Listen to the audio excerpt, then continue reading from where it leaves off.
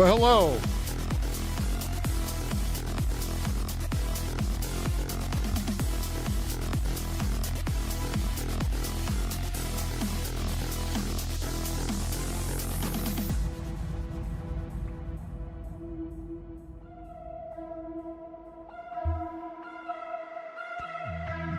Thank you.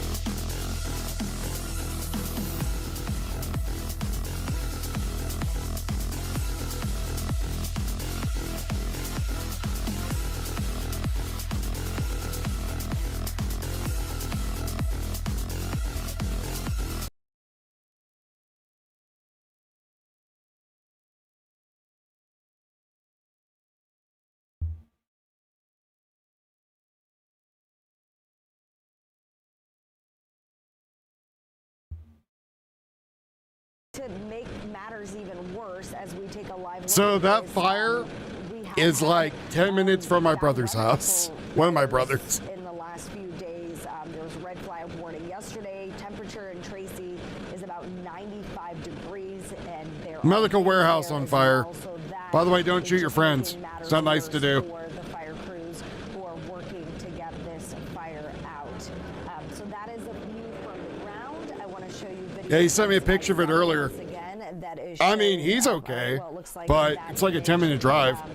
Is not coming in right now.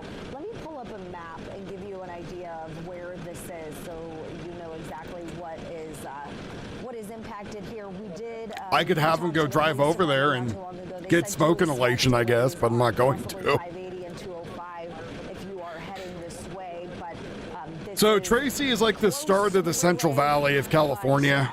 You go over the Altamont Pass. Promontory Parkway, which is closed at this point, and you can see that here from our ground crew. Let me pull that up for you once again. Here we go. There's that. Okay, well, there we go. That is our ground crew shot that is showing you what it looks like there, with a lot of emergency vehicles on hand. Of course, many departments there, and fire, multiple agencies, as well as CAL FIRE. So a lot of people trying to get this fire under control at this warehouse. I looked for Belfast stuff. I didn't see anything. I had people messaging me at 9 a.m. being like, get on the air. There was a thing at the White House. I'm like, one? So I'm going to bring that up for you so we can hear what he had to No. say. So let's get that playing for you. On this side of town, the fire started jumping. I'm currently asleep. And another nearby warehouse with a lot of trucks and trailers. Just due to the large amount of fire and the large amount of resources coming into the area, we closed off several roads in the area just to ensure the resources had a safe and efficient way to get in. So fire is still working on some of the grass fires in the area. The building is still burning. Another nearby warehouse. That is a big ass fire. That is humongous. At this time. Right. Now, we understand Medline is pretty much destroyed, but what are some of the other warehouses you just mentioned that are also burning? Because we know from looking at the maps, FedEx is there, Amazon has a big warehouse distribution center there. So first of all, what are the other businesses involved? And second, have people gotten out, all the men and women who might work in those buildings? So as far as the specific other buildings that have been damaged, I don't have that information yet. Okay.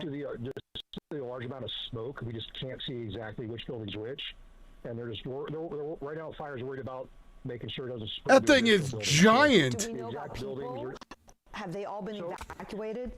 Yeah, so the first responders that got here with fire and police, they work with Medline staff and evacuated the building very quickly. They got a head count right away. So as of right now, everybody everybody is accounted for. I don't know of any injuries as of I'm going now. to switch streams that's not stuttering. Volume of fire departments and resources coming toward this fire. We have fire departments That's from better. across San Joaquin County, which obviously is where Tracy is, and also fire departments from across Alameda County, over the hill in the Livermore Valley area. We likely have fire crews heading this way as well to try to work on this fire. And again, at this point, it really does appear as though the building itself, the main building where this fire has been burning here, that Medline Medical Supply Company, that building is going to be a total loss. It doesn't appear as though there's really much crews are going to be able to do to try to save that building. The roof has collapsed in most of the areas that we can see, and the walls have caved in there, and it's just badly damaged and continuing to burn out of control. So right now, the focus and the emphasis for the first responders here at the scene of this huge fire is to try to make sure that people are kept out of this area and that nobody gets hurt as a result of this fire, and also they're focused on, like I said, my brother is attempting to drive from that in his backyard. He took a picture of all the smoke coming up in this area. So they have evacuated a couple of nearby businesses, including the neighboring FedEx facility that's right next door. They've also evacuated some homes. That'd be a lot of ballots in there to burn. I'm just looking here at my messages, and I have we have a statement that's just come in here from a spokesperson for Medline. And I'll just read this to you here. The statement says, Medline can confirm a fire is occurring at our Tracy, California distribution facility. All Medline employees and on-site personnel are accounted for. We are coordinating closely with local authorities and first responders as we assess the fire's impact, and we'll share more details as they become available. So that's the statement we just got moments ago here from a spokesperson for Medline, the medical supply company here that is housed in this building that has caught fire here this afternoon, and their distribution facility here in Tracy has been destroyed by this massive fire that is continuing to burn out of control. So that's a statement from Medline, and obviously the real takeaway here, and when you step back and you put this all in perspective, as we heard from the police sergeant there a short time ago as he gave his update, the police sergeant in Tracy, Michael Richards, he was pointing out the fact that, look, what people need to focus on here is the fact that there are no injuries reported so far, which is really incredible given a fire of this size and of this magnitude. So no injuries reported, and what's inside that building, the building itself, those sorts of things can be rebuilt. But Medline obviously is saying here that every one of their employees all accounted for after this fire, which is really fantastic news here. So obviously there's larger questions here that we were talking about just a few moments ago. What are the broader implications of what this means for all of the medical facilities and the hospitals that rely on all of the equipment that comes out of this distribution center in Tracy? We know that obviously these items go to facilities and hospitals all across Northern California and probably beyond here from this distribution pandemic center. coming, and so much of those warehouse burned, so much of those items. Oh, we could run wild with this BS in this fire. So there's going to be massive complications with that supply chain here. But those are really those are issues to sort of think about once crews can get a handle on this fire and get this fire contained and make sure that it doesn't spread to any of the nearby businesses or homes. That's really where the emphasis is right now for these first responders. Obviously, I want to bring Roberta back into the picture here. Obviously, Roberta, we've continued to talk about the weather component to all this. It's not, usually when we're talking about, hot weather, windy conditions, we're talking about a brush fire or a wildfire here. But we still, with a large building fire like this one, we have similar concerns because, as we heard about during that police update, they do believe they have at least one sort of secondary brush fire, as we were alluding to earlier, one secondary brush fire because of those blowing embers. So the winds are an issue. The winds are an issue, but also the heat, not just because of the fire itself, but because of the firefighters. We're thinking about their health, and we're concerned for them. And the air temperature right now in the Tracy area, 100 degrees at that particular industrial area. And the relative humidity is low, so it feels bone dry out there for those firefighting efforts. But the winds, I've checked in on 2 separate weather stations with Chief Meteorologist meteorologist Mark Tamayo as well. We've seen the winds at the Tracy airport up to about gusts 22, another station reporting about 44, 45 mile per hour winds. And then you can get those delta winds in the late afternoon hours. And as you and I were alluding to a little bit earlier, Alex, that certainly can cause an ember to fly. And Tracy was always historically known as an agricultural area, and it still is. We have a lot of fine fuels out there. We have a lot of ranches out there, but it's now quickly become this industrial hub. They call it the Tracy Triangle because you're right there with I-205, I-5, well, we call it 580, sure. And that's because the semi-trucks can distribute their products. That's what Sammy was talking about. Yeah, very quickly. They can go to the Central Valley. Yeah, they can go north. They go to Southern California in a heartbeat, and also the Central Valley. So that is what we're looking at this particular time. In that complete area, as you're taking a look at our aerials, you can see all the fine fuels, all the grasses, and you can see that smoke that continues to lift upward. And as it does so, keep this in mind, as those winds are blowing out of the north and north winds, north and northwest, the local communities that could be adversely affected by that smoke is more to the south. We're talking about Manteca and Lathrop. However, that kind of smoke can get caught up. You know, you've got this burning with plastics and all kinds of chemicals, and it can travel upward because of the heat, thousands of feet upwards, and then get caught up in an inversion layer and disperse. It could just spread out all over the place before dispersing. So the bottom line is we could see or smell, we could probably smell the smoke before we even see it in some communities, and that's not a good thing when you have a chemical fire like this. No, certainly not. Are you expecting that the Bay Area Air Quality Management District is going to put out some kind of an alert, or maybe that would come out of the Central Valley? Maybe that's the San Joaquin Valley. It's a very good point, yeah. But the latest report I have seen is while the Bay Area has been experiencing moderate air quality, and that was already expected due to the heat that we are experiencing right now and the fine particles just close to the surface, we have seen reports of poor air quality throughout the neighborhoods of Tracy. And as you look at these pictures, you can assess why for sure. And you just want to stay indoors. Someone was saying the N95 masks don't really work because of the gases associated with this, but nonetheless, if you have to go outside and you're in this particular area, you're going to want to wear one because it can filter out some of those pollutants. You just got to be very all it's going to do is take out the particulates. You have your air conditioning on. You'll still get cancer. Stay inside, keep the air clean. You're going to want to put your air conditioning on recircle, to recircle all that air. Yeah, certainly. Make sure you do that.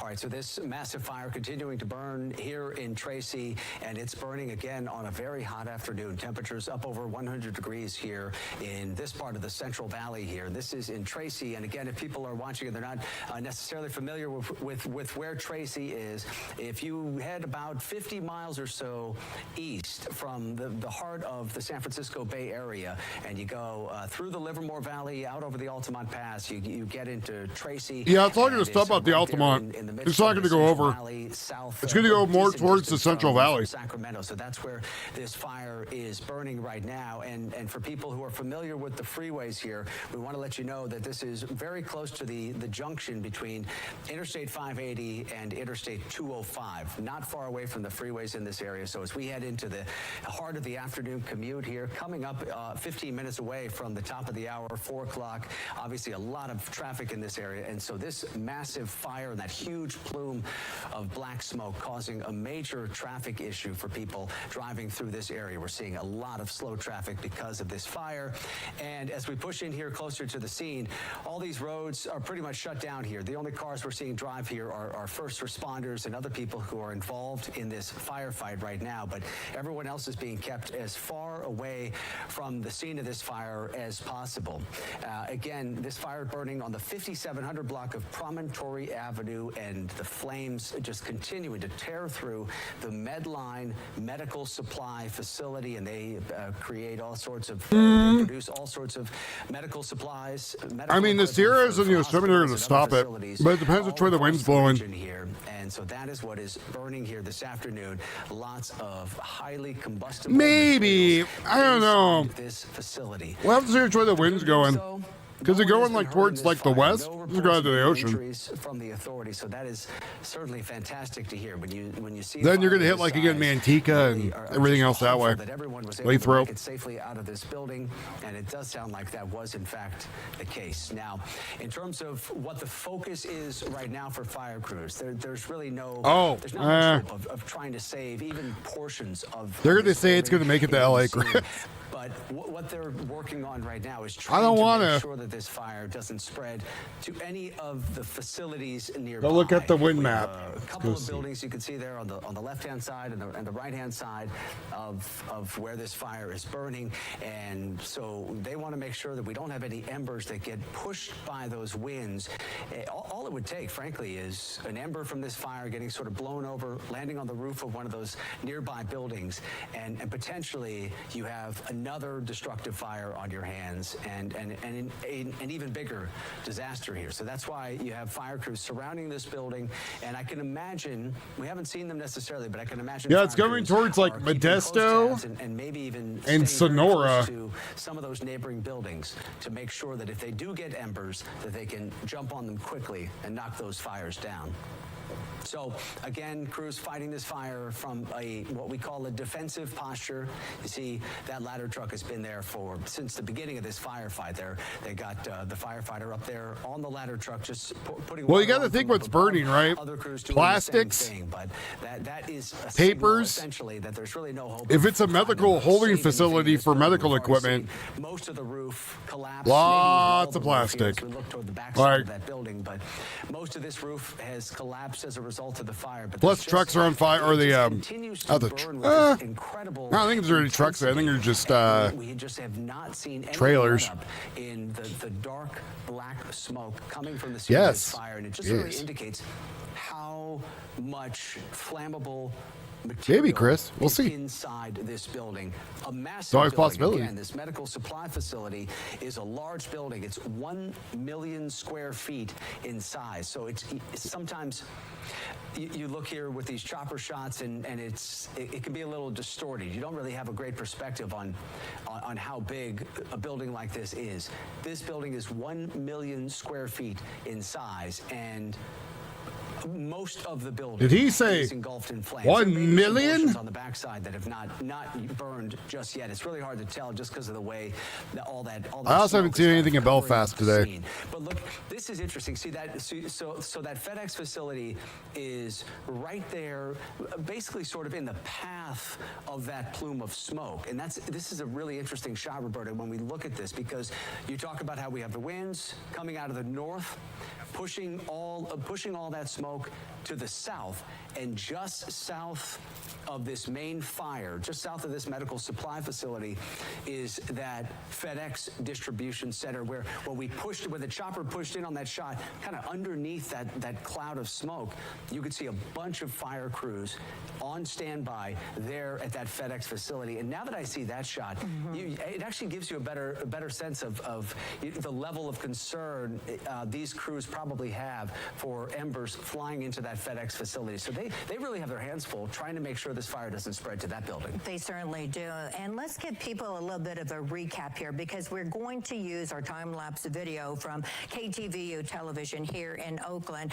The fire was first reported between 1 and 2 o'clock today, and it's at the Medline Medical Supply Distribution Warehouse in Tracy's Prologis International Park of Commerce. This is basically, the locals, we refer to it as the Tracy Triangle, because it's located pretty close to 205, I-5, and 580. So this distribution center, the trucks can come in, move the product, and just jump back on the freeway and go a number of different directions, north, south, and in towards the Central Valley as well. Look at all that brush that's caught fire right there, Roberta. Yeah, and that's fine fuels.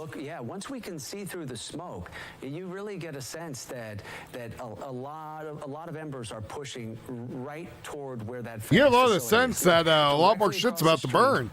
And I don't know if the winds, does it feel like the winds have kind of, it feels to me like they sort of have picked up just a little bit, or maybe just when the shot kind of pushes in there, you get a better sense of just the number of blowing embers coming from this fire. And you have a decent amount of the brush surrounding that FedEx facility that's on fire there. So crews are doing what we would see during a wildland fire, right, is crews doing what they call structure protection. So sort of surrounding a building and then trying, putting crews on standby. They'll get hose line ready, and they'll have water ready to go, and they'll surround a building and try to sort of look for any spot fires that might start on a property or might start on the roof of a building, and then they'll try to get those out as quickly as possible and protect those structures. That looks to be exactly what those crews are doing at that neighboring facility. And now we're getting also to this. It's a medical facility, medical side of the building where this supply facility. There is a FedEx facility next to it, though. And you can see even on the backside there that the entire roof and a distribution center collapsed from one end of this building all the way to the other. Oh yeah, it was on fire. That's kind of what happens. Yeah. As well as pellets, and pellets can burn for hours. And one thing we're the pallets are your least of the worries in that building burning. Lots of plastics. About 10 to 15 miles per hour within the next hour, and occasional gusts 18 to 22, perhaps 25 miles per hour. And also, if they had like stuff like cleaning supplies, like alcohols and other propellants. A fire of this size can throw embers into nearby dry grass. That's we're taking a look at all those fine fuels out there, the landscaping or the adjacent. Yeah, exactly, Chupa. More melted plastic napalm getting carried around. We have a distribution center out Right. there as well, and Amazon. And then the smoke, as far as the transportation. Lots of fuels. Smoke, a northwest wind would push the main. Then whatever the chemicals are that's burning too for like So we're talking about the affected cleaning or areas, maintenance Lathrop supplies, and whatever the hell's in those. Mountain House is a little out of the picture, but you could still smell the smoke because a lot of this is going up into the upper atmosphere. And then Did they have it is oxygen spreading tanks in out. there? Now those nearby structures, you were talking about all those fire companies. Those on are torpedoes standby waiting to outside go the off. Federal Express. That's something that they certainly are going to do because they don't want this to spread into neighboring communities, neighboring homes. This is a fast-growing population right now. 100,000 people call Tracy home, and I'm not even. We have been listening into Fox 2 San Francisco's coverage of this massive structure fire that is burning in Tracy, California, which is 60 miles east of San Francisco. It is time for us here on Live Now from Fox. It's slide away for a quick 2-minute. Piss off. Detectable. But I think in a fire like this, where the smoke is going to be the overwhelming concern from a public impact standpoint, we need to take into consideration the chemical composition of that smoke.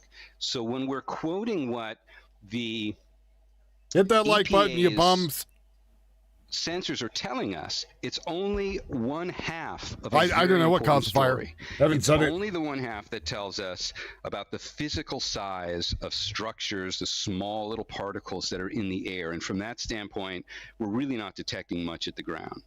But what that does not tell us is what the chemical composition coming off of whatever material is burning in this warehouse, and what that might be putting into the nearby air, which is a very different kind of side of this smoke plume to measure. And on that point, source, we really don't have much information. So it's good that we're seeing the smoke rise as highly as it is. It's good that we're not detecting much in the way of particulate matter challenges in the local communities. But I don't want people to get a false sense of security from the other half of what is almost certainly in that plume of very black, ominous-looking smoke, which would be the chemical compounds which you most certainly do not want to breathe in, really, to any degree. There's probably no safe measure that you could find to be near that. And you can see, at least near this warehouse fire, there's plenty of smoke that is still near ground level. Thankfully, it does elevate and vent away as it moves southward. But you could still very because easily they're news have a anchors chemical and not composition of actors. Smoke that's working its way south of that fire. That was the only distinction, Ann, that I wanted to step in and clarify on that. Good news on the half of that story for particulate matter, but still, yeah, we're banking on chemicals in terms and of chemical composition and where that contaminated air moving south from there. All the stuff that was inside, like the cleaning chemicals and stuff, so I just and the plastics and everything else. What we're all thinking. Well, we really appreciate that. Thank you very much, Darren Peck, meteorologist, who has been keeping us posted on the air quality, where this air is moving, and it really is a changing situation, because while we're watching the air quality maps and it's looking okay for people on the ground, what he's talking about, that particulate matter, and that as we learn more about exactly it was how full large of medicines these too. are and what Oh is in God, them, things could change, and you can see why as we take a live look there. I mean, it's a giant warehouse. It's huge. It's such a nefarious looking, nasty, thick cloud of black smoke. And it just has been coming with no end for about 2.5 hours now, constantly. And when we look at a fire like this, a structure fire, you look at the color of the smoke to sort of see the progress that firefighters are making, and with their theory here, with their plan of not letting high, it burn just itself cancer. out, it has not gotten any lighter, and it just continues to be basically burning. So the stuff that it held inside it holds and distributes a wide range of medical supplies and healthcare products across the U.S. Medline is one of the largest privately held manufacturers and distributors of such items. Typically, inventory in their distribution center includes gloves, wound care, incontinence products, surgical or supplies, I guess it's operation supplies, clinical lab supplies, point-of-care testing items, apparel, lab coats and uniforms, other consumables like personal protective equipment, general medical surgical products. Basically, a lot of their distribution was done very quickly, was overnight distribution to people's homes and to hospitals. So it was certainly a convenience to have this warehouse close to the Bay Area, in between us here in the Bay Area and Sacramento, and so it supplied a lot of hospitals on either end. I'm hearing that they do have 2 other warehouses in Holds some medication, but primarily over-the-counter OTC drugs, pharmacy supplies, and possibly limited prescription pharmaceuticals, rather than being a full-scale controlled substance warehouse. as big of an impact on some of these medical. Medline operates a dedicated pharmaceutical distribution network and with prescription drugs, including generic and brand injectables. Over 200,000 products, vaccines, and full pharmacy portfolio. But not necessarily in this warehouse, but it could be. This is one of Medline's largest facilities, General Medical Supply Distribution Center. It's a medical surgical supply distribution center. Primarily stocks consumables like gloves, wound care, incontinence products, indoor surgical supplies, lab items, apparel, large regional DCs, and Tracy support next-day delivery across much of the U.S. and handles a broad mix of inventory, including pharmacy-related items. Do they have oxygen tanks there? It's difficult when you're looking at such a huge facility to sort of wrap your mind around how big it is. But each one of those rectangles is a tractor trailer facility, something that you would see on the back of a semi going down. Holds likely oxygen tank cylinders, compressed medical oxygen, as well as other forms of gases. Oh, yay! With spaces in between. So this is just a really large plot of land that was all covered by this warehouse. So there you go. Which has just not really been demolished. Its roof has collapsed in most spots. There's not a lot of medication. Most of it's just like spraying water, from ladder medical stuff you need, though. Corners of the facility, but could be conforms are on fire. Sorry, I thought you said condoms, Mike. They weren't going to be able to make any progress fighting this fire, from at least what we could see here from our live now just go let it burn pictures from above this scene here in Tracy. So this is a largely industrial area. That's another good thing when we're talking about the air quality and how these particulates are not able to get into what people are breathing on the ground, at least not yet, depending on how thick these chunks are that are being distributed into the air. Oh, you did need the right condoms. Oh, well, there you go. When it comes to potentially nasty chemicals, pharmaceuticals, a lot of plastics, especially for the next day ones, metals, hippie.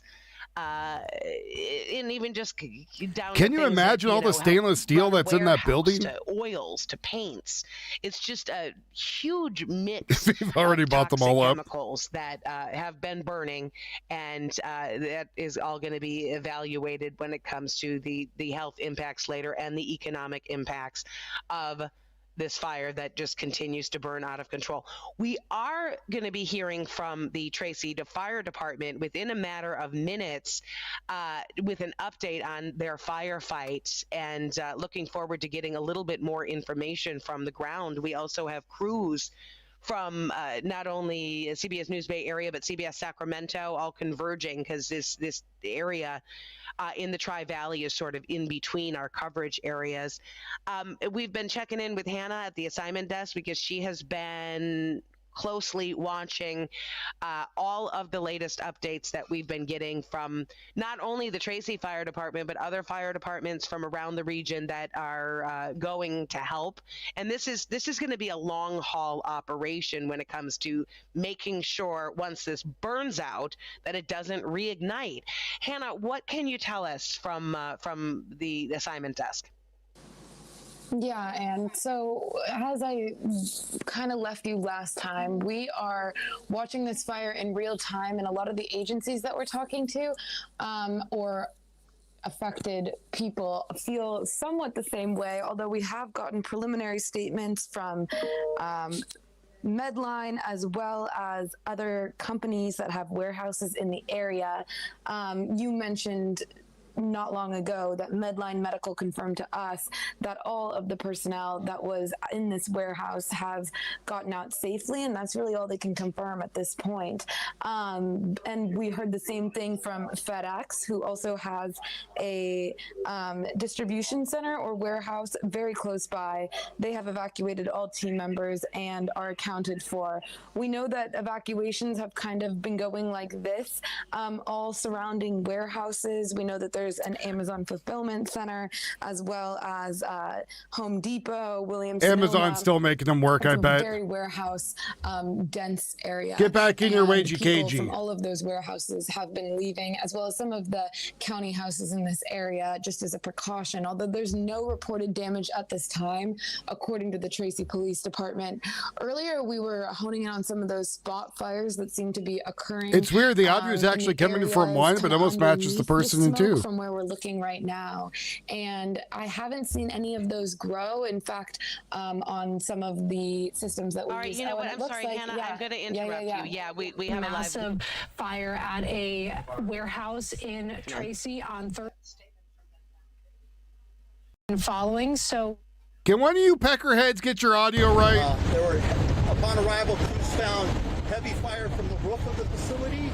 Aggressive fire attack. I bet you it was the AC unit that caught fire, probably faulty electrical. That's going to be my guess. High temperatures, low humidities made firefighting very difficult. The fire extended across the roof and down into the facility. We did an interior fire attack. We could not hold the fire. Eventually, we lost the entire 1 million square foot building. The fire did extend across the street into another warehouse facility, the federal FedEx warehouse facility. We were able to, again, aggressive fire attack, lots of mutual aid resources. We were able to stop the fire there. We had several spot fires throughout the city. Aggressive fire attacks from mutual aid resources actually contained those fires pretty quickly. And that's really the extent of it. You can see from the scene behind me, the Medline facility continues to burn. We'll be here throughout the night and throughout tomorrow, making sure that embers don't extend into other portions of the city, and to try to again the liquid the liquid napalm from the plastic that's flying through the air. Our representative for our police department here, our board of supervisors, and our city management.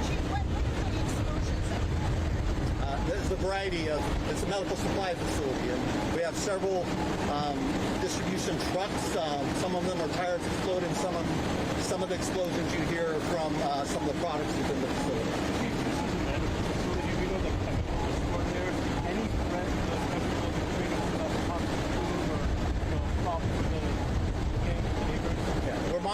the air quality, and right now we've not issued any warnings for protection from air quality or shelter-in-place plans.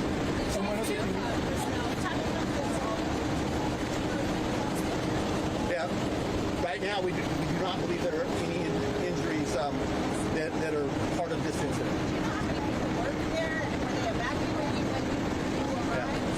When we arrived, there was an evacuation that was occurring, and I do not have a number for the total number of employees. I don't believe there's thousands of employees, maybe hundreds of employees. You mentioned FedEx. So what, the FedEx facility is also destroyed? No, the FedEx facility was not destroyed. A large pile of pallets and several containers caught on fire outside of the facility. But again, an aggressive fire attack, we were able to protect. That is ongoing right now, and it's looking promising that we'll be able to protect the FedEx facility. And so what about the wind gusts? 25 miles an hour, they already have a good gas. Another fire's already started. How are you dealing with that right now? Well, we're trying to keep the embers down with master streams, and we're attacking the fires as we see spot fires occur throughout the area. What kind of supplies, medical supplies are in there? I mean, you said some of them could be exploding. What are we talking about? There's a variety of medical supplies. I don't have an exact. We need the inventory of all those medical supplies. We believe the fire originated from the roof, but it's still under investigation. I know California requires these types of facilities to report any hazardous materials that are inside. Is that something that your team was aware of? And what type of preparation does the fire department do for a worst case scenario like this? Because of the sheer quantity of square footage of industrial space that you have here in Tracy that many other cities do not have. We inspect these facilities. These facilities are permitted. We do track the chemicals that exceed the permitting limits.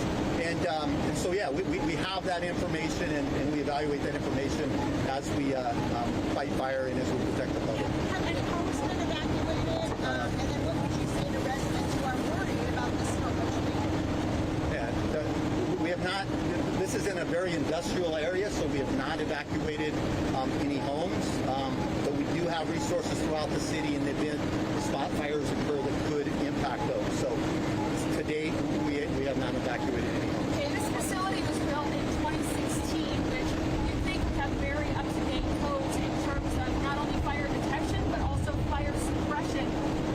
Any thoughts as to how this was able to spread this fast, this quickly? Because if you look at the alert cameras, in a 30-minute period, we went from a little bit of smoke to this entire million-square-foot facility gone. Yeah, we had water supply issues, and we don't know why. And we're not sure if the California. the sprinkler That's systems why. to protect this facility operated appropriately. We made a good aggressive interior fire attack. The sprinklers were not operating, so that we'll have to find out what happened to the water supply, and that's going to be a after-action investigation. So what about the hydrants? Were the fire hydrants? I mean, what was your... There was just no pressure, and so it limited our fire attack because we lacked pressure on the fire hydrants within the facility. So in what we call yard hydrants did not have water pressure. Do the city hydrants have pressure? And Yes. these firefighters out here? Yes, they So did. this was a facility-specific issue in terms of pressure.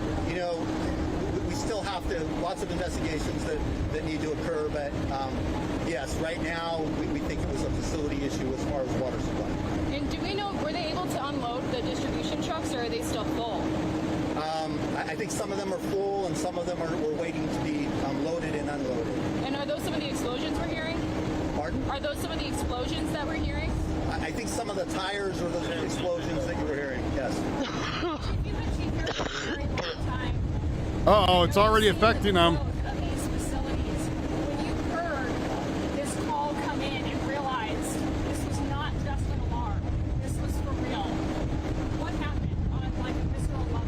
Stomach drop? What were you thinking? No, this is our largest concern. We have several million square foot warehouses, and we know we require fire protection systems, and we train on these types of fires. And so, my first thought was aggressive fire attack, that we'd be able to stop it. But things work against us. Again, water supply issues, low humidity, high winds, and high temperatures. And so it was a little bit of the perfect storm for this fire evolving quickly. Your initial attack, what was it that was specifically on fire? The roof. Do you know when the last time you would have inspected those land hydrants and the sprinkler systems? So they're required to be inspected at least annually. I do not have the inspection reports, nor have I had time to look at the inspection reports. Is there a city council person or a supervisor here? Just wondering if you could talk about the impact of this. This is a large employer to the community, and they do a lot of good for the community. Well, we have our city manager here. I think it would be more adequate. Sorry. Midori Lightward, M-I-D-O-R-I, Lightward, L-I-C-H-T-W-A-R-D-T. I'm the city manager for the city of Tracy. Our primary concern today at this moment is preservation of life and property. This is obviously one of a very large industrial building here within our 1,800 acre complex. It is one of our employers. I think the question was asked earlier about how many employees there are. I think it's in the hundreds, not the thousands, but we can verify that at a later time. But our primary mission at this moment is to get these fires suppressed and to make sure that we bring all the resources to bear that the city of Tracy has to ensure that our public safety personnel have all the resources they need to suppress this fire and get us into a safe place for the community and our businesses.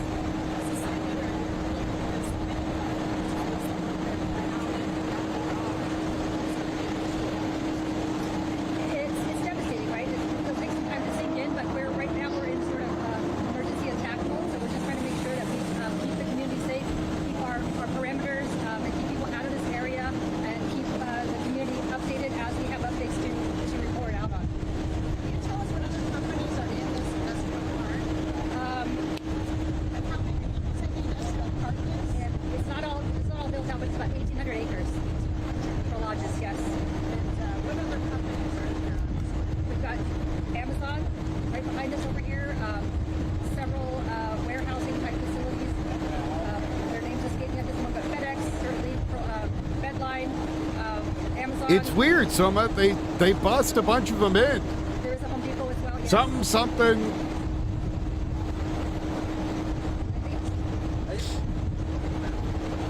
Unless you have any more questions. Something World Games. I think we provided all the information we have now. So. How many cars and how many personnel do you have here? I don't have those exact numbers. It was the 5 alarms, and we added additional resources above the 5 alarms with strike teams out of Alameda County. So, 100 to 150 firefighters on scene. And Cal OES, how are they helping? We've been in contact, so anything we need, they said they would provide. Local OES, county OES also. How long do you expect to be out here? Would you say days or hours? Yeah, I think days. Probably a couple of days. And again, no reports of any injuries. No reports of any injuries. That'll do it. Thank you, guys.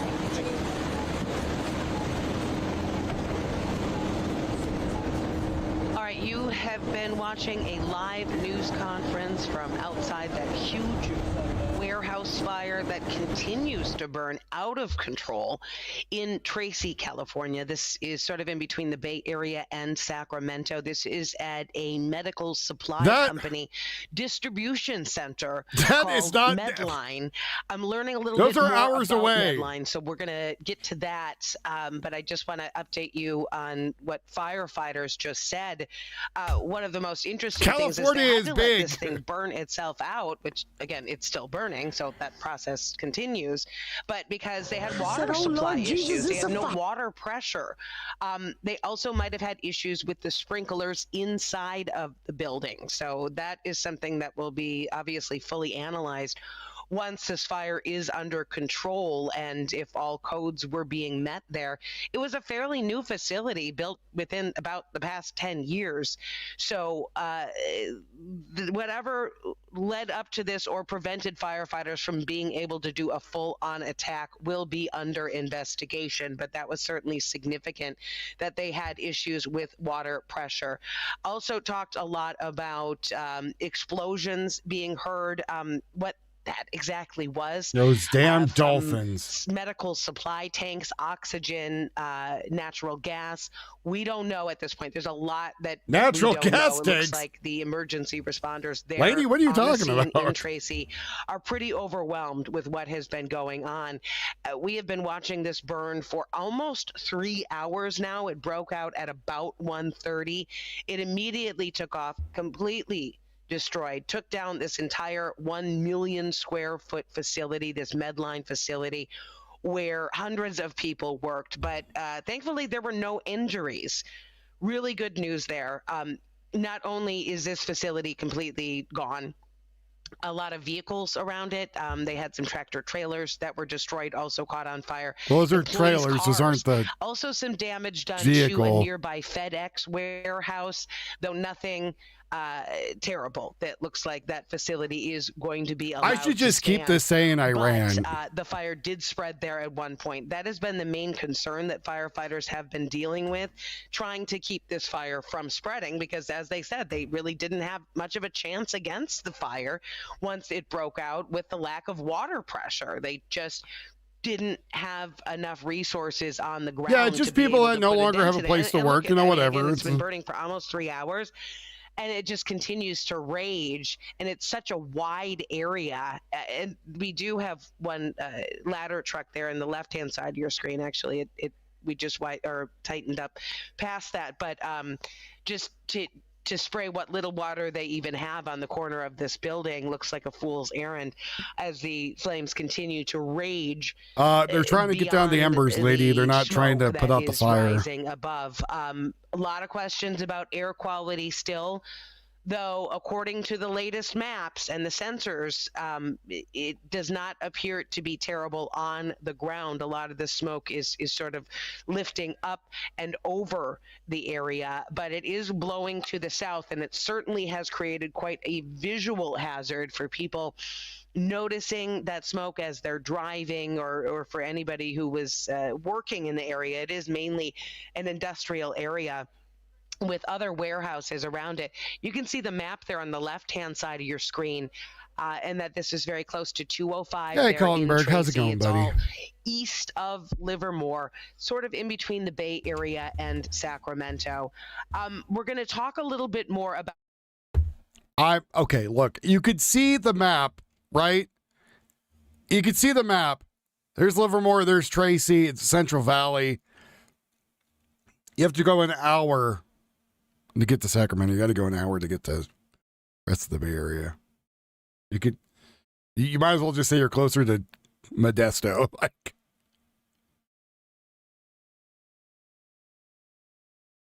I understand that people don't realize how big California is, and that's fine. But California is massive. It's the third largest state in the union. So, yeah. Okay, here is Tracy Police Department Sergeant Michael Richards. Thanks for subscribe, Robbie. Fire department just trying to put out the fires in the surrounding area to make sure it doesn't spread anywhere. Can you give us any information about the employees? Was there anyone inside when the fire started? Do you know about any injuries? Was everyone able to evacuate? Yeah, first responders, the police department, fire department met with Medline personnel immediately upon arrival, and they were able to evacuate the building of all the employees. They did a head count, and as far as you know, there's been no injuries at this point. Do you have a time that this fire was first called in? I don't have the exact time. I'd have to look at our dispatch notes, but I don't have that on me. Who first called it in? It was a 911 call from somebody in the area. Do we know if there's any evacuation orders for the surrounding, like Amazon, anything like that? Yeah, we've evacuated all the warehouses that are southwest of this area just because of the wind and the smoke and the blowing embers. What are the precautions in place right now for any drivers? What people need to know? I know that traffic is crazy backed up. Some folks are, trying to weave in and out. Yeah, so all of our allied law enforcement partners have tanks helped us blowing by up closing behind all the them roads in the area. So we're making sure that nobody comes in this area. We want all the traffic to leave, and we want the roads clear for all the responding mutual aid fire departments and police departments that are coming in to help us. Talk to us also about the resources that are out here. Just describe what everybody's doing. I mean, I see some firemen out there. So we have fire departments from all over San Joaquin County and Alameda County that have come out to help us with this, just due to the large scope of the fire. They're busy making sure that it doesn't spread to any other warehouses. As you can see, it's quite a large area that we're trying to protect here. And then pretty much every law enforcement agency in the area, and CHP and California Department of Fish and Game is out here helping us block roads and ensure that nobody comes in and everybody's safe. Now, we saw another. What is up with their audio? That was the latest information from the Tracy police. That was an interview we conducted within the past half hour. We have crews there on the ground trying to get more information as we're learning more about Medline. Medline is the operator of that huge facility, this warehouse and distribution facility there in Tracy in the Tri-Valley. That is the building that we've been watching go up in smoke all afternoon long as the black thick smoke continues to pour off of that facility. It is a total loss. The roof has collapsed and the smoke continues to pour off of the facility. Firefighters just told us that they are going to be there for days as they try to make sure that this fire remains contained, that any hazmat situations are dealt with. So again, learning more about the Medline distribution facilities that we're dealing with there as we take a look at a map here. This is where this is located. They have other facilities, this company, Medline, in Tracy, Manteca, and Lathrop. So that is good information because this warehouse supplies medical items, everything from needles and gloves and toilet seat covers to clinics and hospitals all around Northern California. Not only those little things that are obviously very necessary, but medical equipment, surgical equipment, wheelchairs, electric wheelchairs. So a lot of things that might come with a side of nasty chemicals and things that people need at a lot of our local clinics and hospitals. Now, they supply several healthcare facilities in Sutter Health was one of them. There was also the San Mateo County facilities, as well as the Santa Clara Valley Medical Center, they're all customers of this Medline. Sutter Health, Stanford Health, Zuckerberg, San Francisco General Hospital, and Laguna Honda hospitals in San Francisco. So a lot of local clinics and hospitals use materials that were saved there. But again, we have found out that they do have other warehouses in Tracy, Manteca, and Lathrop, which are nearby.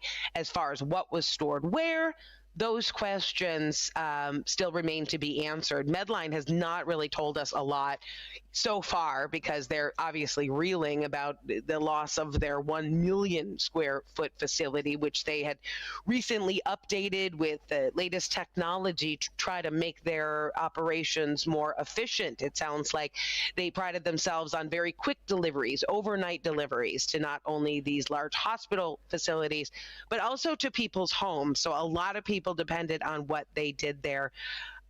So as we learn more about the other facilities that are now going to have to step in and provide those clinics and healthcare centers with the supplies they need, Lathrop, that facility is about 20 miles away, but it's smaller and it operates as sort of a regional support facility for more international cargo.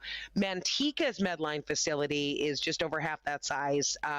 It's about half the size of the one that we're looking at here, and they deliver medical surgical supplies primarily directly to healthcare providers throughout Northern California and the Central Valley. So again, we don't know the exact patient impact. Hopefully it will not be significant, But this is a very large facility, again, 1 million square feet.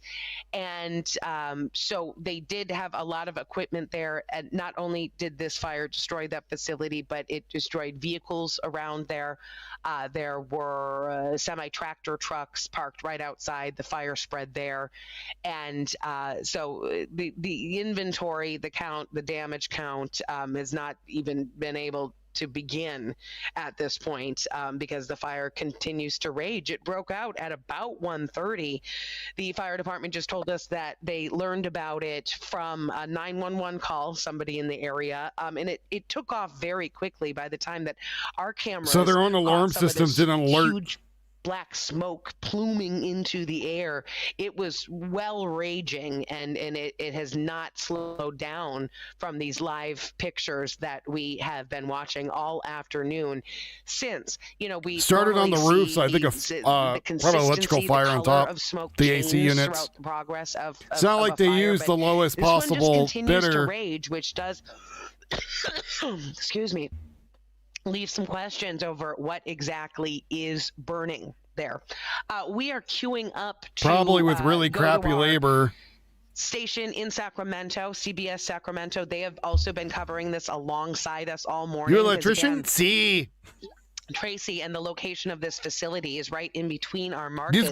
This good. They have crews on the ground. We have crews on the ground here at CBS News Bay Area. So we're going to have the latest coming up from our Sacramento sister station at 4:30, and then on CBS News Bay Area at 5 o'clock. So we are going to continue to cover this as we have all afternoon long. We have been bringing you live pictures. We have been learning about this right alongside of you, passing on the very latest from our assignment desk. Hannah has been keeping us posted on the latest from emergency crews there on the scene, not only the Tracy Fire Department, but some of the surrounding fire departments who have been swooping in, moving in to try to help. Again, one of the main points that came out of this news conference within just the past half hour was electrician. The fact that firefighters were struggling with water supply issues. The last thing you want to hear about, obviously, when it comes to a California, large fire, they didn't have any water pressure. And we were watching live the lack of fire response and sort of questioning why nobody was going in on that. We eventually saw a couple of ladder trucks pull up on the corner and start spraying water from above, which just looked almost comical in nature because they weren't able to put any sort of dent into the way the fire was raging or the damage that was being done because apparently they did not have water pressure. There was also some sort of issue, according to the fire chief, who we just heard from, about the sprinkler system that should have kicked in and been able to prevent this fire from being as devastating as it was and from spreading two vehicles in its parking lot. So there's going to be a lot of questions. This was a fairly new facility about how that was able to happen. And also what kind of impact we're going to have on the distribution of medical supplies throughout Northern California. Medline does have a couple of other distribution facilities there in Tracy, Manteca, and Lathrop, in addition to this big one in Tracy, but it looks like they are much smaller and perhaps assigned to different duties.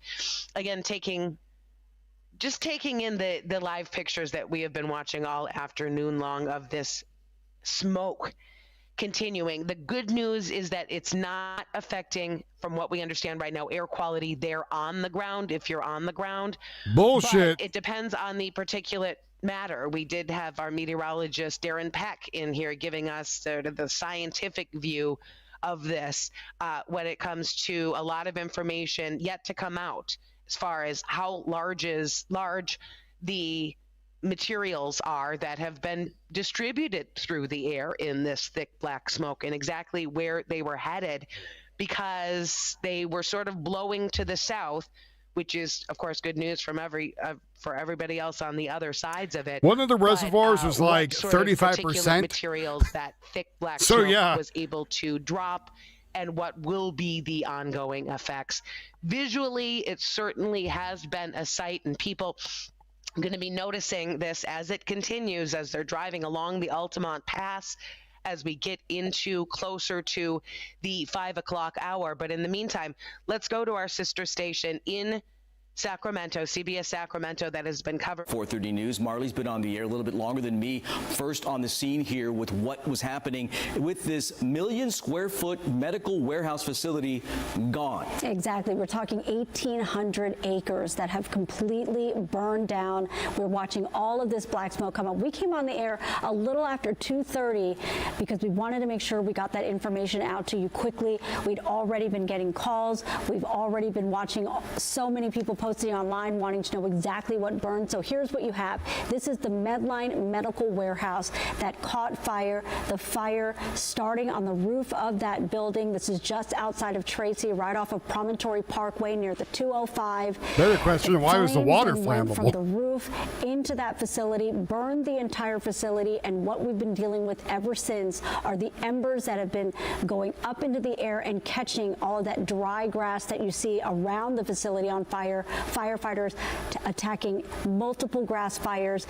The fire then also spread, jumped the street, and went towards the FedEx facility. Did not burn the facility itself, but was enough to catch large pallets and containers on fire outside the FedEx facility, and that's where firefighters were able to contain it. A couple more headlines with this. Medline Industries has about 53 locations nationwide. This one in Tracy is the distribution center and logistics hub. You could just tell by the size, it's their main player. As you take a look at that truck on fire right there, the bed of that truck, that's what they're trying to contain. But they operate 5 of these buildings in California, and they have invested a tremendous amount into the medical facility, into the medical world, all gone, at least for now. For this facility, they invested about $500 million in a supply inventory, 1,300 trucks. So there is a lot to burn in this facility near Tracy. And we just heard from the fire chief out there not long ago. He mentioned 3 top challenges that they've had. He explained the winds have been a challenge for firefighters. The high temperatures have been a concern for firefighters, especially as they have all of that gear on. But the one surprising one and the concerning one that we will have a lot of questions about is the low to no water pressure that they've been dealing with out there. The sprinkler system on that Medline medical warehouse facility were not working. They were not operating when firefighters got out there. And then the fire hydrants that they hooked up to had very low water pressure. At this point, firefighters are not sure what was causing that low water pressure, but they are looking into it. And of course, we will keep asking as to what happened with that. Again, this is not near a residential area, as big warehouses, as you know, are put in places that are not near homes, and that is the saving grace. Mostly other warehouses. I mean, we talked about how large this facility is, 1,800 acres. You mentioned the FedEx, Home Depot, Amazon, Best Buy, a company called Zinus Inc., Williams-Sonoma Warehouse. So if you got a warehouse, that was a place to have it, right? Because all that land out there and all those people employed, hundreds of people who worked in this building, they did make it out. Everyone made it out safely. And let's be honest, that's all that matters at the end of the day, right? I mean, you can build another warehouse. You can hopefully get another job and they can transfer you to another facility, but no injuries as of now, and they want to keep it that way, especially with the firefighters, Marley, because, you know, they've got all that gear on. It's extremely hot out there. Not just injuries from the fire itself, but, you know, heat exhaustion, things like that play a factor. And they've already said that they will be out there through the night, of course, tomorrow, but you can imagine there will be a lot of cleanup and a lot to deal with in the days, even weeks to come at this point. Also, in talking with the fire chief out there, we do understand that they inspect these facilities regularly. They are permitted, and the fire department tracks what's inside each of those warehouses, because again, this is an industrial area. Of course, you do have residential areas just outside of this, but for the most part, an industrial area, all of the supplies that are kept inside these warehouses have to be tracked and accounted for. So the fire department is aware of what was in these facilities, including this medical facility warehouse as well, because what they had in there could be concerning with all of the chemicals and any of the medical supplies that they have there as to what's burning and then going up into the air. So they have tracked that. They're continuing to. But the big thing is that all of the employees who were inside, hundreds of them could be, were all evacuated. Everyone made it out. They were all accounted for, including FedEx. They also reached out to us and let us know Tracy, that all California. of their employees had been accounted for as well. All right, our crews are on the ground gathering information. We're going to turn it over to Nina Burns, who is out there live for us near the fire scene on the ground from her vantage point. You see the wind still whipping up there and the flames and the smoke behind you, Nina. That's right, and we actually were just told they're officially putting caution tape up, so we are being asked to move slightly over. Now, again, we just spoke a few minutes ago, and the smoke continues to grow as of now. And again, the question that I hear other people asking, and that the same answer is over and over to, is, I don't know.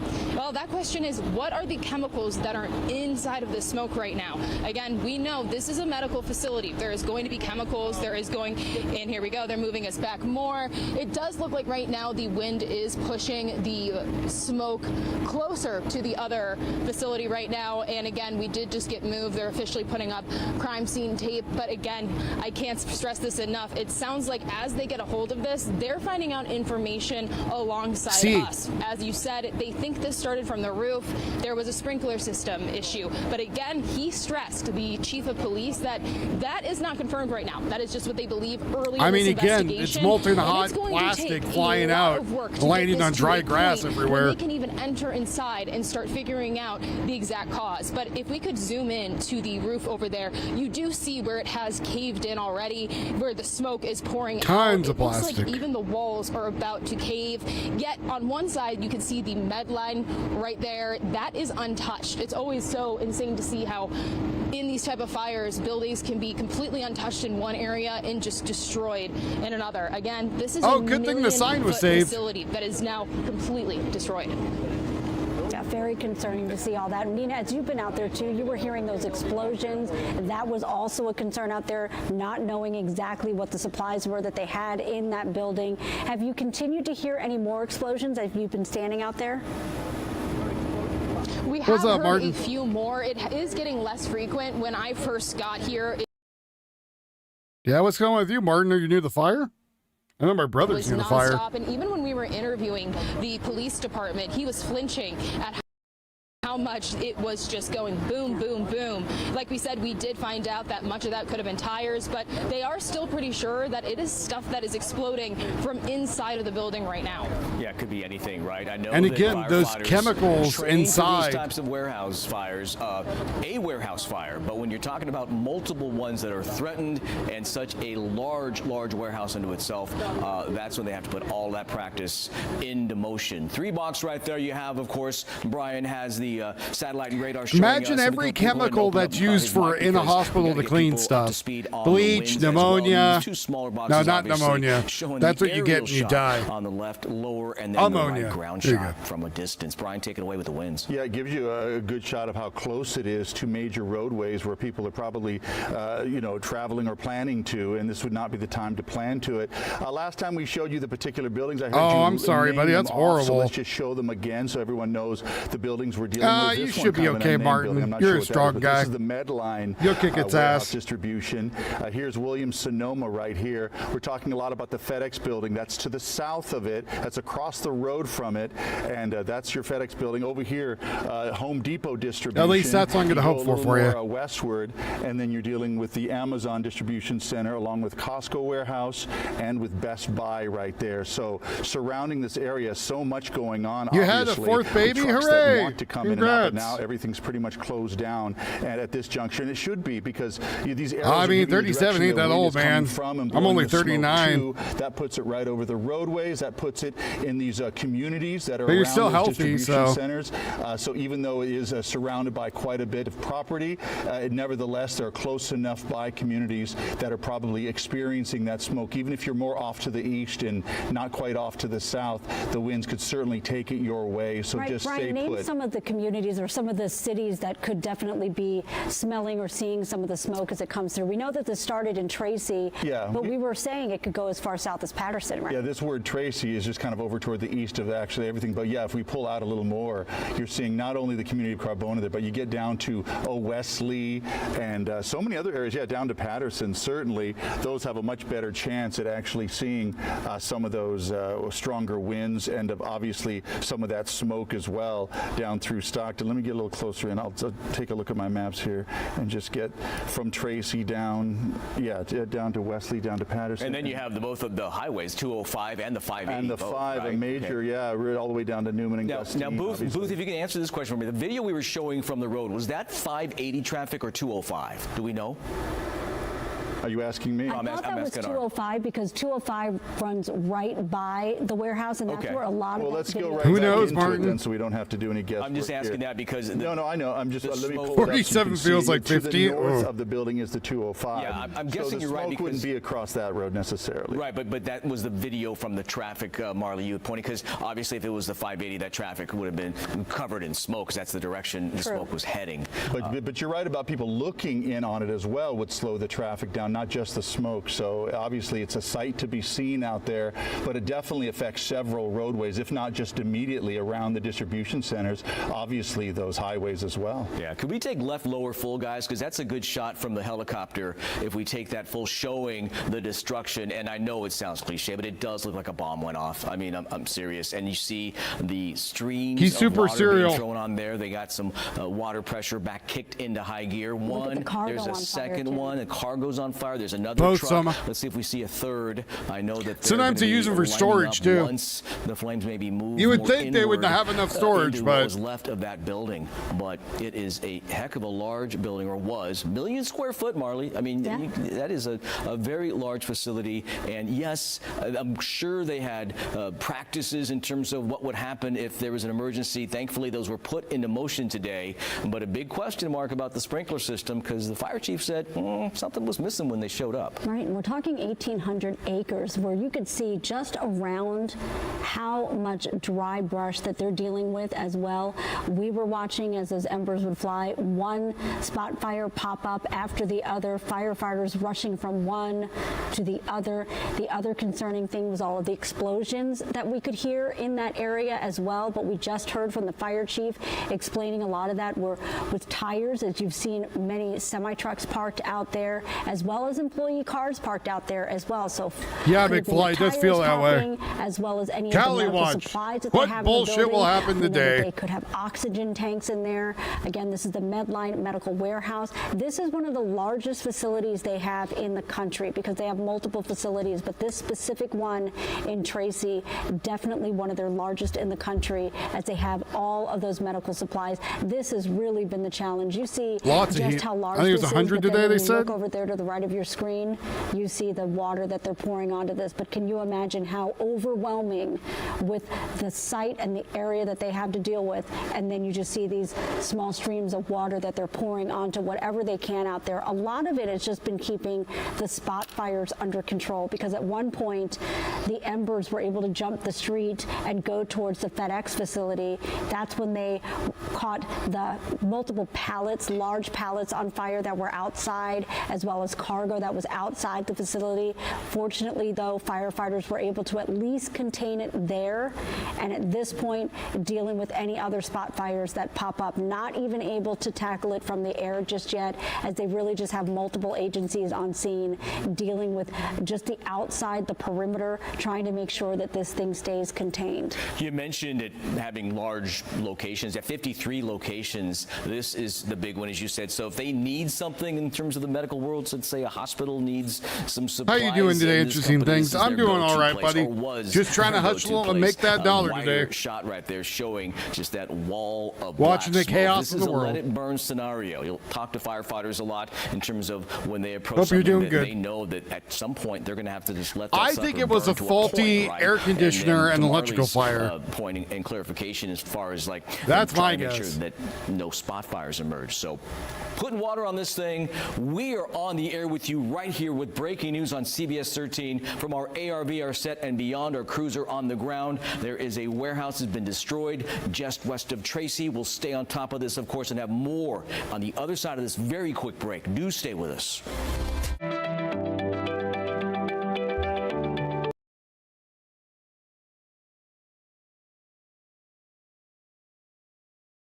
Okay, that one has no audio for some bizarre reason. All right. That's fine, I guess.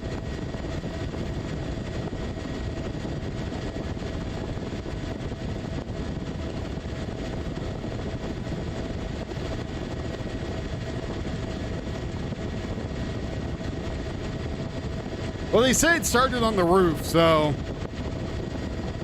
maybe a hobo was trying to cook something. Who knows?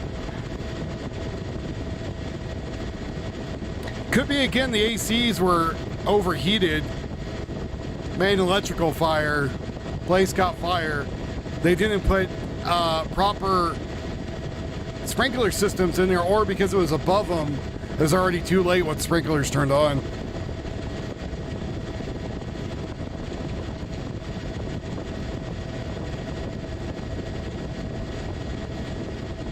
Tracy's in the start of the Central Valley after you go over the Altamont Pass. So after you go 580. Is this visible from satellite? Could we look somehow? I don't. It might be, but I don't know how to pull up a satellite image of it. But it's you leave Contra Costa County / Alameda County, you go over the Ultimate Pass, and there you are in Tracy. The sprinkler systems to protect this facility operated appropriately. We made a good aggressive interior fire attack, and the sprinklers were not operating. So that we'll have to find out what happened to the water supply, and that's going to be a after action investigation. Right now, we think it was a facility issue as far as water supply. There was just no pressure, and so it limited our fire attack because we lacked pressure on the fire hydrants. I don't know. Like, so in the what we call yard hydrants did not have water pressure. We come back on the air with that because that's a big deal. We'll get to that statement in a second, but the fact that the fire chief, you hear the exasperation in his voice, right? The frustration about the water pressure. But let's get to that statement since it's full screen, Mark. Right, and so this company, the company that owns the warehouse, is Medline. They released this statement saying all of their employees and on-site personnel are accounted for, and that the safety and well-being of their employees is their top priority. They say they are working with local law enforcement and first responders. They're going to share more details as they become available. But we do know their largest facility that they have is they've got multiple across the country with medical supplies inside. As you can see, all of the flames still popping up in the middle there, cargo on fire outside of the facility as well. With that, the concerns about what chemicals or toxins are in the air. The fire department, as we just heard from the chief, does keep track of all of the supplies in all of the warehouses that are in this area, because this is an industrial area. So you have a FedEx facility out there as well, an Amazon warehouse, this Medline medical warehouse. But they keep track of all of the supplies that are inside these warehouses to know exactly Take what care, could Marty. be Rest on well, fire buddy. at this point. Sorry about your bad news today. And we've also been keeping an eye on the air quality. At this point, no evacuations of the residential area around this, but still telling everyone to stay inside, keep those windows shut, and if you have to go outside, to wear a mask. I want to circle back to the water pressure and the sprinkler issue, according to the chief, and we have one maybe the weather's set. So our Simon Desk is watching and listening right now. We'd love to reach out to Medline. I know they've already given a statement on the people, and that's certainly first and foremost in everyone's mind. All their workers are okay, and we are so grateful for that, as are they, of course. But let's see if we can reach out and find out if they have any comment whatsoever in response to the allegations of sprinkler issues or fire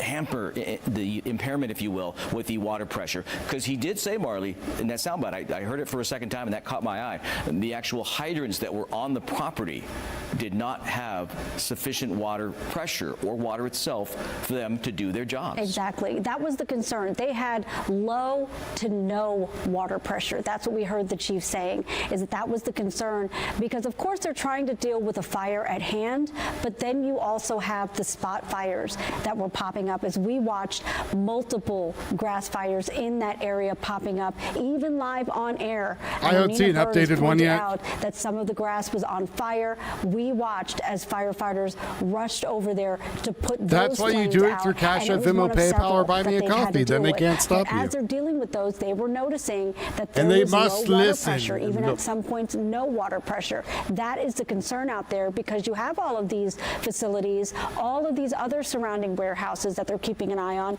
like the FedEx facility that they watched the embers jump the road and then go over towards that facility, even enough to catch cargo and large pallets outside the FedEx facility on fire. That's what they were dealing with. Yeah, it seemed like they had no water pressure for the whole system. With the low water pressure, the other challenges, the high winds, and the high temperatures, all of those concerns. Yeah, firefighters will tell you that if they approach a building, and I don't care how big it is or how small it is, if it's a roof fire, they can most likely contain it if it's not large at the time that they roll up there. So, perhaps as they rolled up, they're like, okay, well, this is going to be a challenge, but let's just get some hoses on this thing. And then somebody said there's not enough pressure. Guessing, but you know what? Firefighters, when they roll up, they want to get the job done. They want to be set up for success like everyone else. Brian, what do you have? I'll tell you, it's very important that we hear from officials that people are okay. We love that. We love hearing that. But we should also talk a little bit about animals. We're not that far away from a wildlife refuge right here.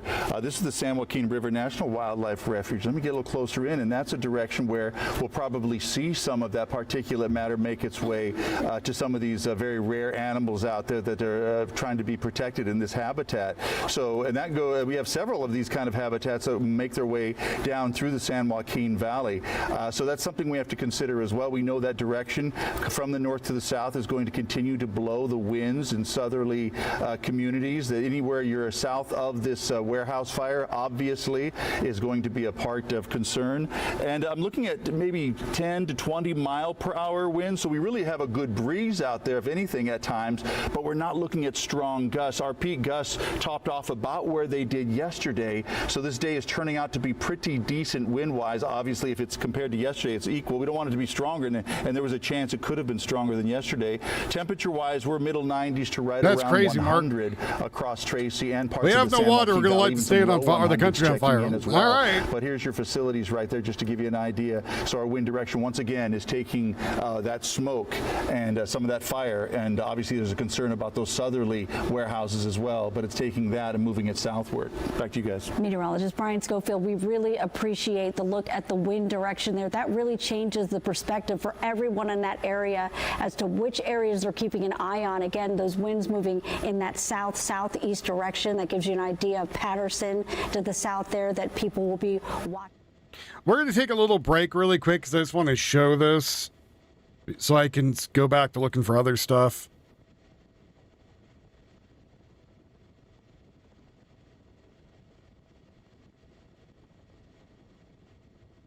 Drew Anthony, Kayla, you're cowards. You wouldn't even show up for your son's sentencing. So this is Austin Mackler's father, by the way. Or victim statement impacts. You abandoned your kid. You left him there. I guess he's no more use to you because you can't get any more GoFundMe money or GoSendGo money. You are grifters. You should be ashamed of yourself. You raised that child, and I swear to God, CPS should come check on those other 3 that you still have. You never once admitted or took accountability. You tried to play victim. The real victim is the one who died, not the one who shoved a knife in his chest. I come to pray with you and show the world we can close the gap of this unbelievable racial divide. And what'd you do? You widen the gap even further. You hire a convicted, baby-shaking felon who's only in it for the money, who gives you bad advice, kicks me out of a press conference. Oh, funny, I was somewhere I wasn't supposed to be, but I left when asked. I didn't stab anyone. And then you proceeded to gaslight me with your convicted felon, quote, advocate? Minister? Minister of what? Minister irrelevant? Minister of bullshit? How about Minister fuck you? Y'all think I'm a saint? I'm no saint. I'm as human as you. I have emotions. Just because I'm a Christian doesn't mean I don't sin, because I don't walk on water and I don't turn into wine.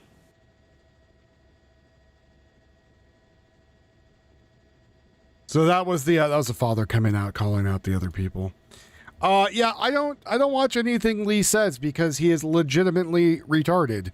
Like, there is, some people say that's a slur now, but, well, when the shoe fits, you better lace that bitch up and wear it, I guess. Little other news stories going on today. People of New York again decided to fight each other and beat the hell out of each other because of sports ball. It's New York, so I really don't care, and they can all just burn in hell.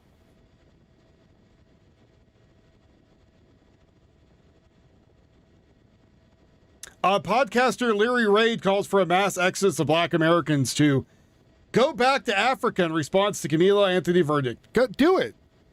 No one's stopping you. I feel that if you believe in your heart of hearts that right now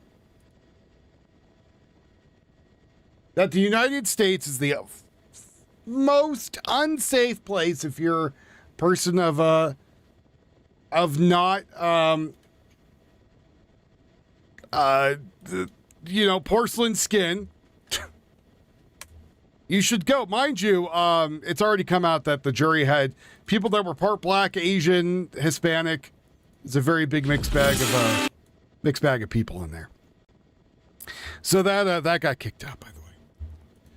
But if you believe that that's what you want to do, go for it, But I'm going to warn you right now, the minute that you go out there, you're going to get a really rude awakening because for anyone that doesn't know this, and's not aware of it, most people in Africa don't like American blacks. Which is weird. Like, you would think they'd be like, oh yeah, but it's just like, Europeans don't like, Americans, right? Kind of a divide there. A little upset with each other. Hey, thank you very much for the new subscribe. Appreciate it.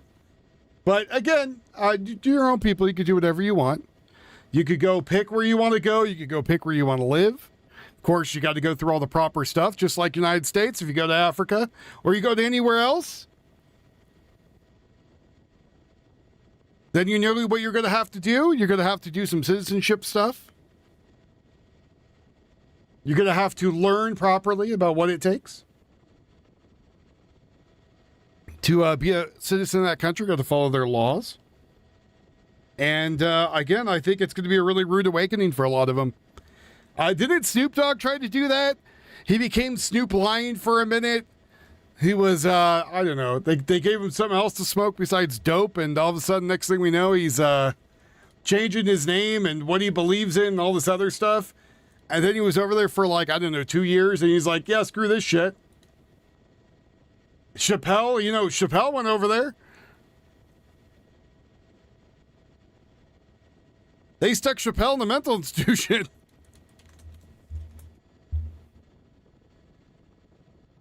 And I've known some wonderful Black people I've, had friends with and worked with and stuff. Just great people. Great people. But to be honest, some of these people out there are just shitty. If you think, the kid that stabbed the other kid, Carmelo Anthony was innocent, I don't know what to tell you. You can't walk over and knife another kid in the chest. Father's getting tired of it. All kinds of people are getting tired of it. Am I going to watch a UFC fight at the White House? I feel like it should be free because it's at the White House. You know what I mean? Like, I feel like we're all invited because it's our house, right? We're able to go. We're able to go see that. So Trump's saying that Trump is saying that there's a peace deal going to be made, blah, blah, blah. Iran Press TV, Iran's top military commanders warns Trump against what he called a pattern of deception, lies, and mixed messages. So I don't think anything's really, anything settled yet. Is it not free? I don't know. I don't know. Should be, though. Camille Anthony has had his head shaved and given his prison attire.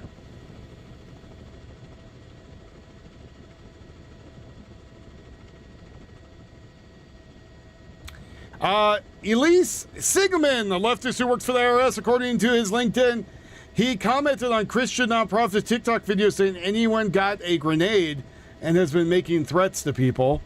The FBI has been called on him recently. We'll see where that goes.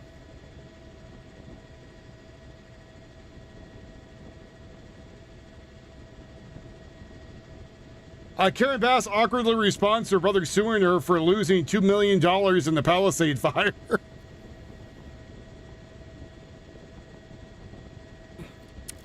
You're probably right, Cordis.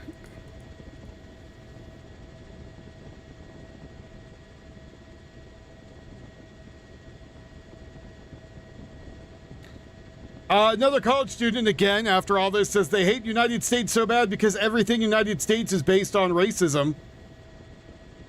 Even though they're going to college and probably have their college paid for. I had to pay for my college. I don't know about any of you who went to college or trade school or anything else. If you're lucky enough to get a job that paid for it, that's great. That's awesome.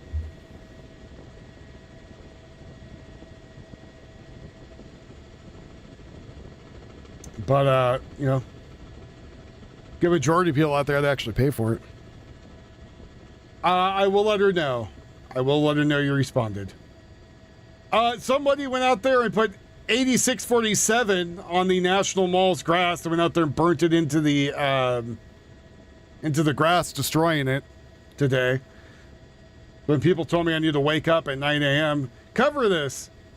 I would be more willing to wake up in the middle of my sleep schedule to come cover stuff and fill that bar every day. Just saying.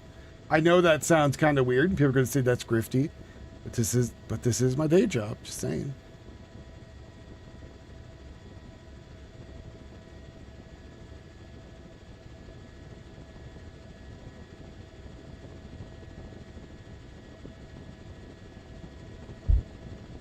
I don't think that's much to ask.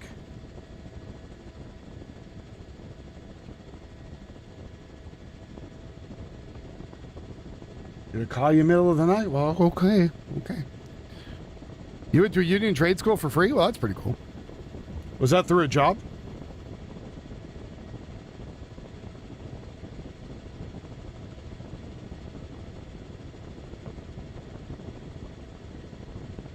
It's visible on the Washington Monument live on YouTube. Yep. Disgracing it, calling for the execution of the president. Seems bad to me.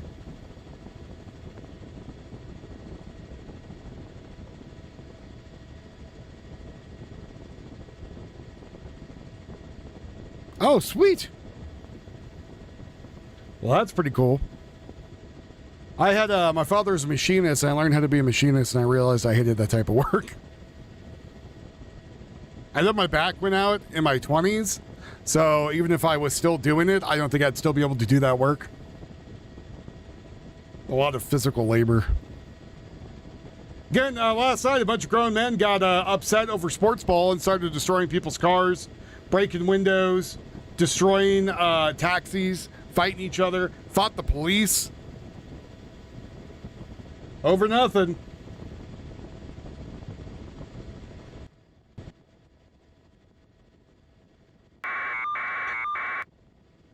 the employees across this warehouse facility were evacuated, and they say there is no threat to the immediate neighborhoods, and all the freeways nearby, 205, 580, all remain open. But you can see there's still a big plume of black smoke coming. We heard explosions about an hour ago, so this is still a very active scene. The Tracy fire officials say the call came in around 1 p.m.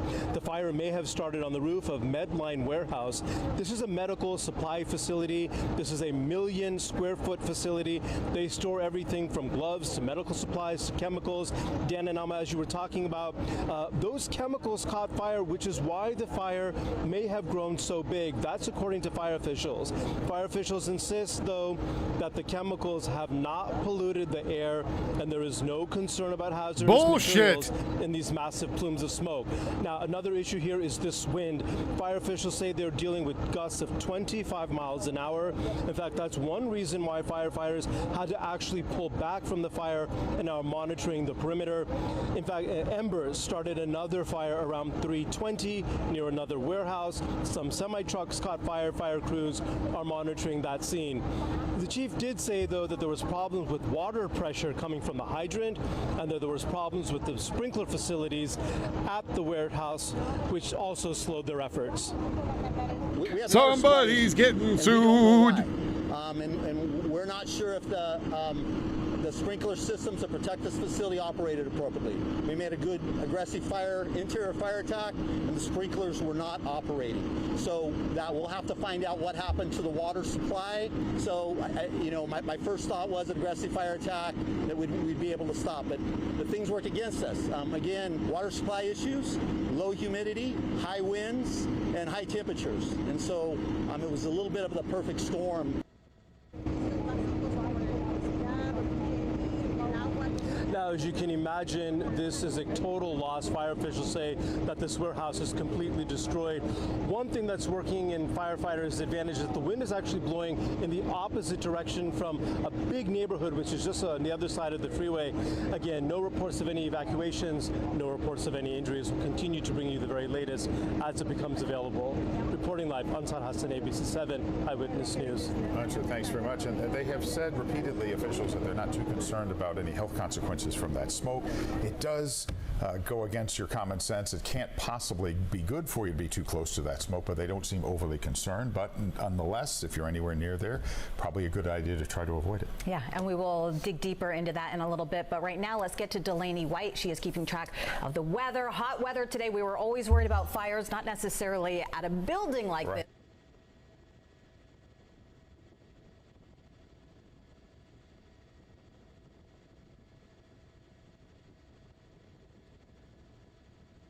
So a little issue happened today in Pasadena, California. That's why I say don't shoot your friends.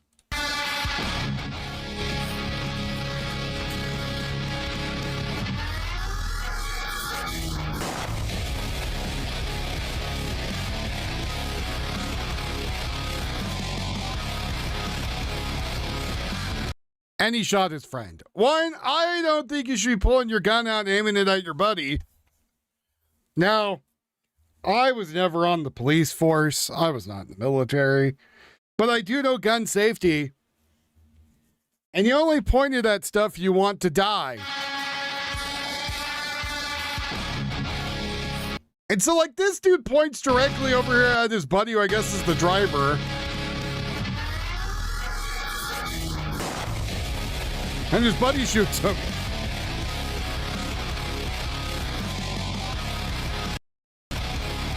No, that's a dude.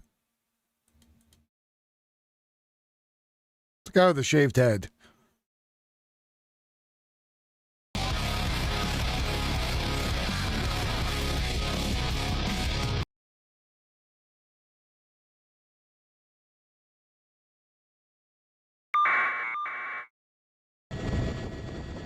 So don't shoot your buddies.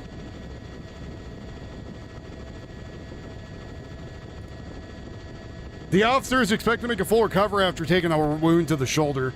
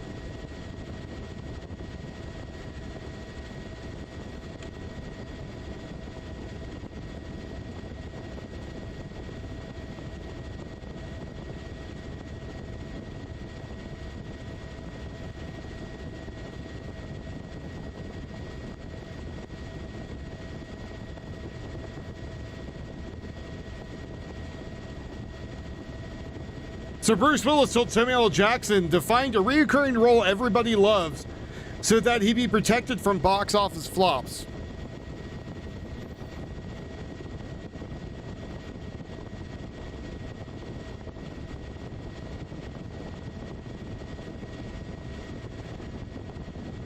Ballers, I'm in a lawsuit due to incompetence of the facility. I can't get workman's comp. I'm an independent contractor.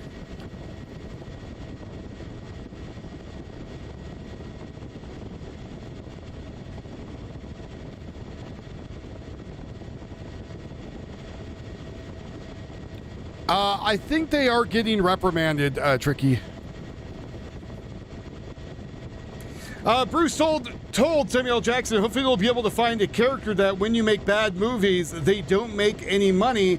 You can always go back to the character everybody loves. Jackson remembers, he said, Arnold's got Terminator, Sylvester's got Rocky and Rambo, I've got John McClane. I'm like, oh, okay. And it didn't occur to me until I got Nick Fury's role. I had 9 picture deals to be Nick Fury. And that, oh, I'm doing what Bruce said. I've got this character now. So Samuel L. Jackson saying something nice about Bruce Willis.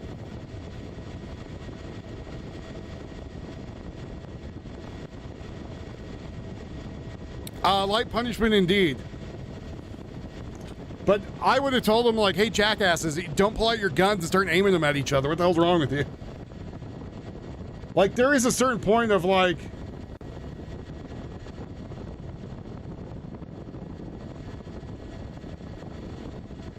there's a certain point of like gun familiarity, but this is a little much.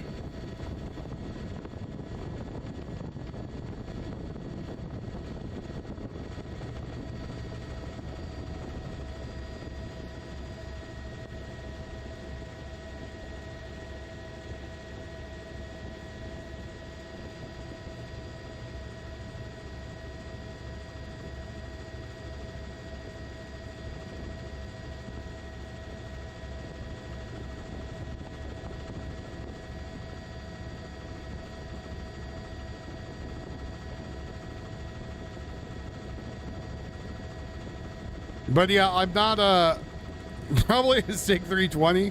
I don't know. Yeah, but fight the ballers. That's, even if I was on disability, I think I'd probably only get like, I don't know, 800, 900 bucks a month. If that. That would make stuff easier, but the minute I make too much money over here, they would take it away, so. The best thing to do is to have people donate, like, and subscribe, and all the other good stuff.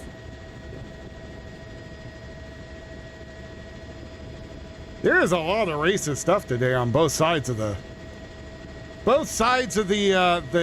fence.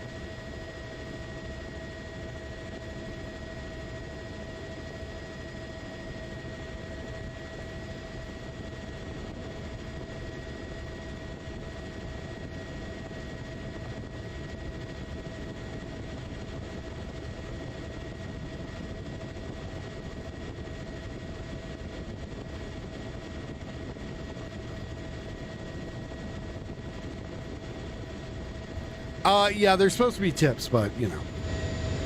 It's whatever. It's what it is. But I wasn't talking about me. I was talking about other people.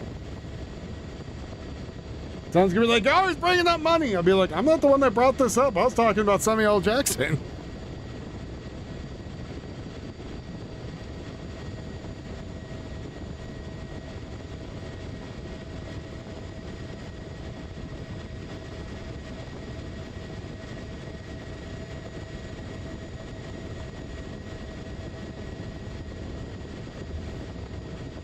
No tax on tips would be nice. These are actually considered tips, but...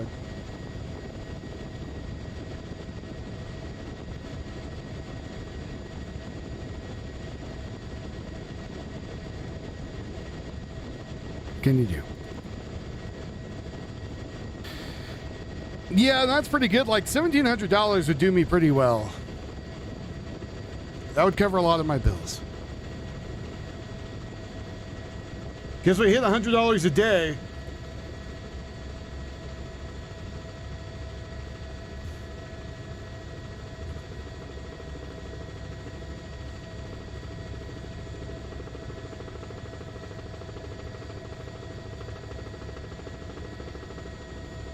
Seinfeld, what up? Can we get a free Palestine? Can we get a free Palestine? Come on, give us one free Palestine. It doesn't exist.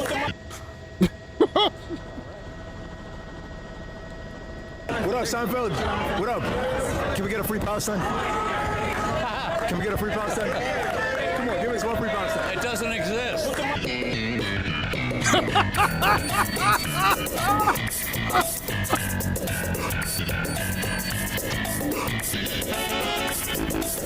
What else? Oh, God.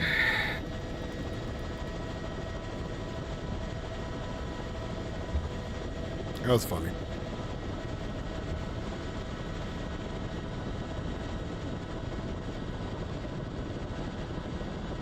Apparently, a lot of people have been asking Seinfeld about Palestine, and he's just been ignoring it and making him seem stupid.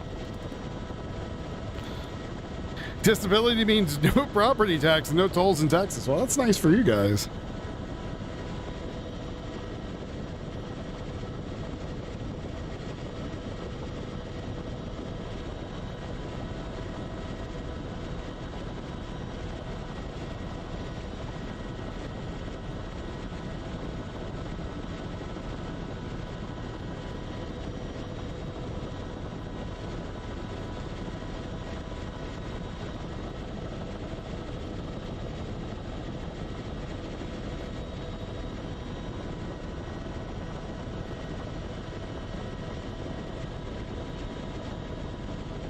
So somebody told me the other day that there's nobody going into the ICE facility. That's not true. There is actually people still going to the ICE facility. Apparently, frequent enough that they ran somebody over last night.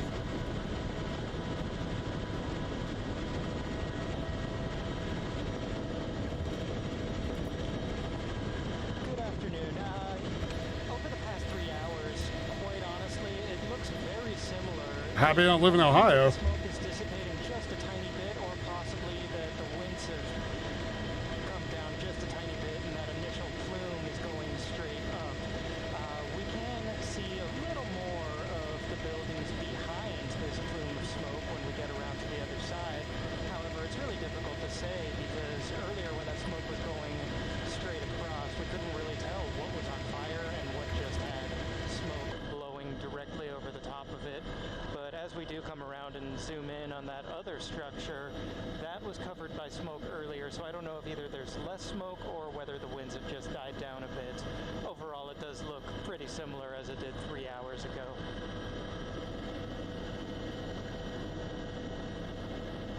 Yeah, so apparently people are still in the ICE facility and now they're just running over protesters. Good times. Maybe don't stand there. YouTube will not let me show the video of the guy getting ran over, I don't think.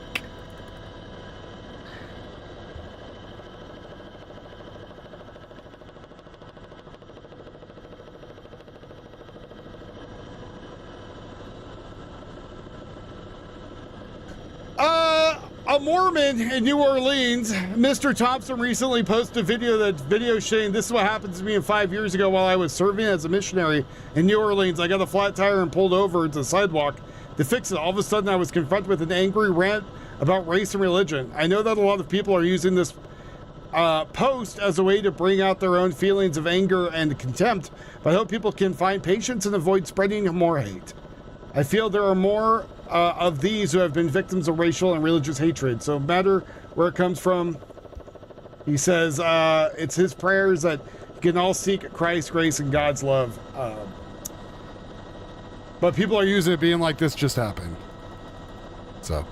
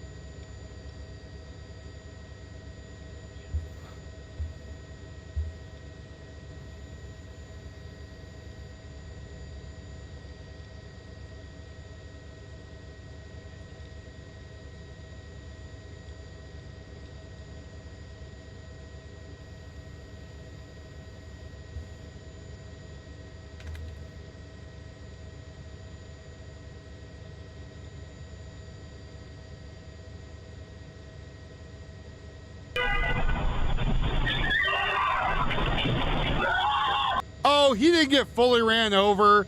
He just got hit with the side mirror. Whee!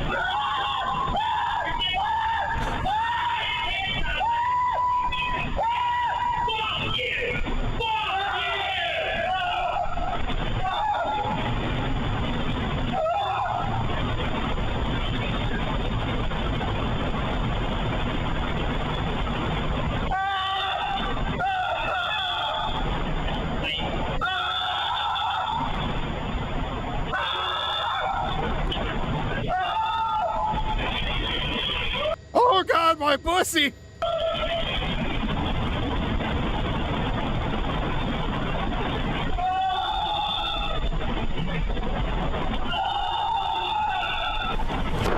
Emotional damage. And there he's getting arrested. Hold me, officer! Hold me!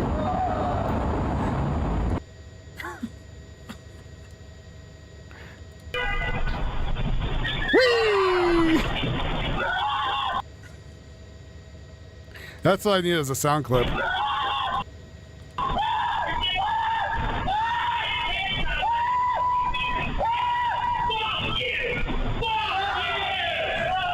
Isn't it nice that no one bothered to help him?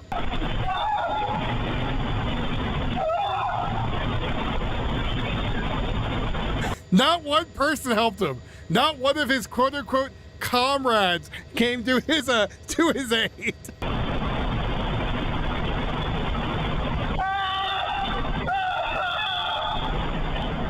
They did pick up his sign, though.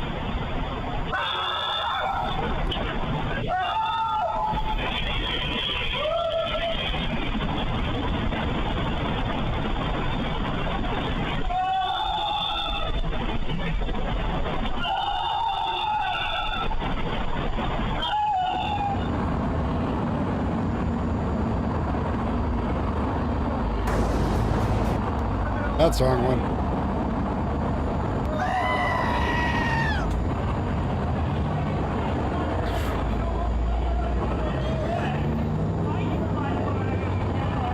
Hold me, officer!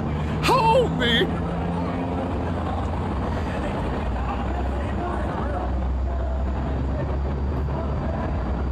Because he didn't want to damage his truck.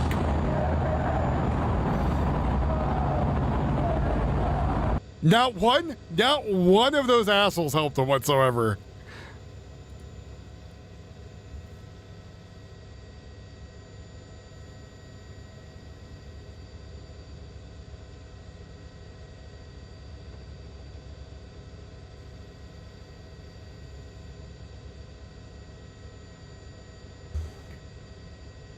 It's okay. He finally got that period he was hoping for. It's now bleeding out of his ass.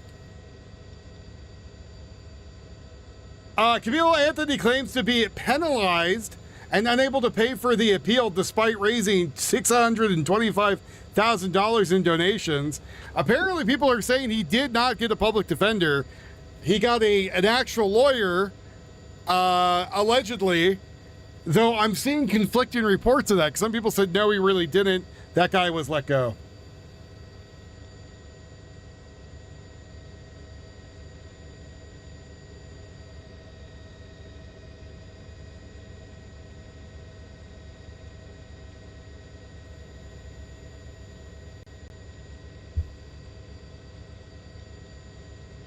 Yeah, they spent it all on the meth. They wanted the drugs.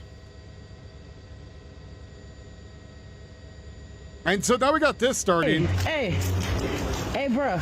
Weren't you on motherfucking jury selection? Motherfucking bitch. Weren't you on jury selection? No, I wasn't. Yes, you was. No, I wasn't. Yes, you was. No, I wasn't. Yes, you was. No, I wasn't. Yes, the hell you was. I never been on jury selection. Get out of here, you fat fucking black bitch. Hey. So now people are deciding for, I guess, clout on the internet. They're going to go harass random homeless white people and say that they're on the jury selection and assault them.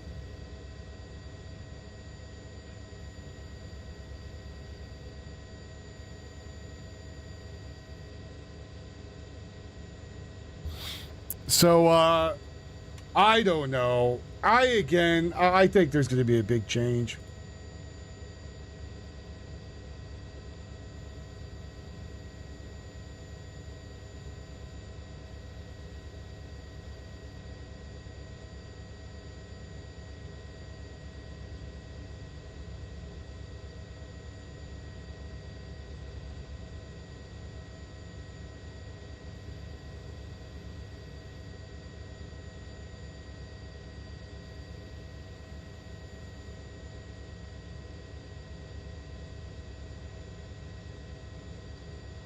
Oh boy.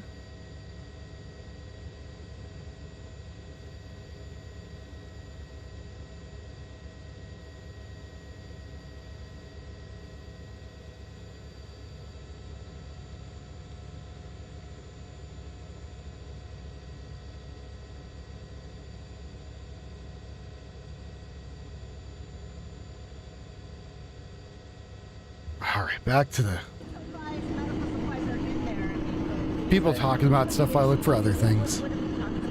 There's a variety of medical supplies. I don't have an exact type or quantity of medical supplies. But we believe the fire originated from the roof, but it's still under investigation.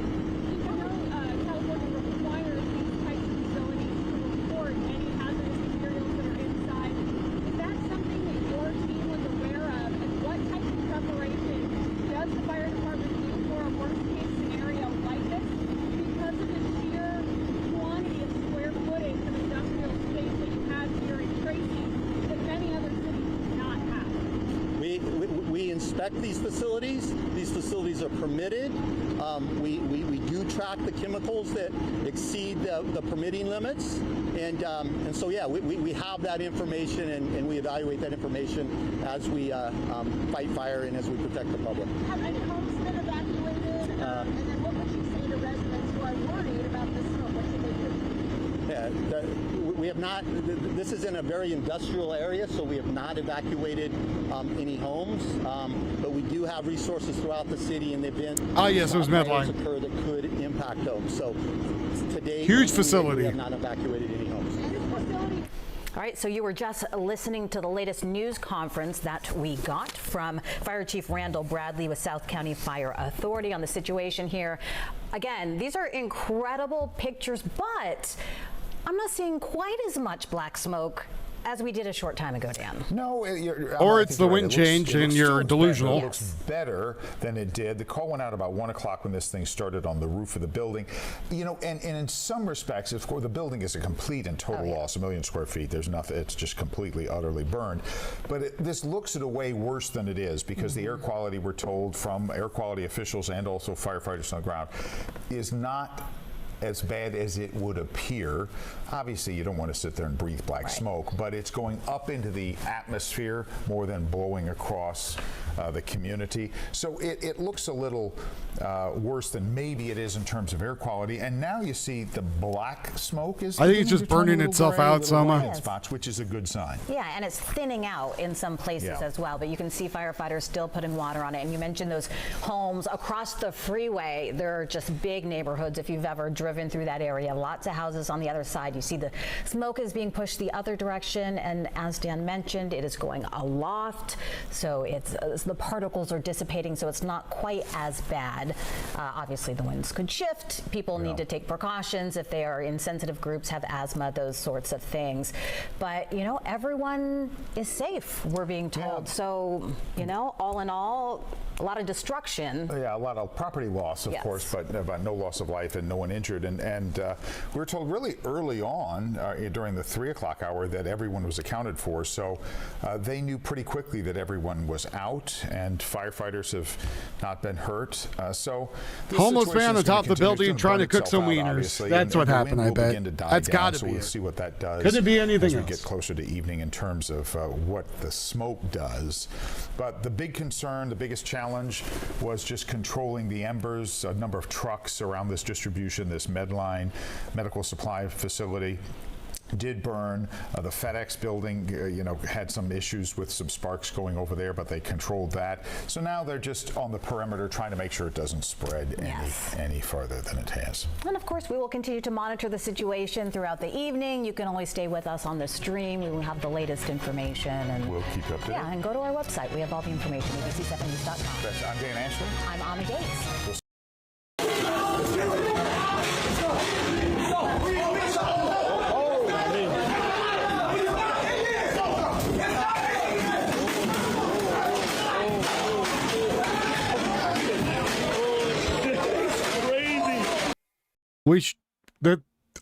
I don't know why this is allowed. NYC comedy. Oh my God.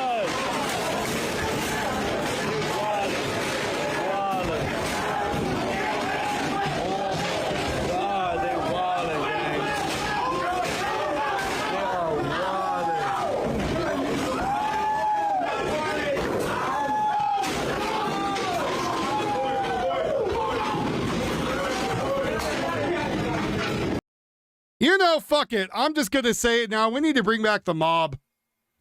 When the Italians were in charge, the place was wonderful. San Francisco was clean. New York was clean. Yeah, every once in a while you found a body full of, holes in it or parts of people discarded in a dumpster somewhere. But you know what? People were happy. Majority of people were happy.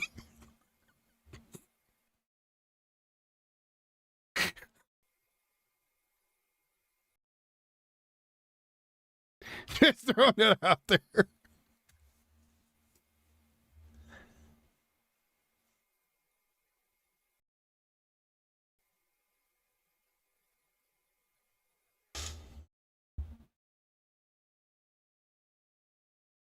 I think we should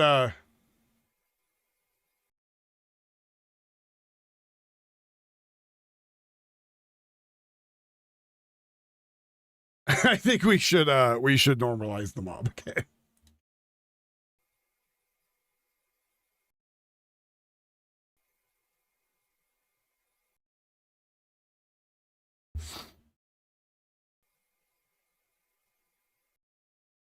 And you know what took down it? You know what took down the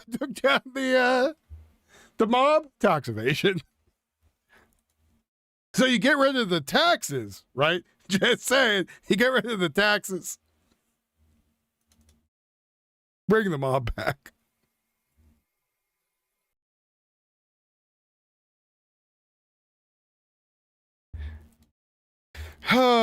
Most places with money keep a blade or some start behind the counter, if not a pistol.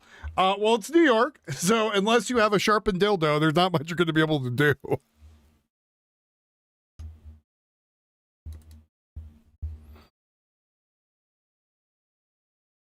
That's right. No taxes, no tax evasion. Win-win for everybody.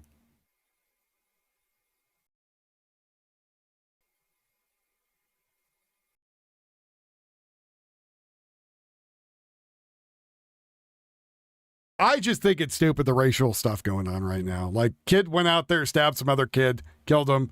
He's a murderer. Open and shut case. There's nothing else there.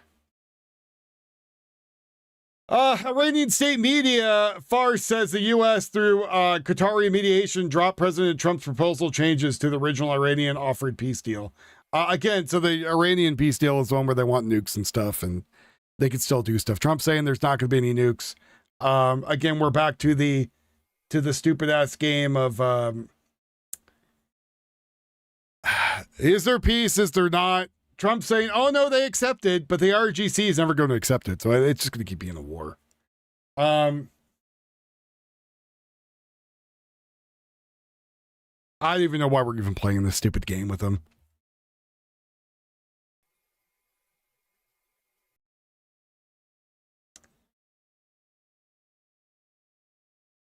Apparently a patriot in Ireland, as they are calling him, beat the hell out of an African immigrant who exposed his genitals to a girl in a park in Ireland.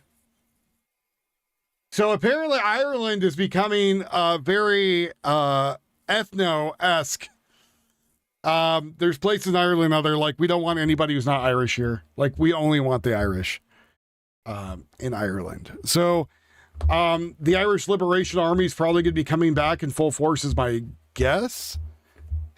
And for anyone that doesn't know who they are, bottle cap bombs were very popular. They get a bunch of bottle caps, put them together, and then detonate them.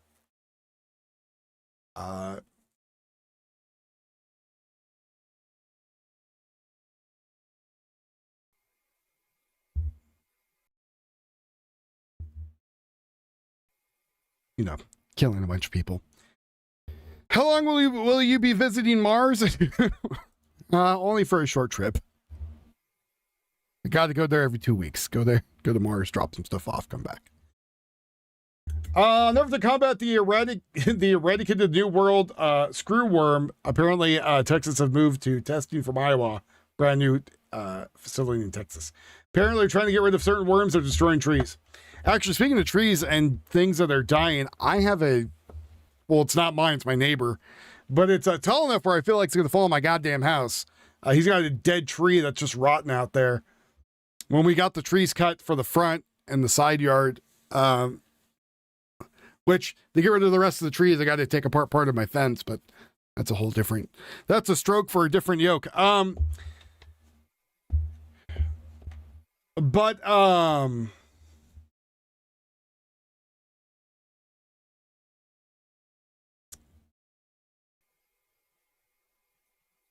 The guy who's trimming the trees, sorry, I lost my train of thought.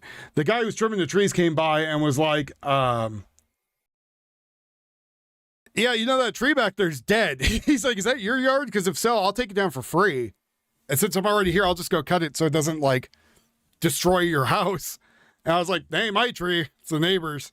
And he's like, oh, well, have him call me and I'll charge him. I was like, all right, dude.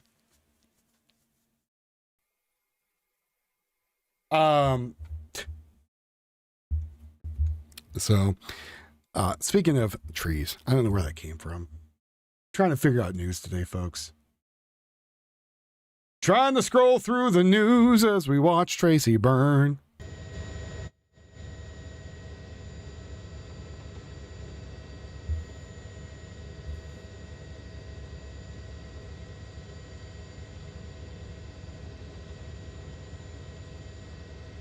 Well, I mean, the cause in Ireland, I just think, like, there is a thing where you're like, yeah, we welcome all kinds of people. Welcome to our country, right? But when you go to a new country, you have to assimilate to that country. You don't come from another country and be like, you must take all the bullshit from my old country.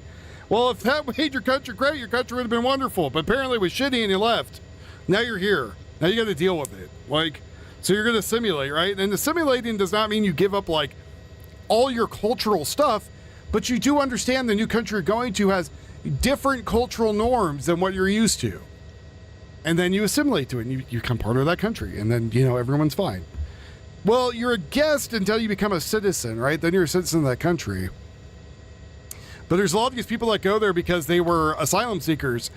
And asylum seekers need to realize, like, you seeking asylum means, yes, you are a guest in that country. You are being welcomed with open arms to that country. And that country is willing to take you in and willing to make sure you're okay, right? And so the least you can do is turn around and be like, hey, thank you. I appreciate this. I appreciate you taking us in, right? And making sure that us and our loved ones are safe and fine. And then you assimilate. But again, you still don't have to turn around and be like,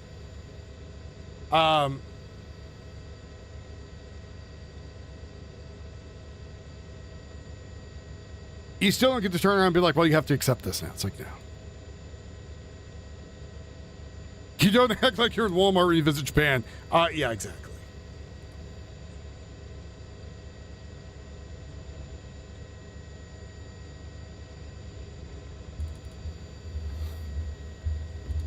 You go there, you treat them with respect, you understand their culture. If they don't talk on the train, you don't talk on the train. And, and this is going to be the next controversial thing is if you go to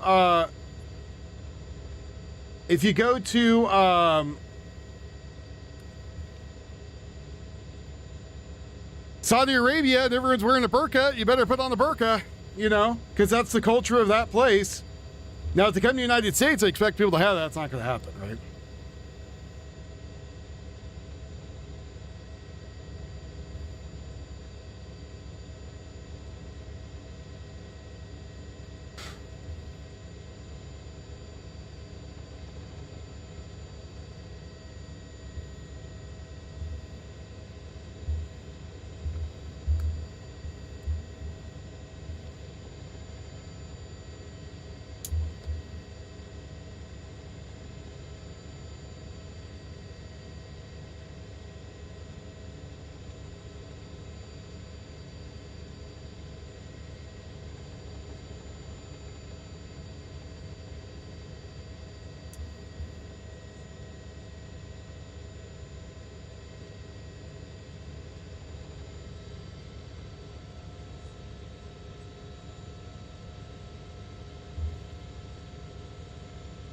I didn't know why you wanted to stand in a foreign country. I have no idea. It is a slow news day today. That's why we're watching Tracy fire. That it does. I would say that it does all the black smoke.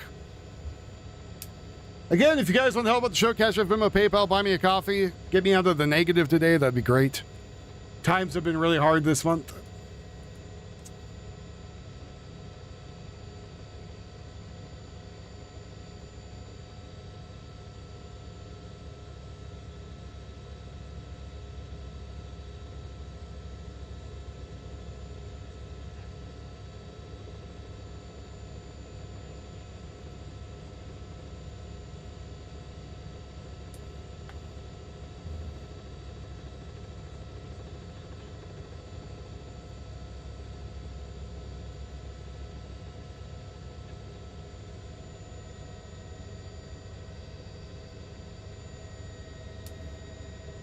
So, you know, is it really like too hard to understand that other countries are out there getting kind of tired of other people coming into their countries and demanding things? No. Do I have Ko-Fi? I have Cash App. I have Venmo. I have PayPal. I have Buy Me a Coffee. Not Ko-Fi. I don't even know what Ko-Fi is. Buy Me a Coffee is nice. You don't have to really enter anything. Apparently, a lot of people who are like different countries tend to prefer that one.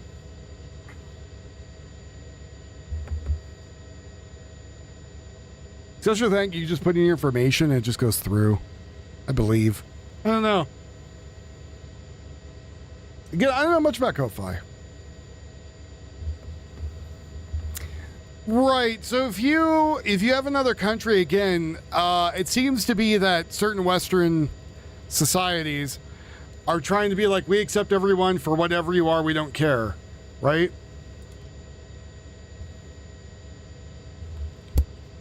And, you know, that's fine and all, but maybe it is the same as Buy Me a Coffee. I don't know.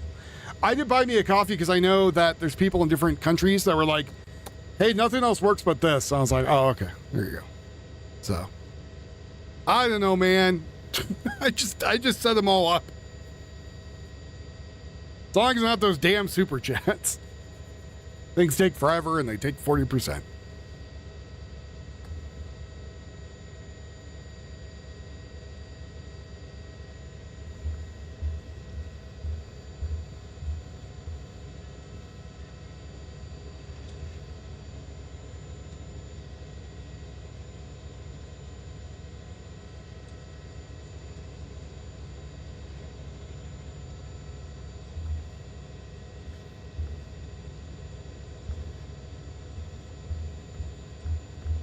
There might be something in Nebraska.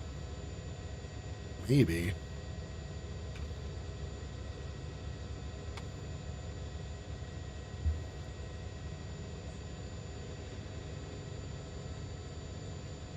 Or New Jersey, not Nebraska. Yeah. it's a huge robbery, yes. I used to know somebody who would bitch and moan that would be like, oh no, it's absolutely okay to give YouTube money. You know, they need it, blah, blah, blah. And I'm like, you're a fucking tool. Like, Wheatfields.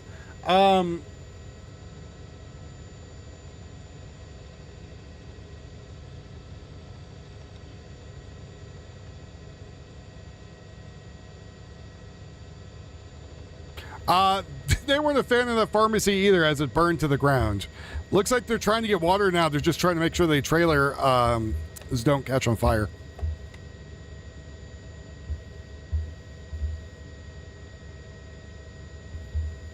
Apparently Belfast, they said Belfast boys went door to door seeking out migrants occupied homes. They had House of ultra-violent migrants attack on Irish people. The government stated all of this, but by God, the Irish will finish it. So apparently the Irish are, and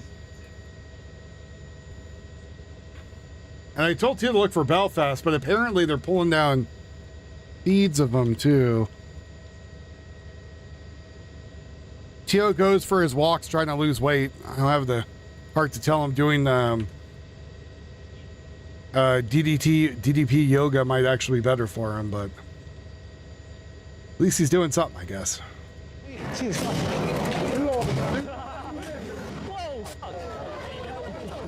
So yeah, the Irish people are pissed. People just started sprinting. There must be at least two. Bloody hell, what's going on? Yeah. Google or Alphabet, who is worth as much as some countries, has more than enough money.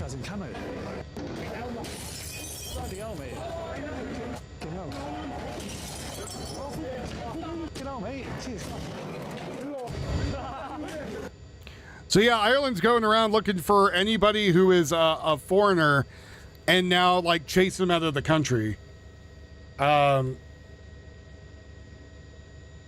Which I don't know what they're going to do there. I don't know what the city's going to do or the police.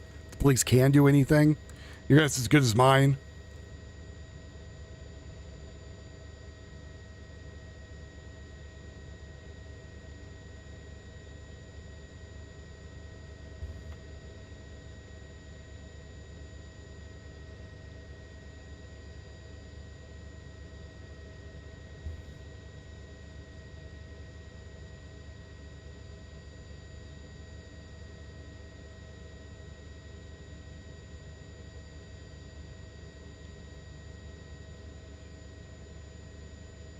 People are saying Trump ended the war with Iran today. I am not believing that whatsoever.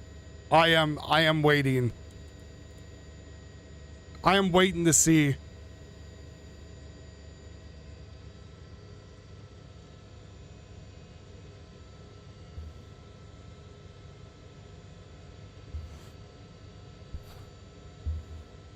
But there is definitely some sort of racial divide being pushed right now.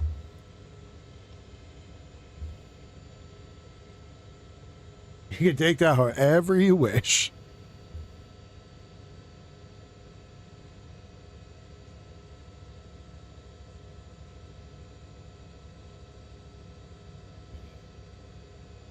Apparently, a lot of the crackheads over in Skid Row are saying the politicians have been coming around the area trying to get them to vote for who they want, promising them food and shelter if they do. All that shit needs to be investigated.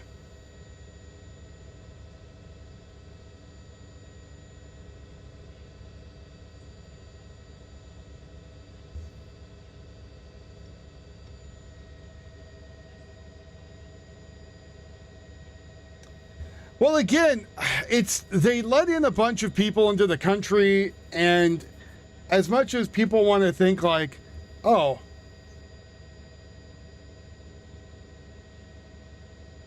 they want to go, oh, well, you know, we're trying to be helpful. We're trying to let everybody in. We're trying to take care of them.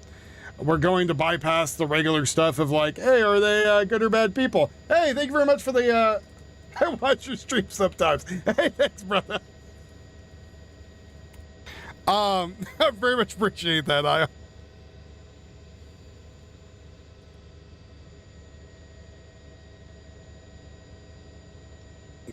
Democrats by votes, never. It's never illegal.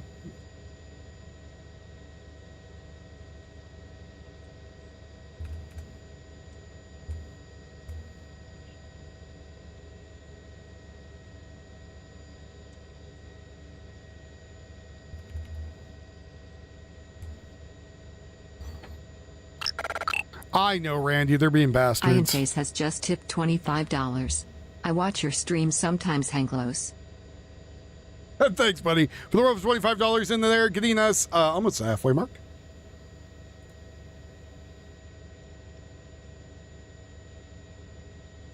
But, you know, as I'm just going to say this, like, one, if you stab somebody,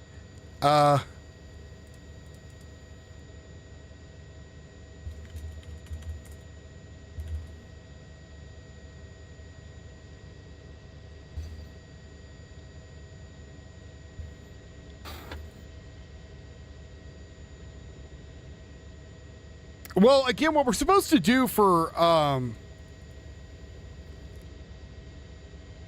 what we're supposed to do is you come into the country, you go through like a background check, you know, we make sure that you're able to pay your own way while you're here. You gotta have a certain amount of money in your bank account. We make sure you're going to be someone to help with society, right? Like you're going to give back to it.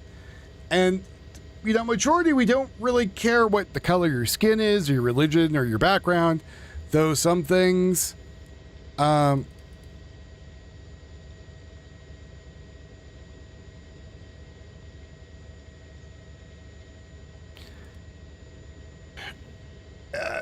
areas we do look and be like, hey,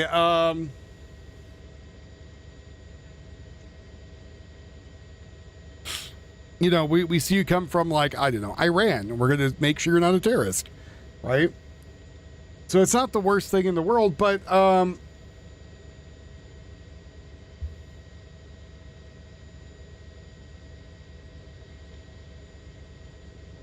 there has to be something, right? Like, I feel that majority of the world, again, is getting kind of tired of, like, we let everybody in, and then we turn out that these people we're letting in are kind of not great people. Like, I'm sorry to say, there is something to be said that if you can't make your country better, then maybe it's your country's fault and the people in it. Right? Like,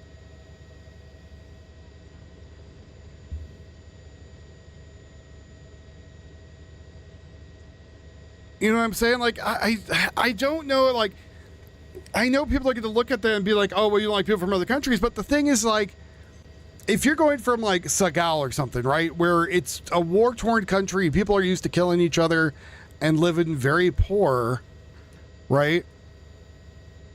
And then you come to the United States and you still act like you're in that other country, then that's an issue, right? If you come from the Middle East and you go to, like, let's say Europe, and you still bring those cultural norms over that are like, yeah, women are second-class citizens, stuff like that, then that's also bad, right? Like, I know everyone wants to find some good in everybody and say, hey, look, everything's fine and there is no issues, and you know, at the end of the day, you know, everybody's the same no matter where they come from. That's not true. Like, I don't know. I don't know why so many came in. I don't know how somebody got here illegally. I don't know.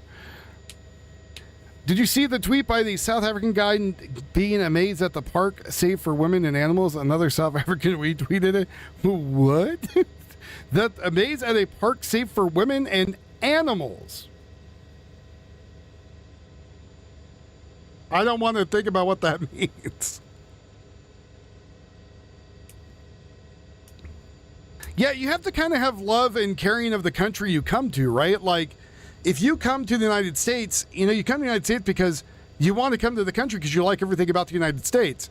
Not that you want to come to the country and change it to what you think the country should be, right? And the thing with the world full of different places and different ethics and ways of feeling, right? Oh, well, eating it was a far less than what I think he was going to do to it. I thought he was going to try to put his penis into it. But, South Africa just deported 1,000 Nigerians back to Nigeria today. Oh. But again, I think people are just getting kind of tired of are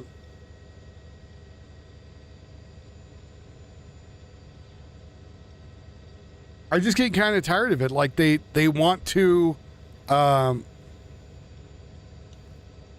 think people want to be able to just go outside and not worry about getting mugged or beat up or raped or treated like shit. And, you know, again, there's certain countries that push that, right? Like, there is countries in the Middle East where women are second-class citizens, where they wouldn't be able to allowed to talk, like, or bring things up. And, you know, that's not racism. That's just how the country is. You have a country that puts women in burqas and stuff, and, you know, people say, oh, well, we have to put little girls in burqas and stuff because we're afraid of them getting raped when they're like toddlers. I mean, that kind of speaks something about the country it comes from, right? Yeah, and like countries that still have slaves, like Africa countries, you know, I couldn't remember that Africa's a continent, a bunch of countries in Africa. Some of them still have slaves till this day. India has slaves. China has a form of slavery. It's financial. India has a caste system. But, you know, if that's what you want to go to India. Have what you want. If you want women to be second-class citizens, go to some of these Middle Eastern countries. You want to know the slave? I guess you'd go to Africa. Like, if that's what you really want to do. But that's not the United States. That's not what we believe here. And it's weird that, like, bless you. It's weird that certain people thought, like, oh, well, you know, Wakanda would have been real if the American or the whites never came to Europe. Or came from Europe, sorry. I'm trying to do multiple things at once and talk. Yeah, we don't do that here. Like, there's certain things we don't do. Like, there was people all over X being like, Wakanda's real. Like, there's people that tried to go to Wakanda. And mind you, I'm just going to say, I didn't think the Black Panther movie was good. I think the story was bullshit, especially when they said, oh, well, if you want to be in the military, all you have to do is be this cold-hearted killer that, you know, doesn't mind killing kids randomly and other people, right? Because that's what Killmonger was supposed to be. Then they made him from Oakland, of all places. And people were like, but it's finally a black superhero movie. I'm like, well, I guess Blade doesn't count. Guess Spawn doesn't count.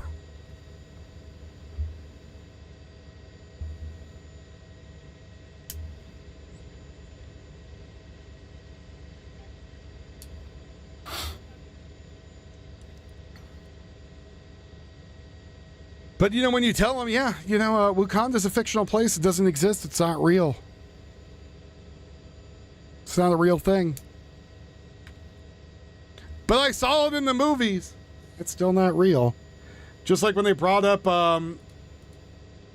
they came out with, what the hell was that movie? Egypt? There was an Egypt documentary, right? And the Egypt documentary goes off talking about, yeah, Hitchcock was, he was a black superhero before that. In fact, he was so powerful, he would have killed, Black Panther.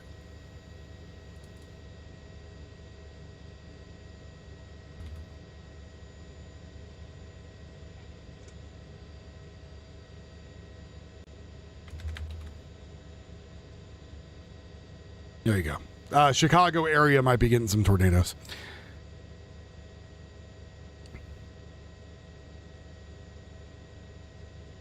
You think Jeff was mayor of Wakanda? I don't know.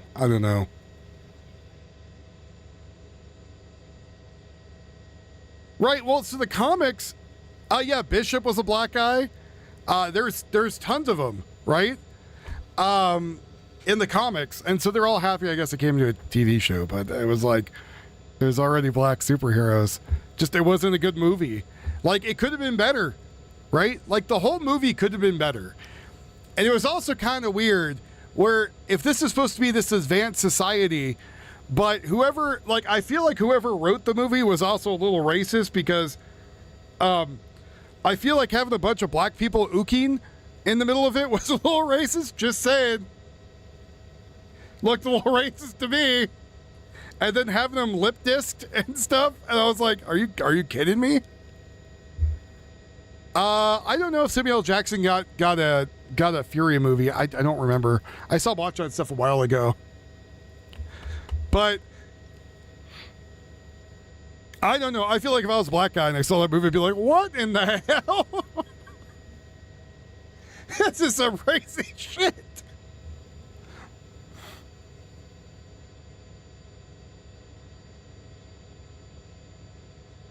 Oh, man, I miss him in Kill Switch. He left because of his diabetes. Oh, what the hell was his name? Howard, I think, right? Was that his name? I think it was Howard. I got to double check. It doesn't sound right, though. But yeah, he left because of his diabetes. He couldn't do it anymore. And I love that dude's vocals. Oh, what the hell was his name?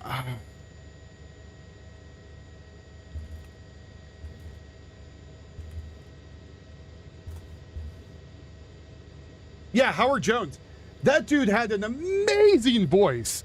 And it sucks that he's no longer in the band because of his diabetes. Like, but goddamn. Then the other singer stepped up. The old one came back. Is Jesse Leach, is that the new guy?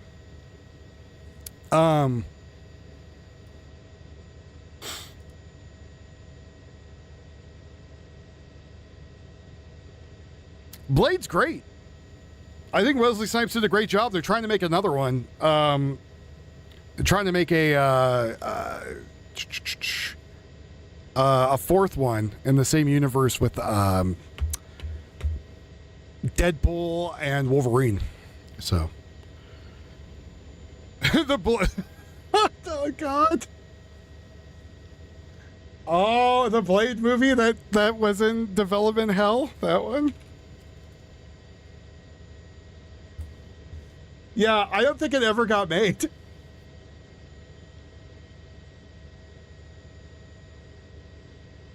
Oh, wait, maybe it did? Hold on.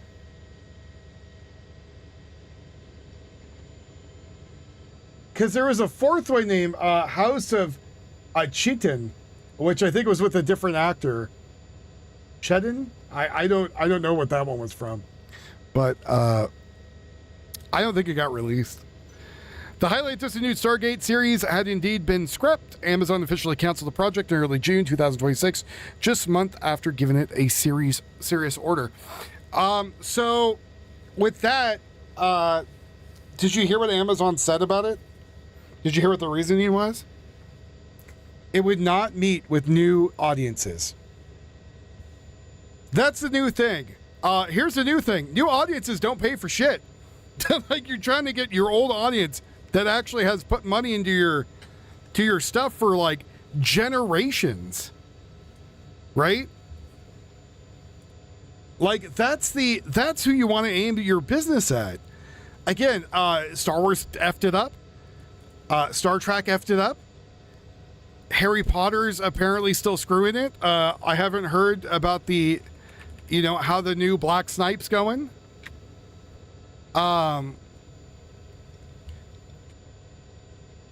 And they said new audiences would not accept it. But you're not aiming for new audiences.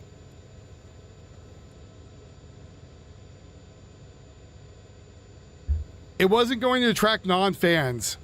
Yeah. You want to get fans of it. You want to literally get the people who like it in there.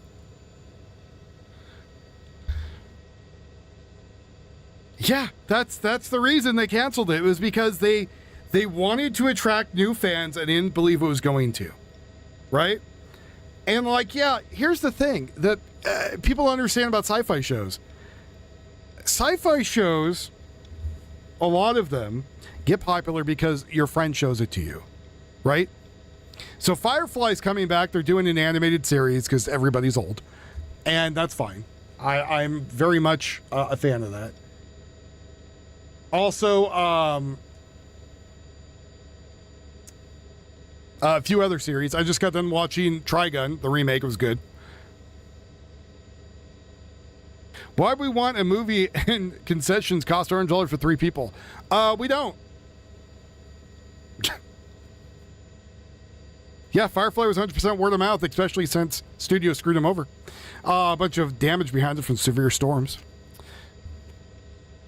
Right, it's not going to attract people who... So in Hollywood, remember, the Hollywood elite people are supposed to be the cutting edge or whatever. Of whatever you want to say. That is one stupid tattoo. I got flames on my arm, dude. I'm fully sleeved on both my arms, but that's stupid. I'm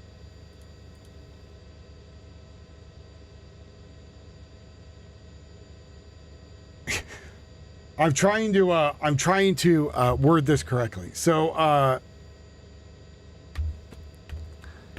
the Hollywood elites currently that are out there want to be on the cutting edge of like what's trendy and what they feel is socially acceptable in their ivory castle, right? That covers burn marks, obviously. So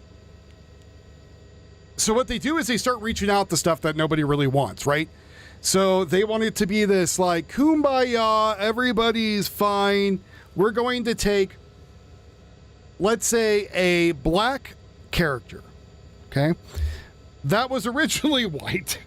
We're going to make them black because to them, that is socially acceptable now to do. Though the person who originally wrote that probably wrote it because they saw themselves maybe as that character, or that's how they envision this character. And there's certain things about that character that don't translate well if you change the race. Like making a bunch of white people screw with the black kid in Hogwarts. Just saying. I've never watched Harry Potter, but from what I understand, making him black changes the story dramatically and looks very racist. And maybe that's not what you want to do. Or you go through somewhere like Star Wars or Star Trek and you start going through different stuff where you start putting your own spin on things that you believe are how the future is going to look. The other thing is Colbert was pissed because Colbert apparently was hoping to be on multiple Star Trek series, and he's been shit-canned on that.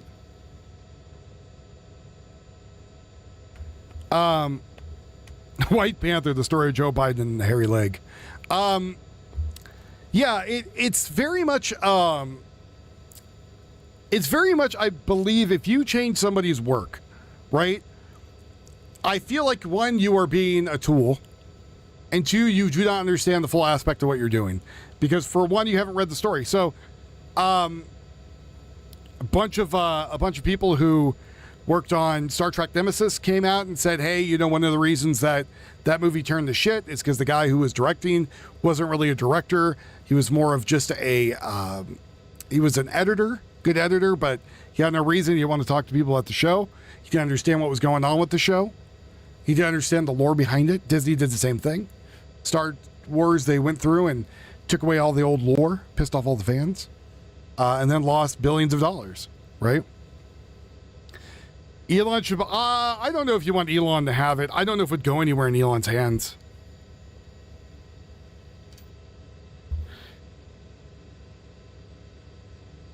Oh, on the flight simulator and use the satellite data. Okay. When I get a free screen, Mark, I'll throw that up on there, but that's good to know. Which, on Flight Simulator, I don't know what Flight Simulator is. I know what Flight Tracker is. The Grand Dragon life story of Joe Biden. Yeah, I mean, you could really make it about whoever you want or whatever, but, hey, Julie, thank you very much for the 3 coffees. I just saw that, sorry. If I took forever to put that up there. Thank you very, very much for the 3 coffees. Bringing us up to 60. We almost got Julie has just tipped $15. We could do it, chat. We're only $40 away. Glitch, do it. Not Reagan. Reagan's going to be played by Samuel L. Jackson. Take Hamilton, for example, right? Like, one, Hamilton was kind of a douche. But dude came out there, wanted to say that we're going to make a thing. Hey, McFly. Hey there, McFly. Thank you very much for the tender, brother. 0856 donated $10 through Super Chat. Thank you very much, McFly, for the tender, brother. I was going to say it twice. Just ignore McFly has just tipped $10. So I lost my train of thought. Reverse. What the hell is it talking about? Oh, Microsoft Flight Simulator 2020's video game. Oh, crap. I can't do it then. But yeah, Hamilton went out there and made a play, or whatever the hell his name is, made a play. I can't, some damn thing. Portrays Hamilton as a Puerto Rican. Then people point out later, you know, he was a white guy, right? Like he was a white guy who lived in Puerto Rico, and then went over to the United States. And they're like, oh, but it's about an immigrant, right? It's about an immigrant. It's like, oh yeah, he's a white guy. Like you try to portray him like he's this brown guy. He's a white guy. So the play comes out, and there are people out there who are so stupid that they believe George Washington was a black guy. Now, you could say, well, that's just human stupidity, whatever. People are going to do this. But I kind of think like you're kind of screwing with history a little bit at that point, right? You're making Thomas Edison or whoever else, whatever, black or a different race, and then these idiots out there believe it, right? Now, what the hell was that guy's name? Emmanuel something? So the guy from Hamilton got accused of being a racist and attacked when he came out and started talking about race during the 2020 BLM riots. And he's like, but I'm one of you. I made Hamilton. I'm Puerto Rican, blah, blah, blah. And you know what happened? That crowd turned on him. And he's made all these other musicals about the hood and stuff like that. And that crowd turned on him. Same crowd also believed George Washington was black. So I don't know. Strange. The Falcon and the Snowman remake, Hunter Biden and the Snowman. He's going to play the Yeti.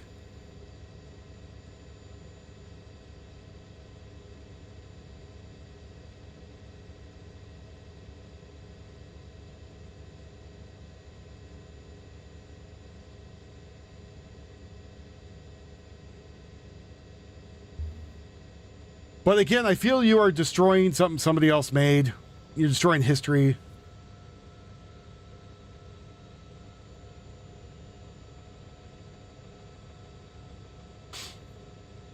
So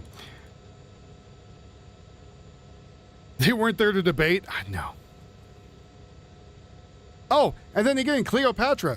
Cleopatra comes out, puts out a movie. The first line in the Cleopatra movie was, Egypt or the Nile or where the hell it was, even though people will tell you otherwise, Cleopatra was black. Cleopatra was a goddamn Roman. She was as white as snow. Like, what are you talking about? She was probably put there to be purposely making sure everything in there went the way the Romans want.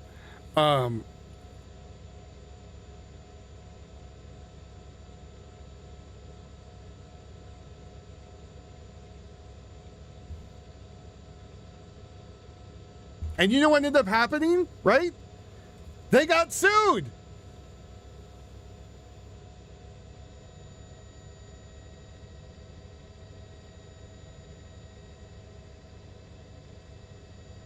Oh my God.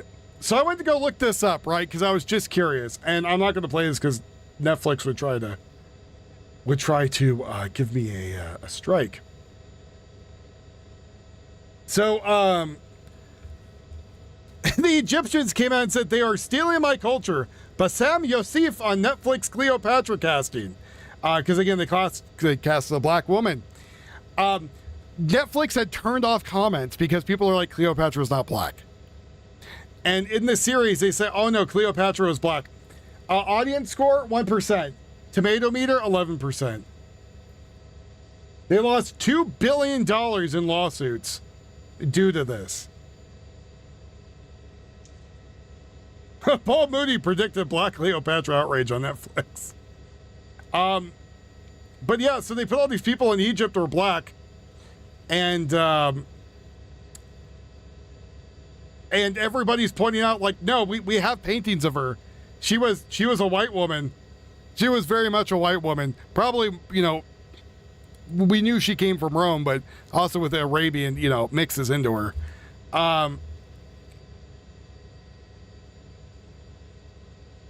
But they said, well, she was, quote unquote, culturally black, though.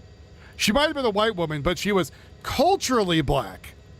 It's like, well, no, it still wasn't right. Like, you can't go over there and do that and then get mad when the studio turns around and gets sued for $2 billion. No, she was not the Nubian queen.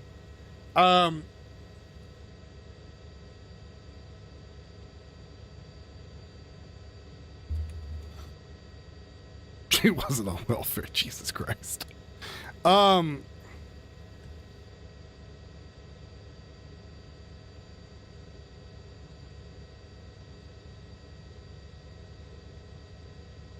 But now, like, they did Queen of the Nile,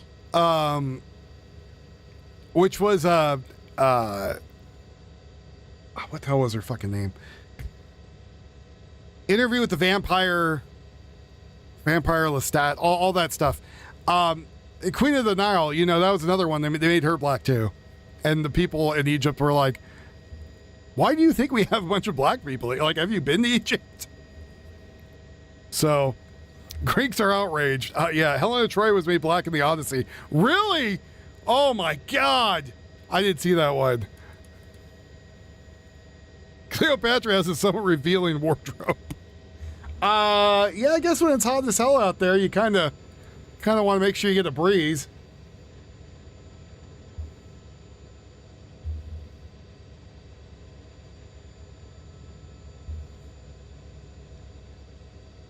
Someone said Stars are out at Game 4 at the Madison Square Garden last night. And then Wholesome Dave says the Romans considered lawyers and actors to be low-tier garbage people. Well, goddamn. Big surprise there. The Odyssey isn't out yet.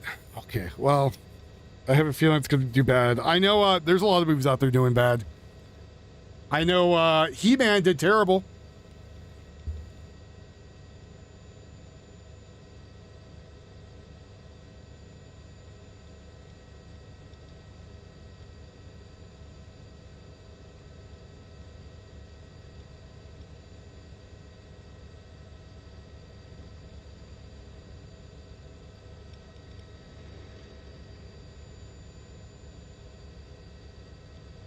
I get it's meeting Oscar nominee requirements, but I'm still like, you're losing money, stupids. Like, that's what it comes down to.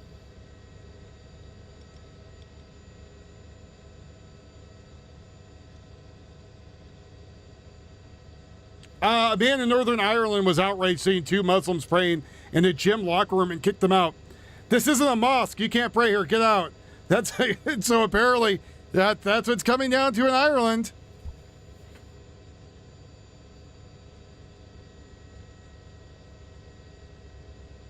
June 11th, Jesus Alvarado Sanchez refused a lawful command, violently resisted arrest, and used his vehicle to evade law enforcement, dragging an ICE officer in the process. He later fled to the vicinity of a local elementary school before officers safely took him into custody. This is not Alvarado's first attempt to evade law enforcement. During the previous ICE encounter in April, he caused a collision with an ICE vehicle before fleeing the scene. Acevedo, that's what it is. Acevedo now faces federal charges for resisting and impeding federal officers and destruction of government property. A second illegal alien in the car during the operation punched officers and is now facing federal charges for assaulting federal officers.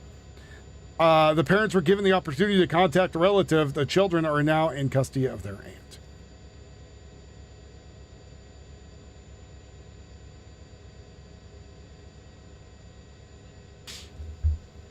So again, it's stuff like that, right? Like,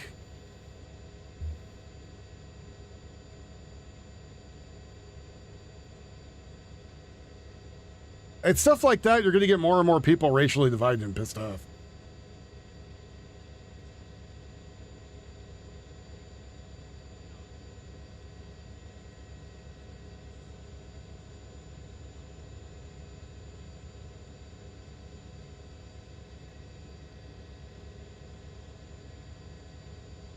Come on, Tio, send me something, you bastard. But still, nonetheless, there's possibly debris being lofted up into the air. Ooh, and as we debris. look at this on the reflectivity data, I'll just put it in motion. You can see how this is bowing out. So I am going to be surprised with how slow it is when we fill the bar. I'm going to be honest. Right here, but if we do, I'll right be very happy. Worth and now heading through the Eisenhower. And here's the Eisenhower. Here's the Stevenson. This is tracking right into the city. We have one of our cameras up right now from downtown pointed towards the west. If we have that up, Allison or Greg, just pop that up right over top of me. So this is our shed camera looking towards the west. The skies are obviously ominous. We're losing daylight at this point, but keep an eye on that as that storm closes in on the city. I want to see what that looks like as this moves into the city right now, as this storm passes right over the city over the next 10 to 15 minutes or so. But look how rapidly now this is accelerating off towards the east with that bowing feature right over the city right now, moving over Oak Park, Cicero. You're getting in the thick of it at this point and pushing off towards the east at this point. So still the tornado warning for DuPage County and this tornado warning for Cook County continues, along with a number of severe thunderstorm warnings for the northern parts of Cook County and to the south. And of course, the number of tornado warnings we still have in effect for Northwest Indiana. Cheryl? Yep, we are continuing to monitor this situation as we go into the next 20 to 30 minutes. This is going to continue to head to the east from Chicago to the south. We were talking, Larry was talking about the that's very here nice, right on top buddy. of Worth up towards LaGrange. Very heavy Very rain nice here. husband to do. Very high winds can be expected, but this tornado warning for Cook County remains in effect for the next 20-25 minutes. So we have to monitor the situation closely. The end is near. If you are in this warn zone, please just take precautions, get to your safe spot, get to the lowest level of your home. If you're in a high rise as this gets closer to Well, Chicago, again, I think in like 50 years or so, people are going to look back and be like, what in the hell were you guys thinking? Away from any windows best you can. You want much room between yourself and the outside walls and windows. So in an interior room or a stairwell would be a great spot on the lowest level. So this is the newest information coming in. Look at this on velocity data right now, because this ball of wind is now moving through parts of Cook County. Right, I have that button, so we're good. And just pixel querying some of the data, we're getting 60, 70, 80 mile per hour winds possible within this cluster of storms, and also the At threat of Chupacabra, embedded 8 Raw has tornadoes just tipped right $4.99. Ball of high winds marching its way from I'm going Midway to call you Cicero to Chewbacca Burbank, now. off towards Englewood, over towards the south side as well. I don't know Evergreen how Park. it's right You're now. in the That's heaviest so winds in just a few moments as this tracks right through parts of Cook County. So Bedford Park, Burbank, Oak Lawn, Evergreen Park, and then over towards 55th Street, really between about the Eisenhower. Service guarantees all the way citizenship. down towards about 103rd or so. So many people didn't understand what the hell that movie was about. It's great. Right now from Englewood back to the west. And What right do you over mean this it's about spot where the fascism? radar is really showing the intensity of the winds with this storm blowing on through. And where you see the jagged edges here with that leading edge of the thunderstorm complex, that's where there could be spin-up tornadoes. So winds to 70 plus miles per with a hour stutter. with brief spin-up tornadoes possible as this complex comes on through. Going back to that reflectivity mode, there you go. You see the notches that have developed here on the leading edge of the storm. All of these little notches could pose tornado So that threats tent has been from rated Cicero 4 different to times. All Midway their to shit Evergreen taken. Park, all the way down to the south as well as this marches off towards Some the poor east. wedding company's this is, missing their tent. Look at that picture. Take that full for a second. It's Let's a just take far peek at right that because masterpiece. That's the shelf cloud coming into the city. So that's the Approaching leading the edge. city, yep. That's the leading edge of the storm complex heading in. That's the leading edge of the high winds. So once that shelf cloud They hit passes us. overhead, these winds are going to pick up dramatically here in the city. They hit us, And Rico. this is a similar situation to yesterday. These are more straight line winds in excess of 60, 70 plus miles per hour. We have velocity clocked on our radar up to 72. So Oh, is he? Larry, it's possible Did you that ever these wind read the gusts Starship are Troopers reaching book? Even higher. I think I've mentioned this 70 to 80 repeatedly. mile per hour winds. We're talking hurricane He force says winds on the as bounce this so much in that storm book. moves over the I city. wanted This to is find his another grave if he vantage was point dead here where you and can stick the see book up his city ass. and the sky at play right now. So ominous, so dark, intense rain, and those winds are really going to pick up in intensity as this slides to the east. So regardless if we're seeing, a brief Well, yeah, spin-up Next tornado, Generation showed that if they give you this everything, line you can is take gonna do everything. some damage That's with what the just Maquis how high happened. the winds Like the are. Maquis And came there around you because go. they're You're like, clocking it right now. hey, You're seeing F you. 100 mile per hour winds right now. 100-mile-per-hour winds being sampled by the radar heading into the south side of the city at this point. Give our land to the Cardassians, you sons of bitches. Right here, 100-mile-per-hour winds. That's what the measurement of the wind speed the radar is detecting right now over Bridgeview, near Midway as well, and heading off towards the east. Do we have our Midway camera?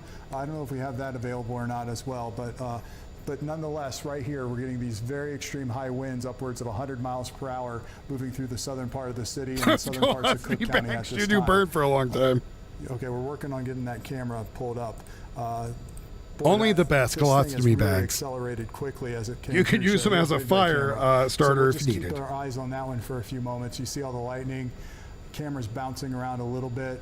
We'll see if the winds pick up from our camera perspective here. It's mounted pretty firmly, but it certainly will bounce around as those winds increase. Yeah, I mean, Midway, Burbank, Englewood, Evergreen Park. This is going to be blasting into your area within the next couple of minutes. Burnside, straight to the lakefront. Nah, I don't think so. I think because if you look at some of the Enterprise to like the Star Destroyer, remember having shields was a 100 miles per hour is not an everyday thing, and Star Trek ships are everyday things. Evergreen Park, Englewood, West 76th Street, Hometown 79th Street, South Damon Avenue. And then this is going to be and the antimatter things. I-90, I-94, and I-57, and then approaching the lakefront. Extremely, extremely high winds in excess of 80 miles per hour is possible as this line pushes through. Is this our Midway camera coming in for you right now?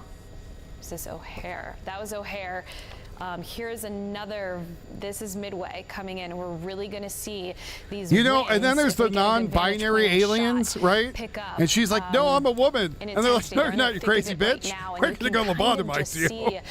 You can see the lack of visibility here and almost that rain coming down sideways. If you look closely, the lightning flashes being detected there. We're seeing some shaking in the camera view as well. It's hard to see any objects because it's a bit dark at this point in time, but the strong winds are hitting Midway right now. Ground stop in effect. Yeah, they gave her meds and she was happy now. It's a dangerous storm moving through with very strong winds. Yeah, it's been a while since no one died in the fire. I have to think of the derecho we had. People will probably die in the fire from cancer in the next 25 years. But this is even stronger than that. Yeah, that's what we're hooked up with the androgynous alien, which is not the first time they did that storyline, by the way. They redid it later on. Okay, here's a good view of the city as the storm approaches and gets closer.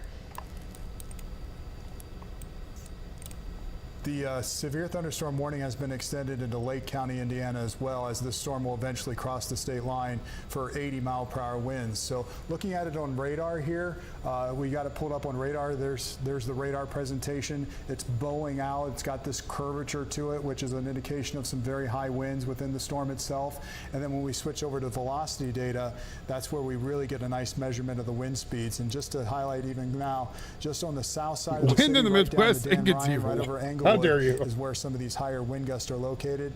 That's a gust to 82. That's 69. Here's 77. Don't forget when they, what was it, Kim got pregnant? 70. Or Trip, one of the, I forgot which one of them got pregnant. There's too many stories in my head from them. Moments ago, now it's 82 miles per hour in Englewood. Yeah, it is a bit warm today. Corridor, moving right over the Dan Ryan and the I haven't checked the temp, but it is a bit warm today. Extreme, upwards of 70 plus to 80 miles per hour as this complex is coming through. And in addition, there's the concern for spin-up tornadoes, and that can enhance the winds upwards of 100 plus miles per hour. Wherever you get a quick spin-up tornado, it heightens the wind speeds in a very small area and can do more damage. This is that storm coming through Cook County. I'll widen the view a little bit. Just remember, the minute we had somebody who was truly happy, Janeway killed him. Port County, tornado warnings for Newton and Jasper counties. That storm is starting to push away from Newton County, at least.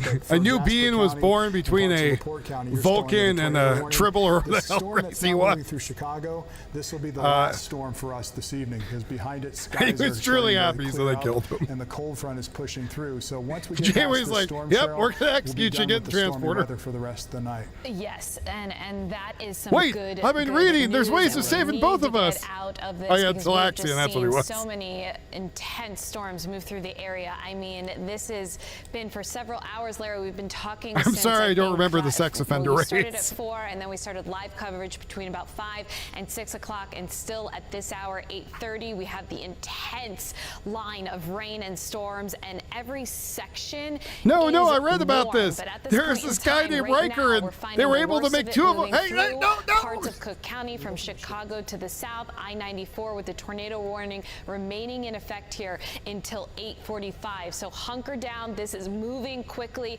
racing to the east at about 40 to 50 miles per hour. So this is going to rush on through, but likely bring down trees, more power outages. So many already dealing with power outages from yesterday. So we're adding a little bit more insult to injury with these storms out there God, today. there is no way to prove you wrong on there because it probably happened. Now pushing to the east, Harvey, Stony Island, Burnham, you're out ahead of this. Blue Island winds really about to pick up for you. Crestwood, you're in the thick of this. Marionette Park, Evergreen Park, Dixmoor, and Harvey.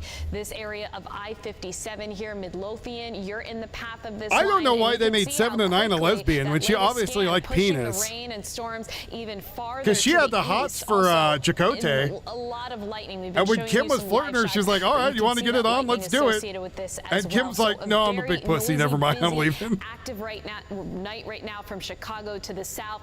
Also why they postponed that Mumford & Sons concert at Wrigley Field right now, because we have the severe weather moving through. They are set to start that at 10 o'clock. So we have to wait for this storm system to move on out. But still, yeah, the alternate universe BS. Yeah.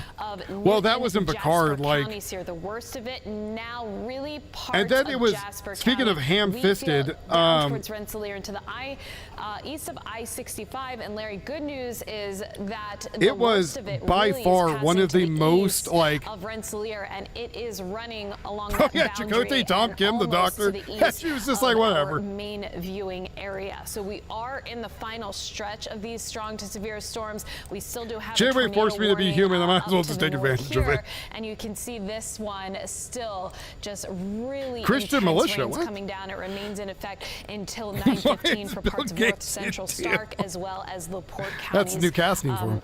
As this storm has had a history of rotation and producing tornadoes. Well, and like there was no chemistry between them, like at all. And all of a sudden, at the end of the episode, they're like, oh, they're lovers now. It's like, the heavy intense rain, the what the hell lightning, is and the happening? intense winds moving through right now with this tornado warning in effect. So the leading edge of this is now passing the city, so that brings down the I tornado heard Jerry threat, Ryan but was still those very uncomfortable with all that too. winds. So this is our shed camera, and we use this a lot. Typically, you can see the skyline in the background, and you cannot see absolutely anything right now. It's almost like the entire city lost power. That's not the case. It's just that we are seeing the intense rain and just how dark and ominous it got out there this evening. So, Cheryl, I'm going to ask you if we have our Illinois Tech camera, because it looks like the higher winds are on the south side, and even probably a little bit farther than Illinois Tech and the rate.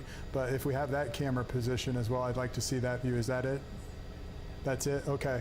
It's bouncing around a little bit. I was looking at the velocity data, and the core of the winds are right over the Dan Ryan right now, down towards I-57 is where these high winds are at their peak, according to the radar. All the Vulcan You can see love that slave camera's programs. bouncing around quite a bit right now, and look at all that lightning, Cheryl. It's a tremendous lightning show right now with a high wind threat, and still the tornado warning until 8:45. Yeah, I've never watched Modern Family, but I can only imagine. Right now, with just like how dark and ominous it is out there. Obviously, you can see the highway there, a lot of cars traveling, but it is certainly windy with that camera shake, the intense rain coming down and reducing that visibility.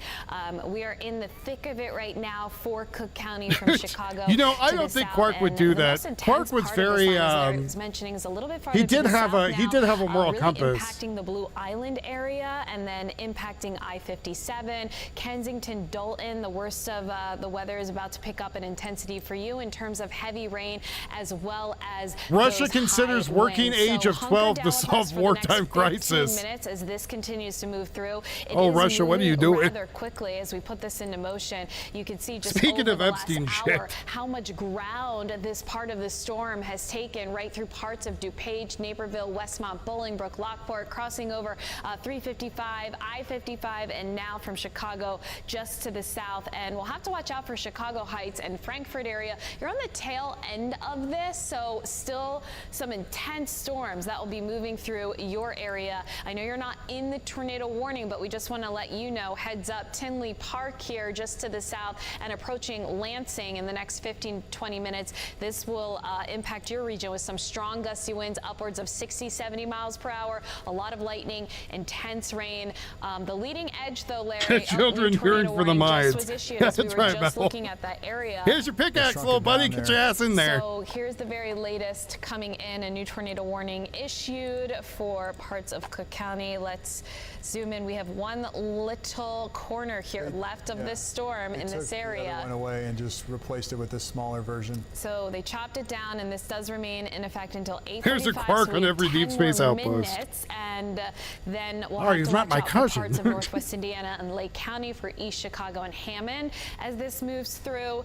But Larry, wanted to say we still have the leading edge right here, but the leading edge Larry David, that's his in real terms name. of Chicago, The Russian downtown Minecraft, is right? now well off to We the need east and out plutonium for over upcoming Lake war, Michigan. So little that really one. brings down that tornado threat. Now we're on the backside of this, so we're getting in on heavy rain, ponding on area roads, torrential rain still coming down, the lightning, that tornado threat going down though with that tornado watch box that was just clipped. So Chicago no longer in the tornado warning. That is great news. We just have a little sliver left, and we have yeah, Quirk was a parts of Northwest Quirk was a war hero for the Bajorans. He sold them weapons when nobody else would, and he snuck in weapons to him, and he sold them for damn near nothing. Eastern edge here of this area of this storm system moving to the east. Sorry, these AccuWeather alerts coming in on the phone with more tornado warnings. I will say what's happening with this complex of storms on the south side in southern Cook County is it's becoming more like a squall line. So we're seeing intense winds along the He also took Bajorans to work for him. He was like, possibility of some brief spin-ups. I know, a weird version of Schindler's List.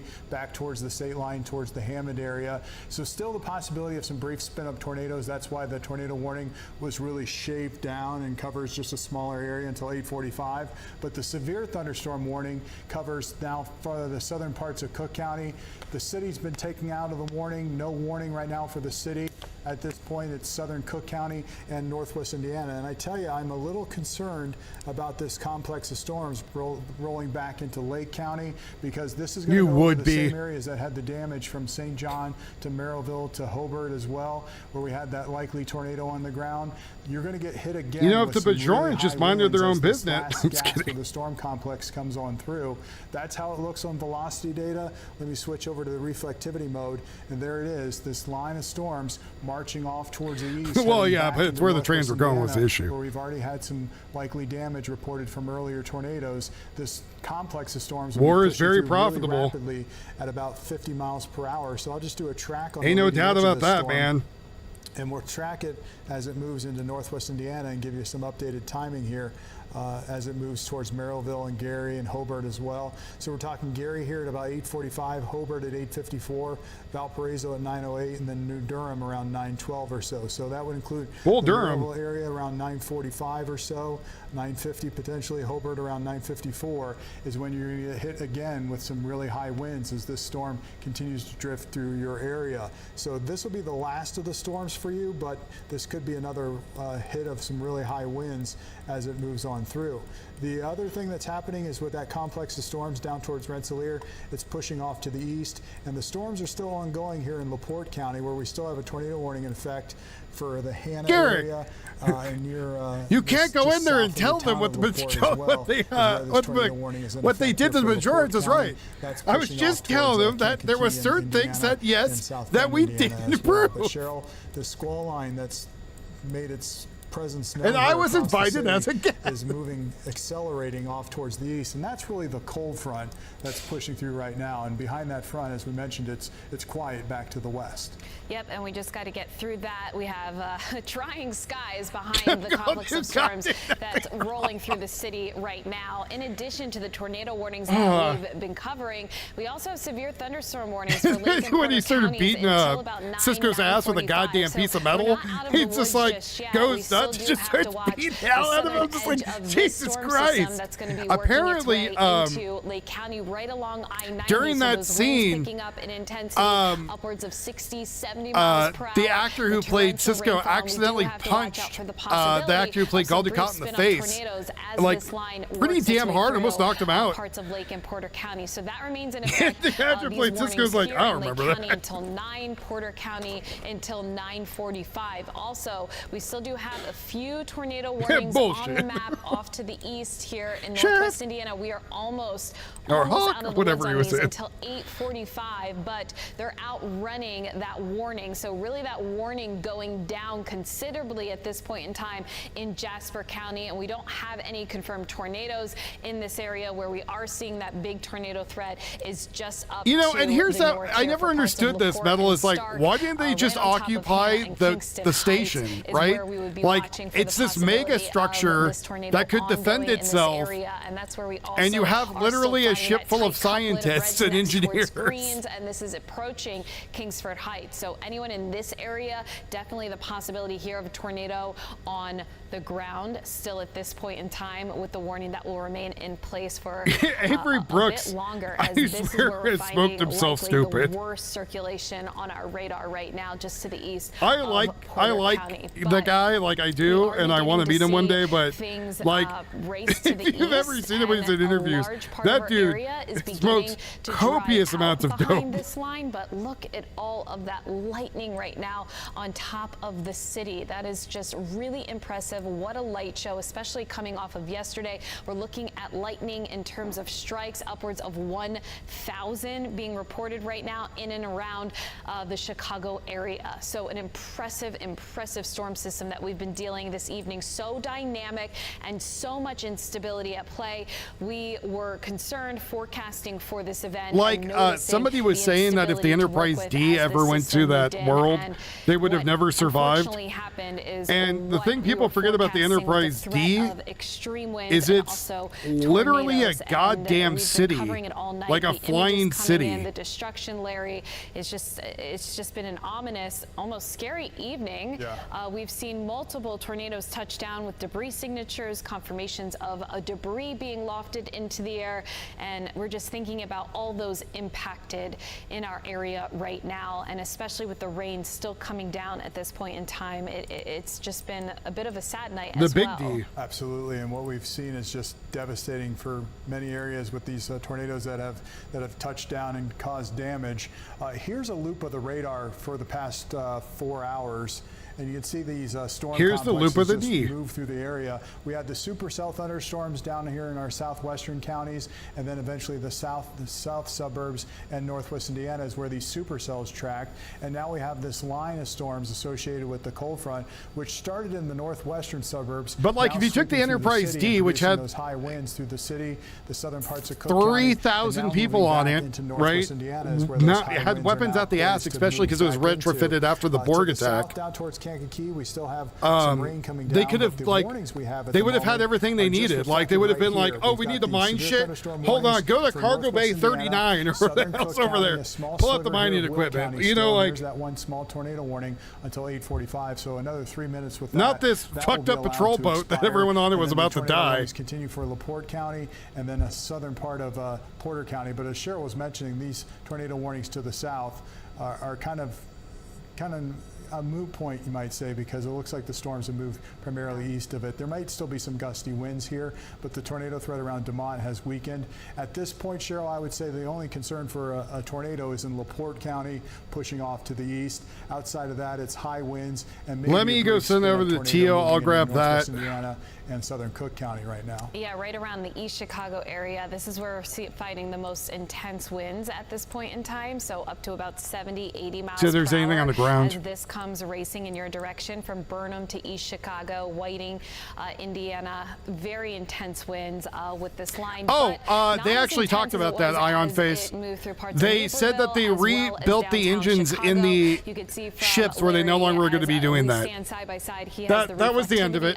That was the long and short of it. And the reflectivity, we're not seeing as bright nor They strong talk about as it was just about 10 to 15 like a footnote in another episode where they're like, oh, but we retrofitted the ships to stop that. Stay indoors So in your safe place. Let this move past, and then those winds will start to subside on the backside of this line of storms. But it has just been a busy evening, and to put it all into motion, there you can see this line as it continues to move farther to the east, out and away from us. I would gather in the National Weather Service here over the next couple of minutes will let these tornado warnings expire in northwest Indiana. The worst of those storms are now to the east of those warned boxes. Yeah, I don't know if I would move to Alabama. I go there twice a year for work. The worst storm that we're finding in terms of rotation. Yeah, and it wasn't anyone else's problem. It was just that one area. Observed confirmed tornado on the ground around Union Mills and Kingsford Heights, right around Kingsbury. I got one here. for So you. anyone in this I found area, please keep in mind there is a dangerous storm moving part that through. should have been The possibility of removed this storm in continuing DS9 on the ground that with this till tornado this day, warning me and my brother have not until seen it 9:15. in any of the last of the things you tornado might warnings have been missed canceled for in Star our Trek. viewing area, except for LaPorte County. So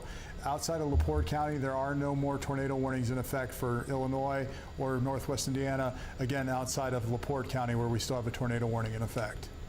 They tilted the cells to fix news. it. So we have to get through here. LaPorte County and Stark County are also included in this. That the shit's far silly. Northwest corner there, but there was a confirmed and large dangerous tornado that was located in this area. I say the same thing about my Johnson. It's tilted to about 35 have less miles per hour. abrasion. We can clearly see where this tornado is right now on top of Wellsboro, Kingsbury, Kingsford Heights. Muted. Wait, what moving happened? to the east at about 35 miles per hour, so not moving as quickly as I'm that not squall muted. line, but let's I track believe I'm this muted. for you. So Union Center at about 8:49. Oh, so in DS9, when Worf and Garrick are fighting each other, this is a dangerous part of the storm that we continue to monitor here. Worf throws Garrick against the bulkhead, and the piece of scenery F's up, and the Jeffries tube door falls, and you can see the craft catering and a ladder behind the door. Across a large portion of northwest Indiana this evening. Don't take this situation lightly. I was watching the episode and I stopped it and I showed my straw man. I was like, what the hell is that? And he's like, you're still watching, and we had followed one of those storms move over Hebron, Indiana, and I just wanted to let you guys know we're getting some video in here. First time I'm watching it with you, so Larry and Cheryl, that does look like a tornado on the ground here in Hebron. This was that storm, warned storm that you two were talking That thing about. looks This was big, not long ago. and Obviously it's still moving daylight, fast. but this is our first video from Hebron that appears to show a tornado on the ground.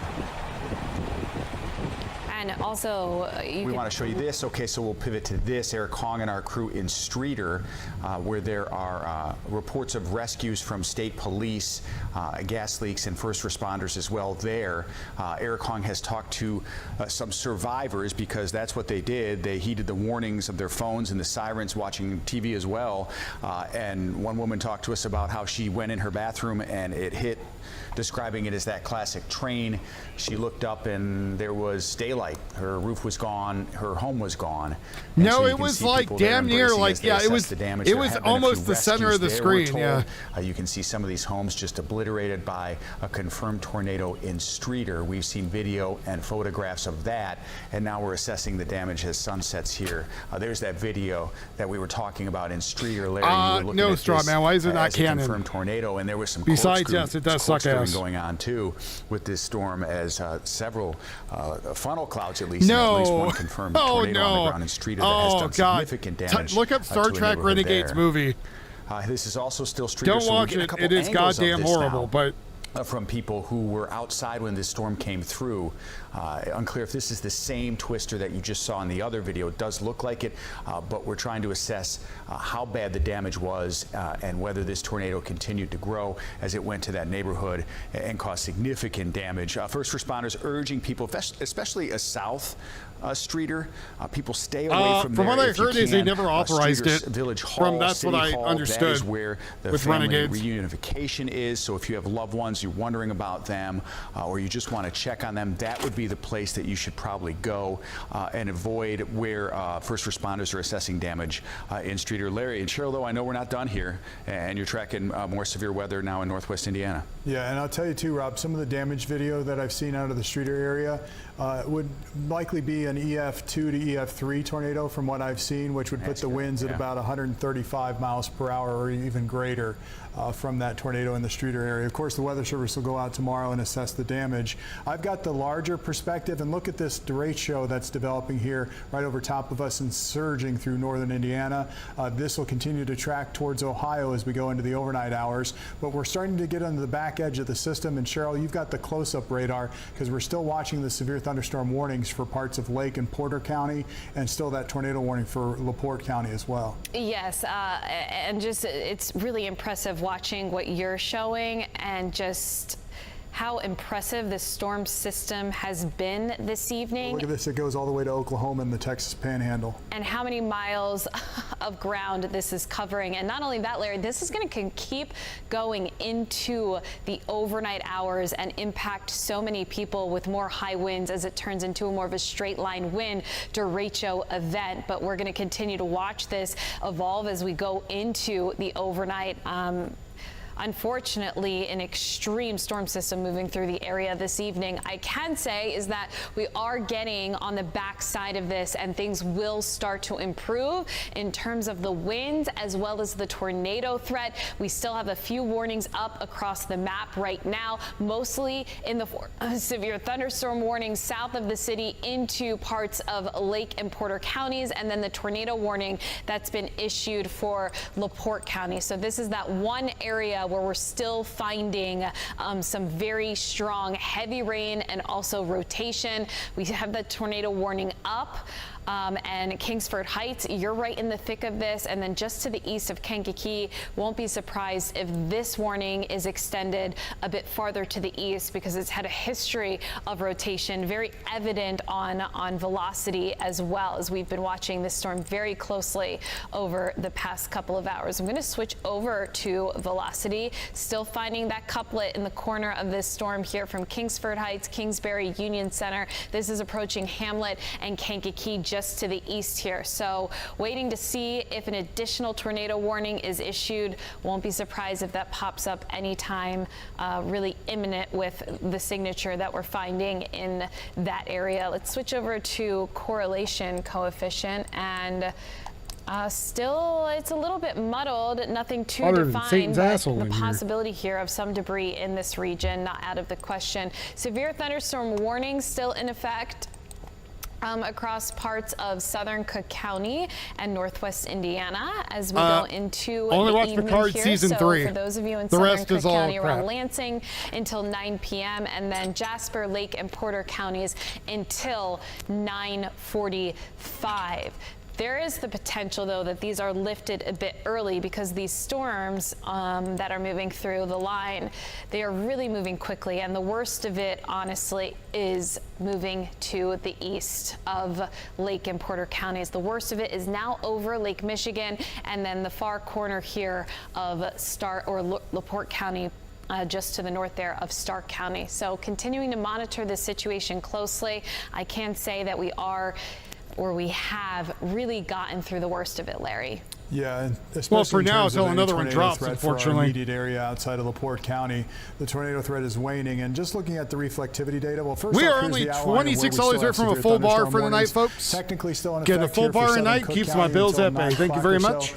The worst of the storm is starting to pull away from Cook County, but northern Lake County, all of the southern part and central part of Lake County, Porter County, parts of Jasper County still under the severe thunderstorm warning. When I switch over to the reflectivity mode, Look at Oh, that. God, I hope it's- they it's bury the really power weakened lines. Here. The storm that blew through the city is primarily out over the lake. Still the potential for some gusty winds here, but nothing that would likely reach severe limits as this moves over towards the Gary area. There is a little line of storms from Valparaiso southward that still could produce some gusty winds, but that's moving off to the east. So outside of our storm in LaPorte County, as you mentioned, Cheryl, things are calming down. We just have to get through about another hour or so of some storms across parts of northwest Indiana and down towards Piatone and Kankakee County. You're going to be in some rain for a little bit longer. But back to the west, the rain has ended. The worst is over. From the city back to the west and back to the south and west too, it's over. This is it. This is the last gasp of these storms coming on through, and they'll continue to track towards the east. But overall, our severe weather threats in our immediate area are going down outside of that storm in LaPorte County, where we still have the tornado warning in effect. And as you've been tracking it, it's starting to pull towards Kingsford Heights and over towards Kingsbury and over towards Stillwell. Just on the south side of LaPorte right now. If you're in that area, I would be taking my tornado precautions at this time too and letting this storm pass on by. It's going to move over into St. Joseph County here in a little bit as it tracks off towards the east. Cheryl, these storm reports we've seen, and let me throw the storm reports on here, see if any have popped up across the area, because yeah, look at all the tornado reports. These supercell storms that develop down to our south and west in Livingston County and back to the west, these are all the tornado reports we've seen so far today. A number of tornado reports being reported across northwest Indiana, south of I-80. Haven't got a tornado report officially from the Bartlett area, but there was probably the potential for a tornado touching down there. We'll see if we get any damage reports out of the Bartlett area. Rob, have you seen anything out of Bartlett? No, we haven't seen anything out of Bartlett just yet. Not seeing any. Oh, hold on. They're telling me Bartlett Fire says structure damage near Route 59 in Stern. So I'm glad you asked, Larry. We've got crew on the way. That's Bartlett Fire saying there is some structure damage there. That's right. Hillary's 59 servers were at in Bartlett. I know that popped up as it was moving into northwest Indiana. We were looking at that, and then that tornado warning popped up. So there is some structural damage according to the fire department there. Yeah, that was a quick spin up right there as the line came through and produced that spin up tornado right over the Bartlett area. And now again, we're still watching the storms in northwest Indiana. We've got crews going to Bartlett, to northwest Indiana, to Streeter. We're going to the places that we suspect there are tornado touchdowns and damage being reported to us. So of course, after the hockey game, we're going to have a recap from our reporters who are out in the field gathering information. So far, Rob, have you heard of any injuries? No, no injuries. I mean, the concern from what we've seen in terms of video, guys, would be Streeter. Obviously, we don't have anything yet in from Hobart, but both of you were following that huge debris ball on radar, which is concerning, but I'm not hearing of anything. I'm seeing right now coming in on our live feed, Eric has talked to several residents in Streeter. So as you mentioned, Larry, after hockey tonight, we're going to hear a lot of survival stories from there. Yeah. You know, we appreciate you following this along with us and sharing the reports as we're getting them in from all of the crew out there. Is this it, you guys? I know you're saying it's weakening and it moves through it and there's not much to the west and it picked up speed, but I know northwest Indiana and some people are still watching us out there need to be careful. But once this front is through, we look to be in the clear, right?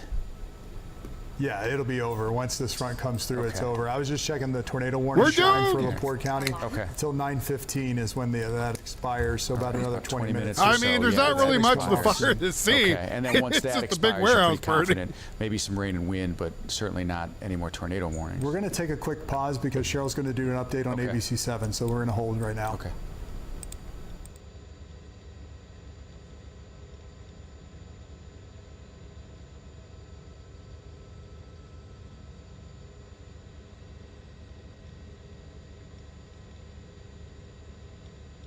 How's it looking? Shoots bad!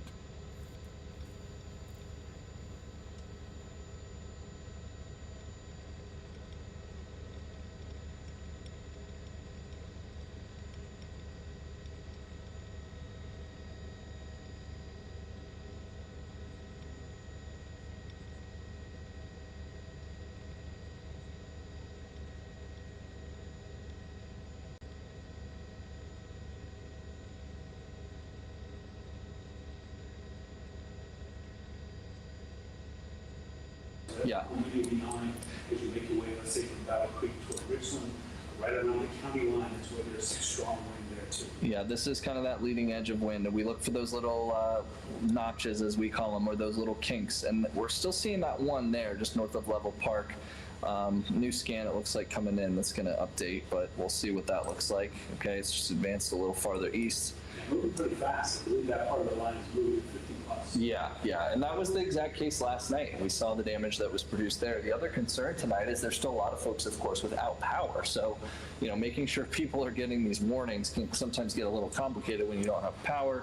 And so lots of plastics burning. Friends and family a call if they're in these tornado warning areas, just making sure they're paying attention. But yeah, crossing M50, an area of rotation, that little signature that you see right there. Yeah, this is looking a little less classic of a tornado signature maybe, and more just that surging, but that's still those areas that you have to monitor. To me, this one a little farther south, if I use my pointer, is starting to tighten up a little bit more. Yeah, that does look concerning for sure. So if you're along M50 between Charlotte no, and working your way northwest, fortunately Chicago's still there. You should be taking cover there for sure. Yeah, let me clear off those little arrows for us. But yeah, just north of Charlotte. And eventually, Grand Ledge, you're in that tornado warning, and Windsor, you're in that tornado or is it pronounced Charlotte? Charlotte seems right. Metro. Charlotte does not seem right. To the south, still some strong winds that's going to be moving towards Battle Creek here shortly. I'm not positive, Keith, which direction our Battle Creek camera faces, but I believe that faces southeast. Yeah, that's what I was thinking. By the way, I want to let people know if you are joining us on ARC West Michigan, if only. ARC West Michigan, we are in severe weather coverage. Yes. So we wanted to let you know there is an active tornado warning that we are tracking, and there are several active severe thunderstorm warnings. So for those who are tuning in on ARC West Michigan, we are in severe weather. Yes, and we will stay with this tornado warning until it expires. Numerous severe thunderstorm warnings as well. Keith, have they relayed, other than I know we had a few reports trickling in earlier from like Allegan, for example. Have there been too many storm reports? Okay. Sort of interesting there, not seeing really any storm reports. There's a couple of them that were on the map. A few in Holland, just trees and yeah. And I believe I noted some damage being reported, trees down, some power lines down, in the city of Allegan and south.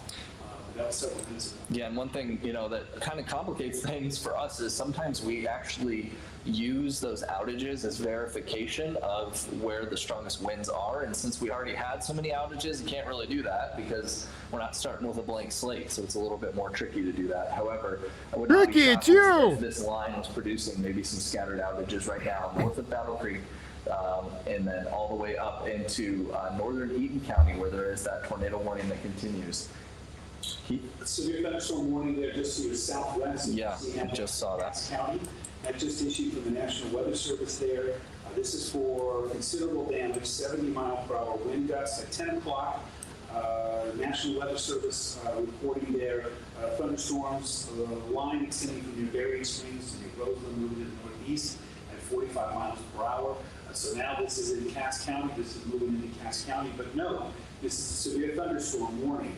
So right now, severe thunderstorm warning. However, the National Weather Service, with this thing, there could be considerable tree damage, and there could, of course, be damage to some roofs and outbuildings as well. So that is for Cass County. That goes until 10:45. Yeah, and we're going to continue to monitor that because if those storms hold together, they're on due east trajectory, as Keith mentioned. So that would include St. Joseph County, Three Rivers, up into, I would even include that in Schoolcraft, even though you're starting to get into now Kalamazoo County. However, we're going to be watching this area really closely along 131 from, say, Schoolcraft all the way down into Three Rivers and eventually into White Pigeon too, for example. So we're going to continue to monitor that southwestern edge. A different kind of storm dynamic going on too there a little bit. It's starting to kind of cluster together, similar to what we have Nine Rivers with Shangwa-Sonasan. Anyways, this main bow on the northern edge is definitely what we need to continue to monitor right now for the potential for 60 to 70+ mile-per-hour wind. Yes. By the way, National Weather Service is saying they are watching two areas of circulation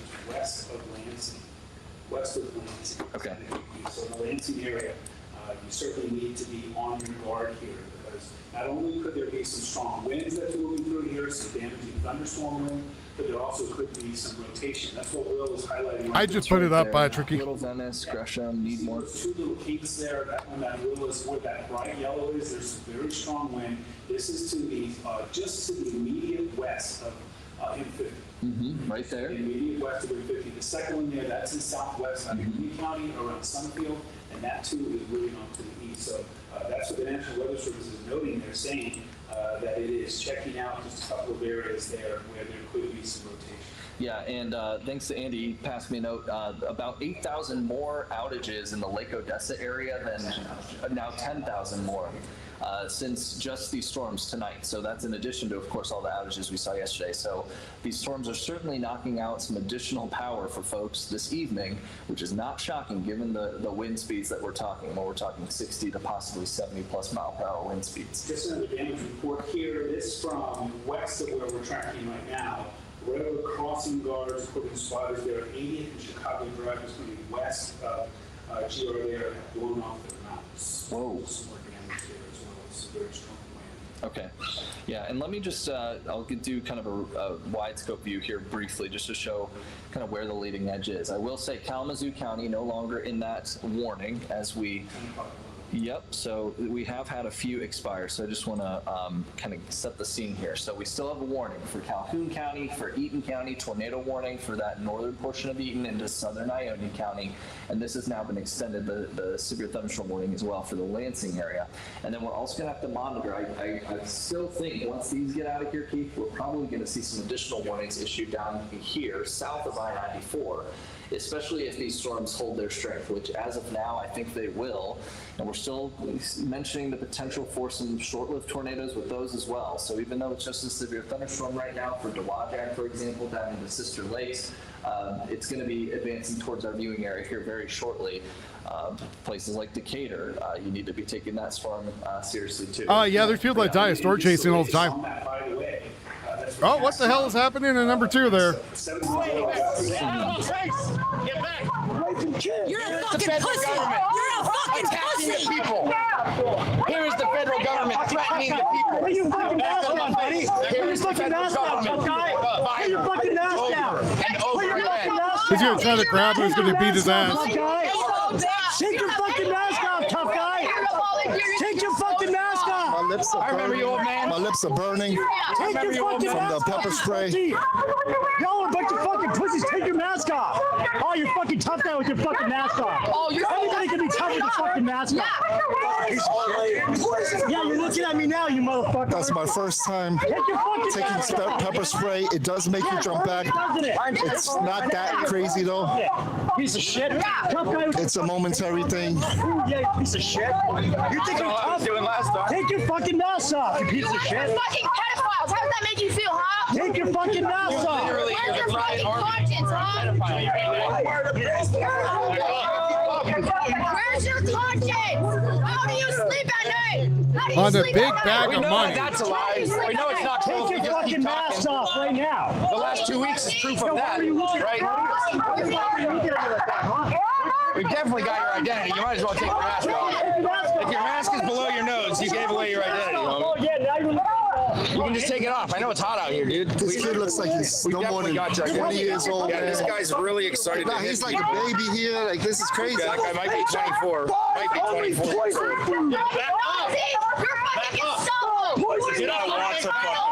Yo, notice you're the only one doing that to him. Yeah, you're the only one. Yeah, because he's getting that guy's face. Everybody else, but they have restraint. Flag on your face. You can tell by the way that he stands, right, guys? He's in a fighting stance. He's got both hands on the end of the. They're holding it down like men. Like, it's okay. I mean, I don't know, like men, right? Like I'm saying, they are rounding up slaves. They are wearing full combat gear. I appreciate the correction. Peaceful protesters, right? I appreciate the correction.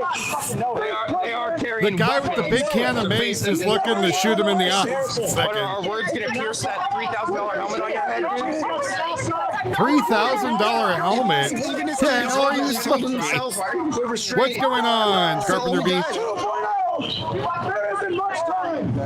New group of ICE agents. And this is by the way, this is ice. What we have mostly had here recently. What we have mostly had here recently is hit that like button, folks. You already sprayed us. You already did it. But here you have a bunch of ice. So you know these guys have what, like 6 days of training? You get that fucking gear on Amazon, you piece of shit. I think the comment that made you guys that offer is going to really fall through on your freaking bonus. G's? Fuck you. I want 50 G's. How does it feel to keep a mask on? Did the cars go in yet? Yeah, the cars drove by. Like, are you blind?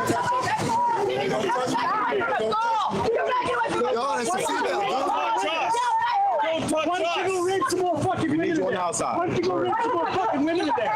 Why don't you go rape some more fucking women? What's the Amazon wish list? Don't be surprised if they spray one more time just for just because.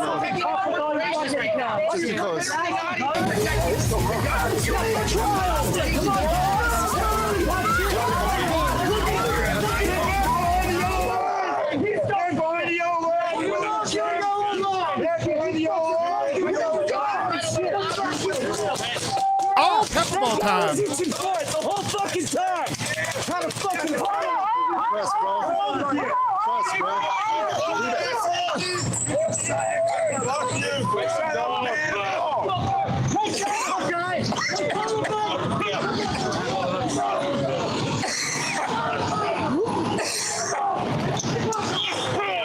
All right, those were pepper spray. Pepper balls. Shot at my feet. They were hitting my feet and ankles. Not very painful, but when the pepper spray releases in the air, it is an extreme irritant. I don't know if you could see. It only lasts for a few moments, and this is the reason why we wanted our PPE from the get-go. Yeah, that's why they don't let you have it. Because it is going against them trying to keep order. My eyes are watering. That is one nasty ass looking beard too. My throat is burning. I bet that thing smells like my balls. I'm good. It's, you know, whatever. Who are we kidding? We know my balls smell better. Everybody is feeling the effects. Raise your hand. Need some water. I do need some water. I don't know if you could see how close the pepper balls are being shot. I thought we were good up until the cement block, so I stayed there. They were shooting they're saying behind the yellow line. I don't see how. That's not, I don't care what the line says. It's not designed in a manner to keep people out. It's a public sidewalk as far as I'm concerned. As far as you're concerned, well, you don't make the law, dude. They didn't have to shoot it. They were retreating. We were at a far enough distance. I could show you exactly where they were being sprayed. They were back by the gate. You could see the markings here. Look. You can see the markings here. I mean, there's no reason. There's no reason. Look. Because they possess? This is the barricade. This is outside of the barricade. So yes, sure make sure it's hot water too, Radagaskar. Make sure they put hot water on her. But completely unnecessary. And then cold water instantly after. That was no, it's like a my force second experience. That was my second experience with the pepper spray. Oh God! Here.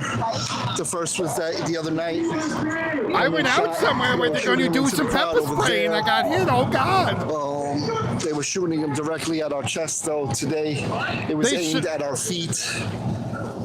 Yeah, you just. Yeah, me too. Did he just contradict himself in the same sentence? Water, just water. Yeah. I mean, it's So you can see Ian's eyes are all watery and red. You inhale it. You don't even. I didn't even realize what it was. I wasn't moving, and then all of a sudden I started inhaling it, and then I started moving because what they should do is just go get some dirt and stick it on the fire.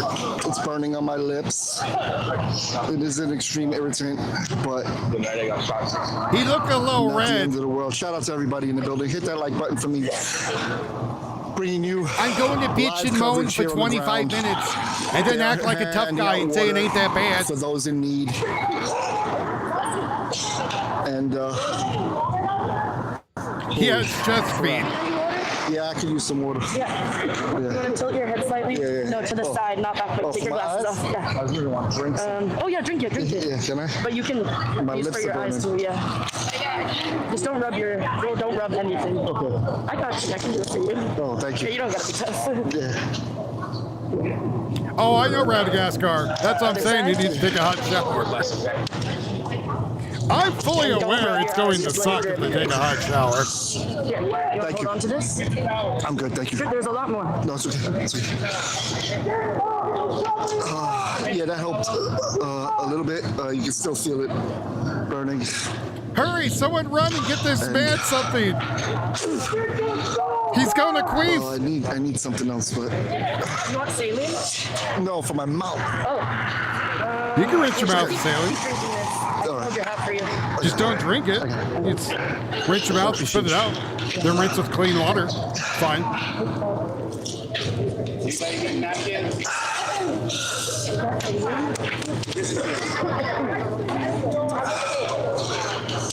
All right, guys. Took that one for the team. How do I get it out of the back of my freaking throat and my lungs? That's where. I feel it. Well, obviously you breathe in the water. Okay. It kind of did. Yeah. Kind of did make it burn a little more.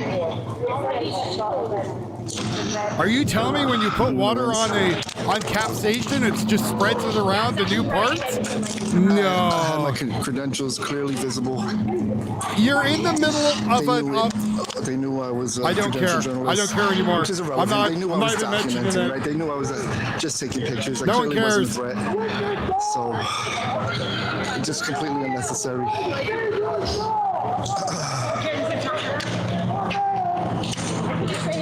I give up. I'm not. I'm filming myself.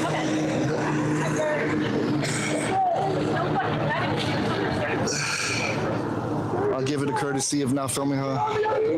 We are out in public, though. Like, it's a kind of a weird thing to say when we're all exercising our First Amendment rights to ask me not to exercise mine, but I'm going to give it a courtesy because... You're a pussy? I feel like being nice. You're a pussy? Hi, Julius. I'll turn this camera around. I'm all good. I'm all good.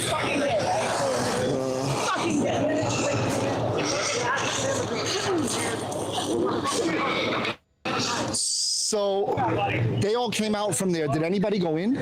Somebody got taken. No. I mean the cars. There's shift change, right? If people are leaving, that means people have to go in too. Yeah, right? there was a line of cars that went in, you that whole tard. procession there on that side, inside the correctional facilities, they're all lined up. They're probably waiting to come in, so it might be around two. Just FYI. Yeah, sounds about right. So you didn't see any vehicles go in, right? Two vehicles. Oh no, 7 vehicles on it. Oh, several? Several. Okay. 7 went in. While everyone's over here, 7 went in. So I think there's more over there. Oh yeah, they're lining up. Because I don't think there seem to be more than 7 lined up over there. They line up by the correctional facilities and they wait. They have it kind of down to a science now. Yes, they know how to do their job. That's correct. It's really weird. I know. Everybody, if anyone needs masks or PPE, let me know. I got one in my bag, but I like we haven't needed it the past. But you never know, right? You can't trust them. Get a mask. Go get a mask.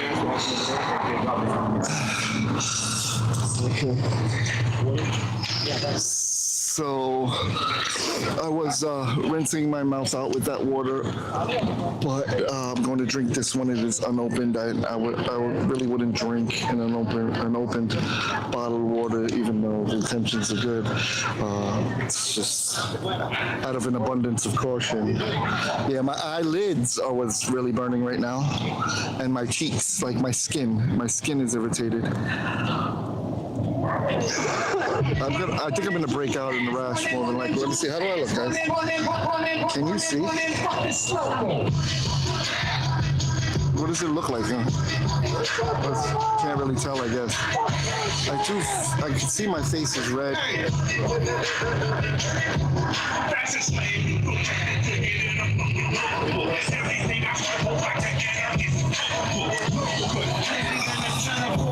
This water I am gonna drink, it is very warm. I'm gonna go to my car and see if I have anything.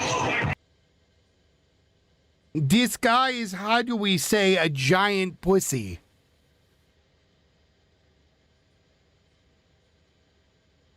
I got pepper sprayed in the eyes because I was standing next to all the people that were picking fights with the officers. Don't they know that I'm a special protected privilege? Dear Lord, how did they not know?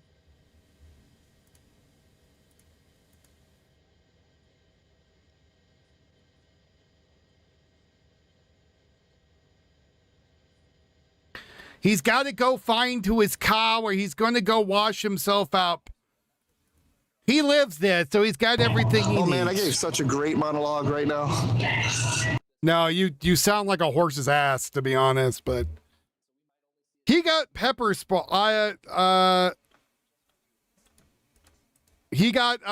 They shot pepper balls at the ground, and they freaked out. And this tent here keeps getting raided and all their shit taken. That's it. That's all that's going on. Now he's got to go and bleach his anus in the back of the car.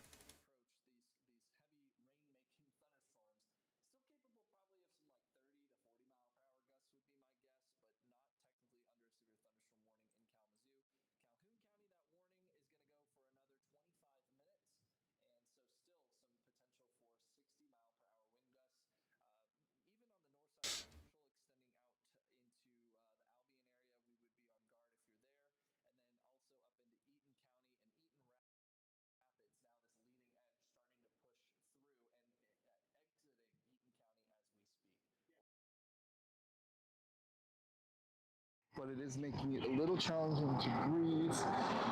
My man parks really close to me, so I'm gonna try to move my vehicle. We're going to see that thing that it's going to come out and be like, were you injured during this year and this year riots? You may be entitled to compensation for getting cancer from pepper spray. As well. I'm going back out, guys. I'm not leaving right now. Wow. The best thing to do is to get in your car and spread now pepper spray all inside your car, right? Bear with me, guys. I'm just doing some hygiene here. Hold on. Let me turn my music off. Sorry. It's a little Public Enemy going on there. They said don't rub. He's gonna rub one out. So I'm not gonna rub because that makes it worse.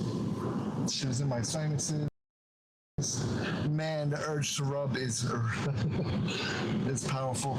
You do seem like you got poor impulse control. What was I doing? I was moving my car forward so I could get in my trunk. All right, I'm over here. That should be enough. Turn my car off. Oh, let me.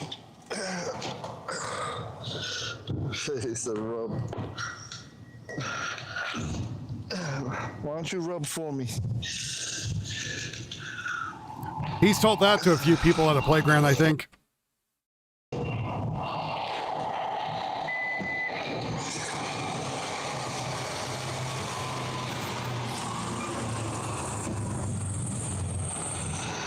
Hold it down in the chat for me, mods. I'm not really paying attention. It's fine. Everyone's just calling you some sort of weird sex pervert. It's all right. Nah, even the water in my cooler is... I wouldn't be surprised if he was a registered special friend. Alright. Screw it. Listen. He's got a Silver trying to run a Suburban. I shouldn't be getting pepper sprayed. I was just taking pictures. I feel some rain coming down, starting to come down right now. No, that's the pepper spray burning your skin. Holy crap.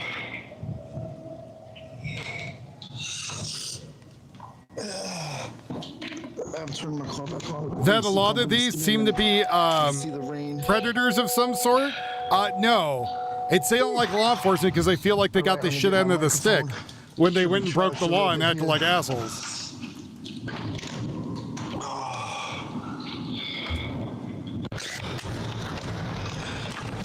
gonna get my gator to cover my face.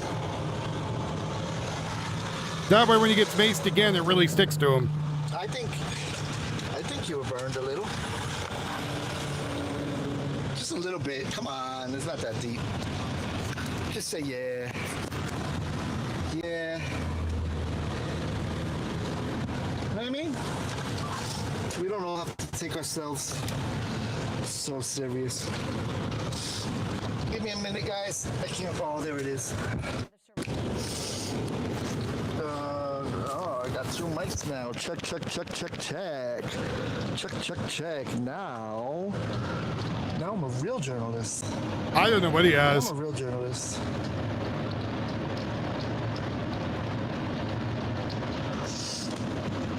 Subscribe to the Exposure Report.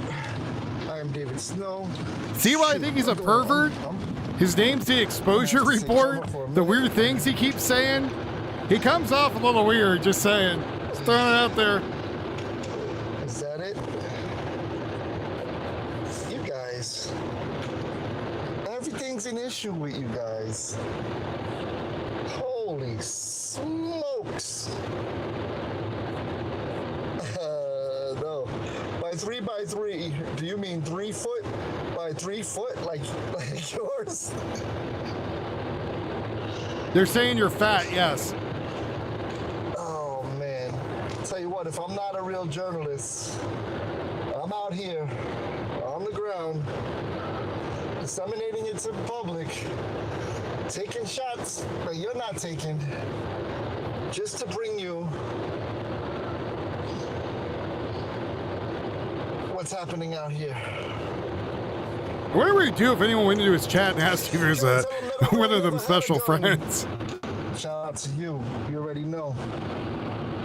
Shout out to you if he had a gun? Is that what you just said? To the height.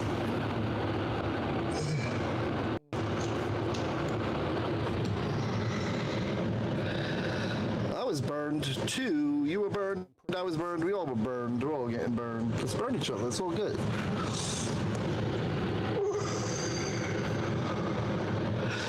They did that. I don't know what he's doing. There was no legitimate reason to pepper spray anyone. The ICE agents were retreating back beyond their gate. And there's people following them. Lined up yelling at them. That everybody saw. Distance, just about where those cement blocks are to create a little area in front of the gate that's, separated. People were lined up right there. In addition to that, maybe another 3 feet past that, there's a yellow line. They were saying, get back behind the yellow line. And he just started letting off. He's currently concealing something in his ass. At our feet. Like that. Kind of caught me off guard because while it didn't hit me in the body, it hit kind of like my feet, ankles. It did release a very intense pepper spray chemical agent into the air that hit pretty Why hard. do I feel like he's like Pretty hard.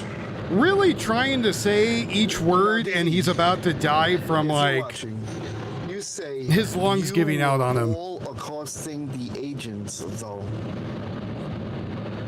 Who is you and who is Anyways, that's his channel, The Exposure Report. Because I didn't accost anyone. Not even close. I stood a few Didn't even feet want to back ask him a question. I know some of you were and took curious. pictures. So let's get it right. There were some people who were getting very close to the agents. Now, if you define that His as flashing accosting coat? Maybe. by getting close and using words, you have a very different definition than I do. I've had police officers get much closer to me when they close the Oh, gap is he an to try to auditor? intimidate me off a public sidewalk. You lived in Tracy for your entire childhood? Building. My brother lives right out there right now, and my sister lives over in Lathrop. To be where I have privilege and license to be, and I'm not breaking the law, and they have absolutely My uncle used to live over in Manteca. no reason to approach me. I've had it happen at public meetings. I've had it happen in public buildings, on the sidewalk. So let's not act like they don't do that all the time to citizens who they just do not like what they're doing. Not that they're breaking the law, they just Oh, here we think go. they're suspicious or something like that. I personally wasn't getting as close as others, especially because I want to take the pictures of that happening. That's my job here. My job is to document. Streamer was arrested again in front of Nancy's house, and he was resisting. Nancy Pelosi? If you feel like they were getting too close, that's a matter of opinion. However, when you say you all were accosting, I don't believe that to be accurate, and I don't think anyone who is watching that believes that everyone was doing that. You all, there was a couple. No, it's it's security jobs is to observe. Oh, Nancy and report. Guthrie. That's Oh. security's job. What were they My out there job's not to protesting observe about? And report. I mean, isn't that what I am doing anyway? Am I not observing? Streamer of a hammer. and What? reporting? Huh? Doesn't that take? Do I not have to be within sight and sound to observe and take pictures and record? And Yeah, and you recording take takes all of the words, necessary responsibility of that. If something happens to you, that's what happens. If you're in a war zone, you take a bullet to the head because you're in the middle of a war zone reporting it. That's part of it. You what I saw. Like, I saw yeah, you're gonna an die. unnecessary Is the soldier going to be wrong for shooting in the head? No, you're an enemy combatant at that point. He doesn't know what the fuck you're doing out there. Just like I that. saw protesters getting Like- extremely close to ICE agents. Shit happens, dude. I saw some ICE Like, you agents take responsibility for going out there. I saw others itching to go. I saw some protesters who were more aggressive than others, but I didn't see any protesters hit, strike, touch, shove any ICE agent. I did see ICE agents do that to protesters. And mind you, when it happened, it was 100% on the public right away. And I understand they were clearing that. He does know we can watch the footage, egress right? So that vehicles could exit. And I'm not condoning the blocking of the exit. This is what happened. And that's what they're protesting. That's how they're doing it. Yeah, it's not protesting. Some means to clear them out. Yeah, sure. And that's the means that they're using. What's the problem? Happened, and you're shooting at the crowd. Yes, and you were in the crowd. This has a line that said, never bust up at the crowd. Catch him, he says, catch him dolo, make the right man bleed. And I'm not suggesting violence on anyone, but what that you are. bar means is don't just take it out on everyone. Don't shoot up the whole area. You can catch the right person and you handle that person. don't consider that a riot. I consider that civil disobedience.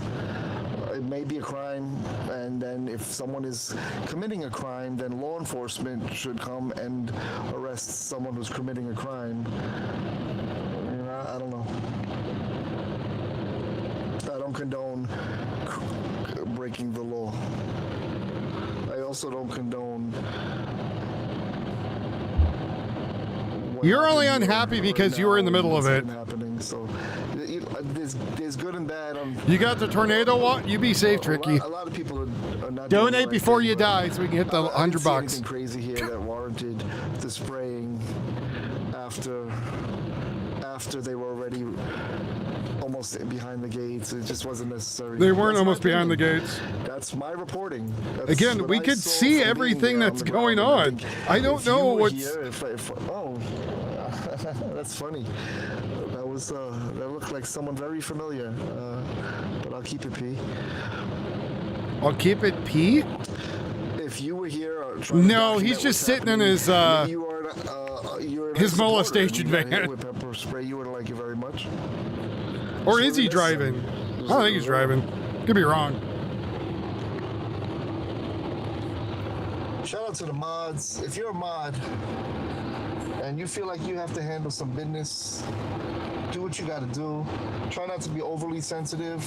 Obviously, this is a controversial situation, and there is room for differing opinions. We should welcome the differing opinions, and we should engage in a respectful conversation. It's legal now, I guess. If possible. Especially when you're talking on the mic and not watching the rep. Out a way to do that. I'm not here to do that. I'm here to tell you what I have seen. Yeah, he's just sitting in the car. I mean, you know, we all can disagree. If you're new to the channel, please, I see a lot of people in here, 520 people. Hit that like button. Hit the like button. Whether you agree with me or not, I'm bringing it to you live.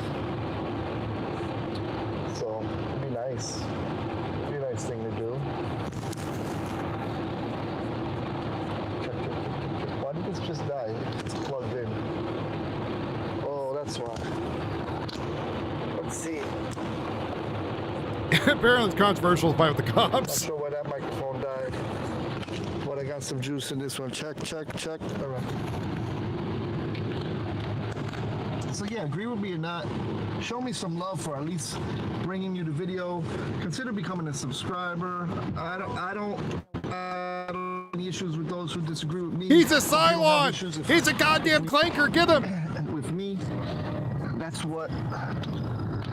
how we make progress, exchange of ideas. When we go, and that means we as the attorney response team and my colleagues, when we go to speak at public meetings, quite frequently we see a commission, the commissioners or a council meeting, we see all of them voting the same way, 100%. Get your bullshit story straight, buddy. Yes, down the line. That's a problem to me. My friend Leroy likes to say, when everyone is saying the same thing, then only one person is doing the thing. Well, that's not how it's or they all agree on something and you don't. Having debates with each other, having conversations, having a discourse where they disagree and they come to a conclusion that's best for their constituents. When he came in, they're like, oh shit, get the animal version. It's the size of a horse. Not everybody agrees and not everybody thinks the same. So, what do we do about it? There has to be solutions. Reasonable solutions. Some may say that this is all by design. It's intentional. It's to get us fighting with each other so that we don't see what they're doing. Zombie! It's right and wrong. Oh, this asshole thinks he has a soundtrack now. You may believe you're part of the up, but I assure you. Well, Soma, he probably has an order that he's supposed to do that. Anyway, that's And I got love for each and every one of you. We are all Americans. We're not supposed to be fighting each other. Well, the only ones that are Americans are the ones who are actually Americans. If you're here illegally, you are not an American.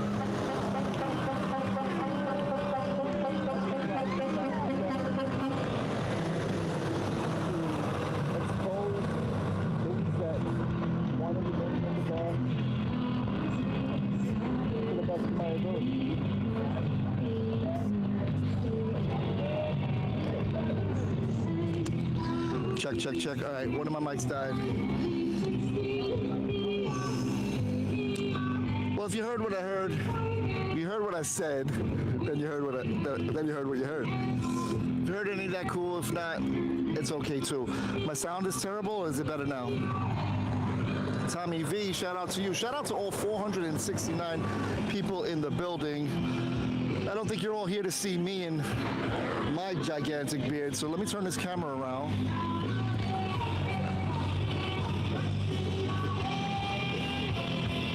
Those of you who are new to the channel, please hit that subscribe button and turn your notification bell on so that you never miss videos like myself.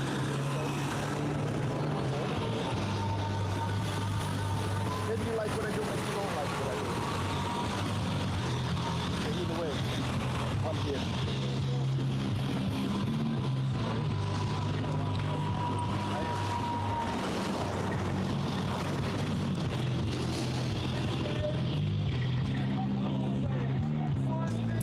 I don't think he knows what he's doing most of the time.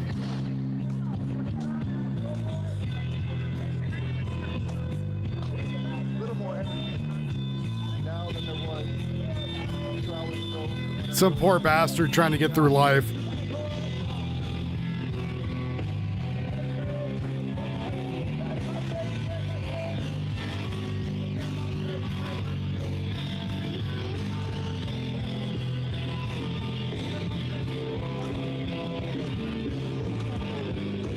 Brain dead. You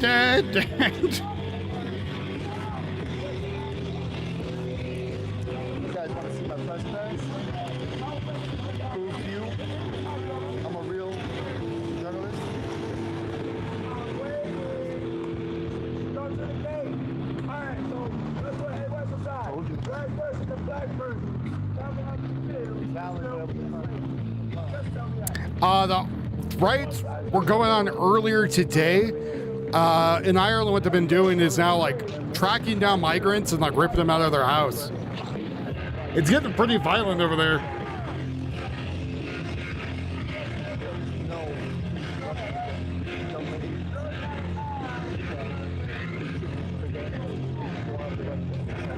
Hey man, I like Rage Against the Machine, especially when they told me what kind of meds to take.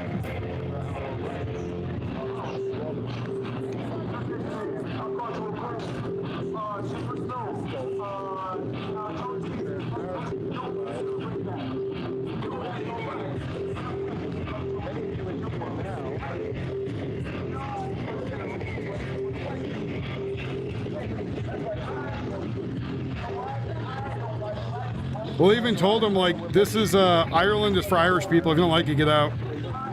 And, like, we'll make you get out. And I was like, oh, Jesus.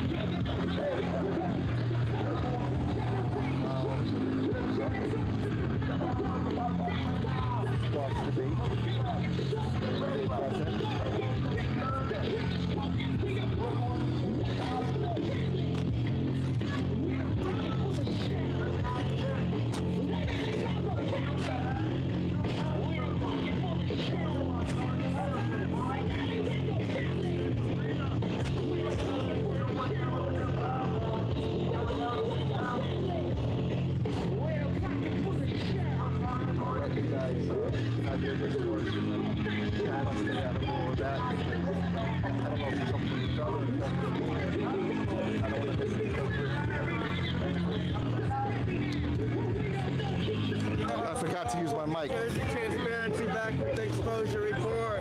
What up?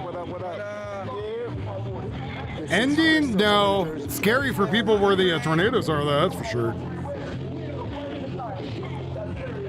I gotta remember to use this mic here because the other one died.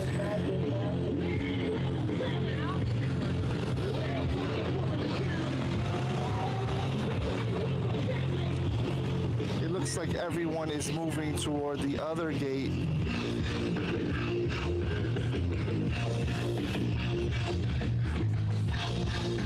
So let me get you that cover. This time I will be wearing my gaiter. He knows that's going to make the pepper spray worse, right? If you notice, it is an American Oh, flag. God, that's JLR. I Oh. don't know if you can hear me. This time I will be using my gaiter. I brought it out. If you notice, it is an American flag because I am a patriotic American. I do love and believe in. All the people are saying that, oh, no, he tripped. It's no one, it wasn't the cops' fault. Well, the cops didn't get hurt. It was all cops' fault. You know what? Let me rephrase that. I do believe and support the Constitution, which limits the power that the government has in trying to infringe on our rights, our human rights. It limits the scope of authority. It was designed to protect us from them. I'm guessing he's a sovereign citizen. Just a feeling.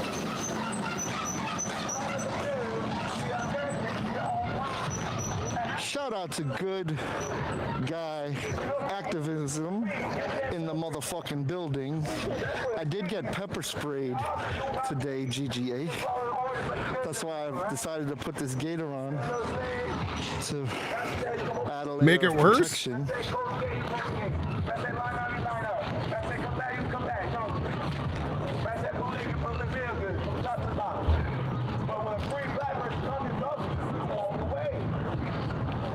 Good guy activism is outside every day advocating for we the people's rights, our First Amendment rights, our Fourth Amendment rights, Fifth Amendment. Nobody does a Fourth Amendment audit like good guy activism. And first. If you have activism in your name, you're probably a prick. You already know. I'm outside. Check it out.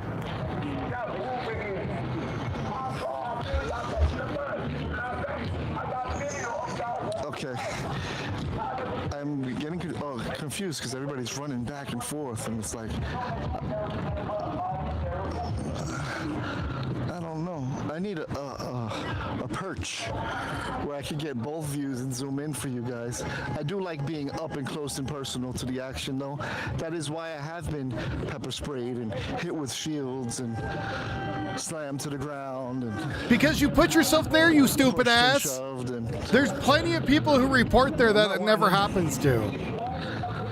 Part of the game, right? No, because you're an idiot. So I'm gonna hold it down in the middle here. So I'm ready to go that way, or that way, or that way when the time calls. Let me know how the sound is, if it's a little bit better. I could hear your drawers flapping. Can you stop that? I hear whistles. Whistles mean ice is coming out of the building. I want to put my mask on real quick. Hold on. Thank you, Tommy. Only one vehicle coming out. It looks like they got Tupac pumping.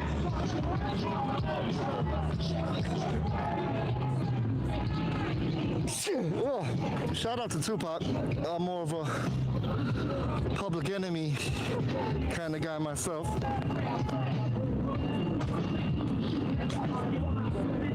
But then again, I did grow up. Well, I'm not going to age myself, so I'm going to let that rock. You already know. Mentally handicapped? Oh.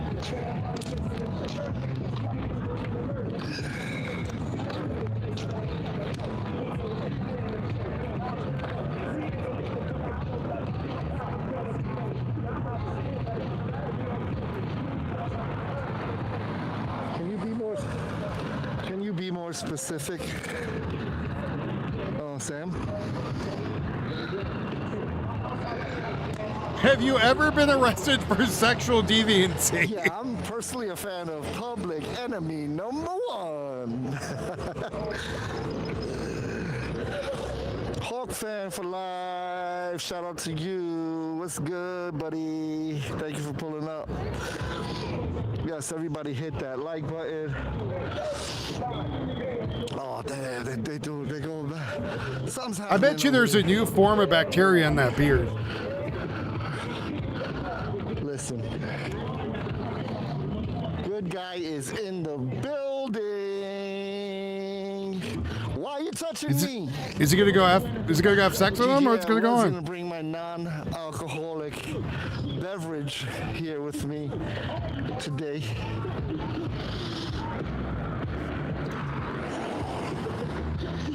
I still may. Good guy is Public Enemy number 55. If you know, you know. 50 said freeze.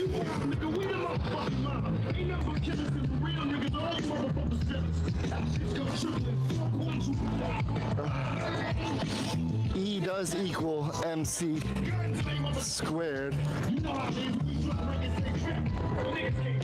He wants to get hip so the kids like him. Shout out to J. Cole. He actually used that in the bar.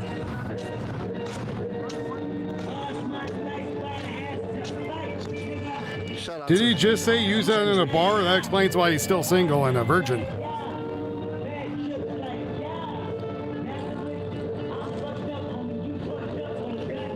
Exactly. I didn't want to finish that bar for obvious reasons. Handy stupid. So handy capable?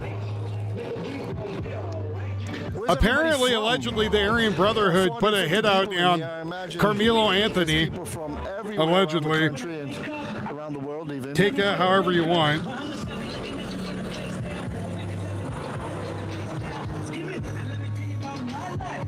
My man is breakdancing over here. Or The amount of children that have died on that beard.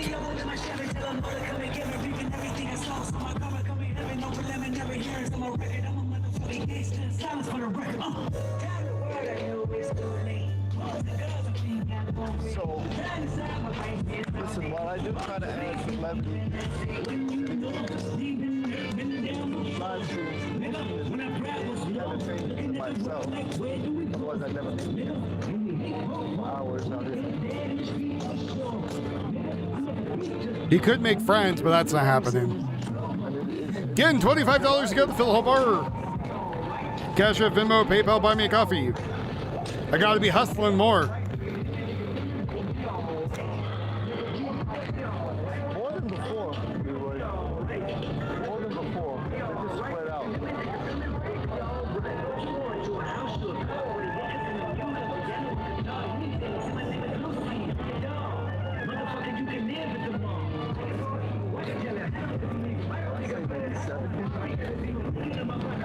But they are spread out. All down the block, down there. There's a tent over there. Some people are hanging out by the tent. Some people have gathered around the rest. Others are over by this one. There's some down by the other tent down there in the bathroom.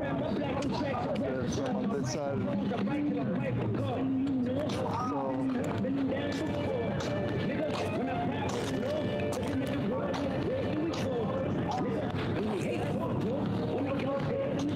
Put that $10, put that $20. Screen 4, I'm 20 minutes set of that storm. Well, you be safe, man. I know a lot of people were telling me it's looking pretty bad. So you be very safe while you're out there.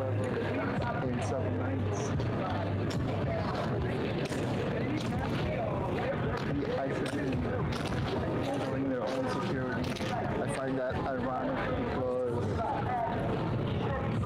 they originally were handling their own security, and then Governor Mike Sherrill called in the state police to take over for them, and then Raj Baraka brought in the Newark police to take over for them, and then said he wouldn't be providing security, so we've come full circle, and now ICE is handling their own security once again, so they don't know what the hell they're doing out here, but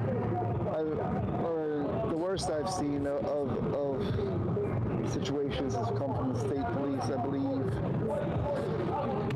I mean, originally ICE was doing a really bad job at first. I don't want to say bad job, but I wasn't here, so I can't really speak to that. From what I saw, I don't know how I got the whole story, but there was definitely a lot more violence originally with ICE.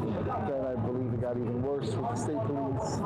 Newark police weren't great, but there were some that were okay. They did a better job than the state police, I can tell you that. But they did create checkpoints on a public sidewalk where you weren't allowed to bring your property.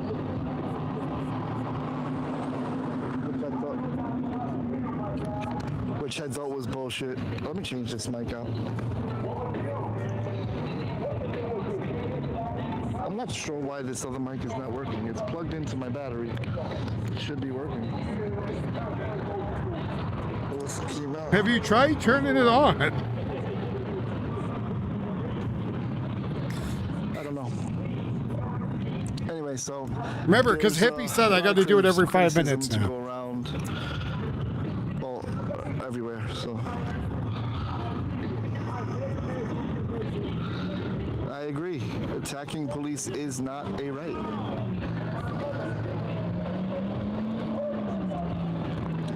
I would never say that it is, and I would never attack police. I would expect that. I would never recommend that to anyone.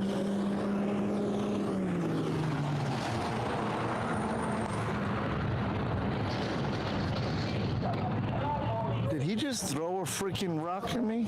Oh, they threw it at him. I don't know. Something happened.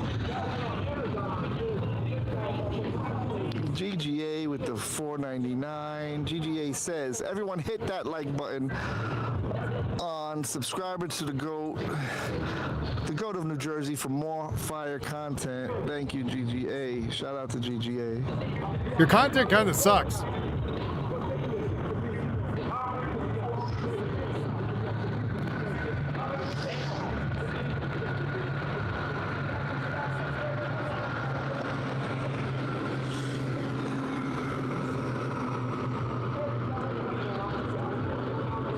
I agree, Leroy.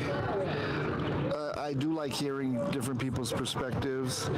I do like engaging in a civil conversation, even with those I disagree with. I think that's the whole point of the First Amendment, is to have disagreements and civil discourse. Yeah, but the people you're hanging around with are the ones that are stopping that, who are literally attacking people. I haven't gotten that far. Yeah, GGA. GGA, are you a member? Shout out to Good Guy Activism for showing love. I'll get there. They're against. It's just against ICE, is what it is. Anti-ICE stuff. That's all. Members.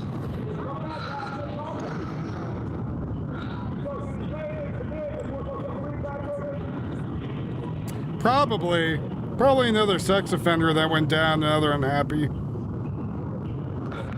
Yeah, there's been some dangerous behavior here. I mean, that's why I'm here. I'm showing you what's happening. You're free to draw your own conclusions. I expect that each and every one of you is capable. Oh, Good Guy Activism joined power. Shout out to GGA. Ding, ding, ding, ding, ding, ding, ding, ding, ding, ding. Ring the big bell for GGA. Thank you for joining, becoming a channel member at the power level. I do have 3 levels: light, truth, and power. Light, truth, and power? Power level. GGA. I'll have to to send you nudes. I'll just play. Hello.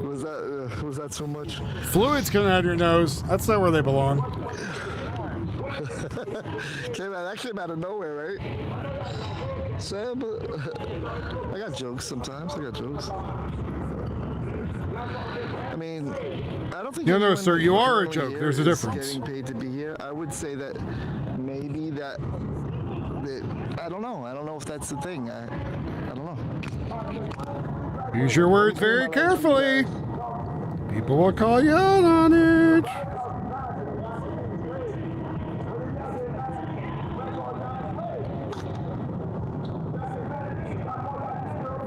Certainly possible. Sorry, it's certainly possible. I don't know who's who and what's what. I'm just here trying to be cool with those people who are being cool with me, both on and off camera, both online and offline here, live in person. He has a job for so long in prison. So, I mean, I'm very well aware that in everyday life you run across people who agree with you, who disagree with you, who vote one way, who vote another way, who yes, that is literally how life is.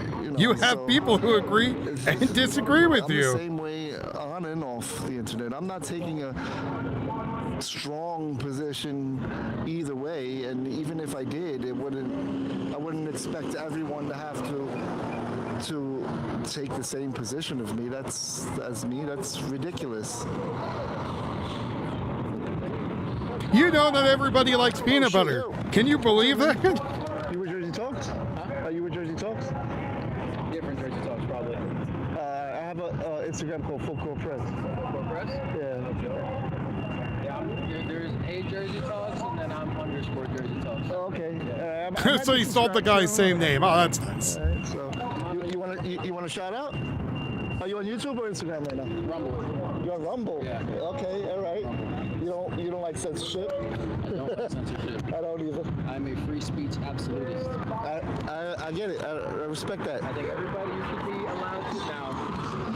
Minus threats, right? No violence. No violence. Right. There's consequences for your stuff. 100%. You say something, you get fired because you said something bad. Yeah, 100%. You were not absolved of your consequences. But I think I would fight for a person to be racist to me because that's their right as an American. And you would fight for their right to be that. Absolutely. Shout out to you, man. I'm the same. Everyone has a right to. That was a very girly handshake. I don't respect racism.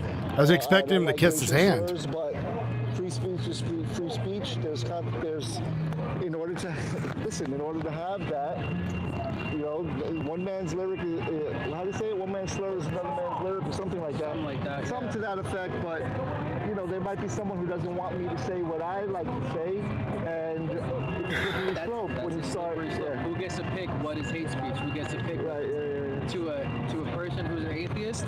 Right. Me saying Christ is king is a hate speech. Right. To me, as a person of a man of faith, if I say Christ is king and you say Jesus was not real, that's hate speech. Everyone should be able to say whatever they want. It's words. As long as you're not inciting violence. We can say whatever we want, right? But like you said, that's a thing you may have to be careful with because there are consequences to that. There could be consequences to it. And as long as you're aware of that, you're free to say what you want to say. Absolutely. And that's the beautiful thing about the First Amendment. It protects everybody. My name is David, by the way. David J. Nice to meet you. Nice to meet you, Jay. What was your channel again? The Exposure Report on YouTube. The Exposure Report? Yeah, we're live now. We got 350 people in there. Oh, so you're more than me. I'm on Rumble. I'm only got 30 people. All right. Listen. Yeah. Shout out to everybody on Rumble on Jersey Talk Jersey Talks. And on Instagram, subscribe to _Jersey Talks. I appreciate that. I love your shirt. Where you get it made at? So actually my sister-in-law made this. Okay. She's a whiz with the whole computer design stuff. Yeah. She did it up. Shout out to sister-in-law. I appreciate it, man. Stay safe. You got a mask? Huh? You got a mask? They were shooting us with pepper spray. I didn't have this before, but once I felt the effects of the pepper spray, I decided, I gotta whip this out so that, it's clear. All right, man. Nice meeting you. You too. That's medical services. That is not police. So they're the good guys. Can you guys hear me? Shout out to you guys. I keep forgetting to use this mic because I'm not used to speaking into the mic. I'm used to using this other microphone I have. Just here, pretend which it's a cock. You'll be used to that, buddy. Well, we're outside. Nice, Sean. You didn't fill up my tank, though, you bastard. So I think I am subscribed to Jersey Stormy but no tornadoes? That's good. Just be careful if there is tornadoes. For those of you watching on that channel, what's up? What's up?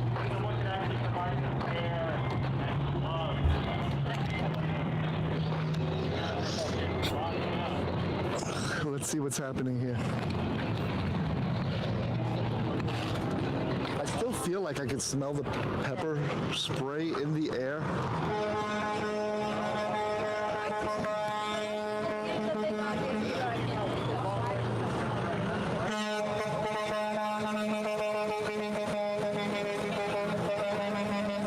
We are in Newark, New Jersey.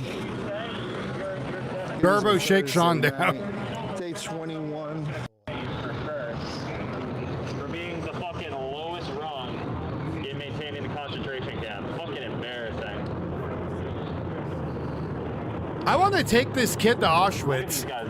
I'll be like, let me show you what a real concentration camp is here, dickhead. Yeah, I feel so good about being the fucking lowest rung, the fucking henchman for this concentration camp. Where they lock up people who look like me and I'm complicit. Come on now. Fuck out of here. Fuck out of here, he says. They may be mobilizing. I hear radios.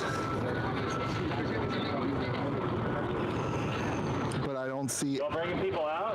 ICE agents. Can you let us know? Give us a heads up. Lining up. That would be nice. Currently. Somebody's hurt. Take them out here to the ambulance. Oh, you think someone's hurt inside? They were calling for an ambulance. Well, they should let them right on it? Yeah, let the fucking ambulance in if somebody's hurt. Coordinate with them. They're across the street, fucking scratching their dicks. Follow. Are y'all too scared to step out? Yeah, follow. Are y'all too scared to step out? They can't think for themselves. They just follow orders. They're literally in communication, probably with the medical people. People have brought their PPE back out since they were shooting pepper spray bullets. Come on, Piggy, step out of the pit and talk to the fucking ambulance. They probably are, you fucking retards. Like, we have ways of communicating. They have radios and cell phones. You low IQ dickweeds, like, they're probably talking to them like, hey, give us a few minutes. We're like, yeah, sure, you know, we'll just chill for a minute. What, did you let them fucking die or some shit? What the fuck is wrong with you? Let the fucking ambulance in.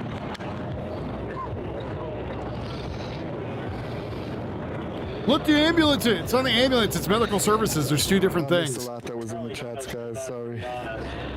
Does he have a giant fucking box on the back of the van where they have a gurney? No, it's not an ambulance. It could literally be just medicine drop-off. Like,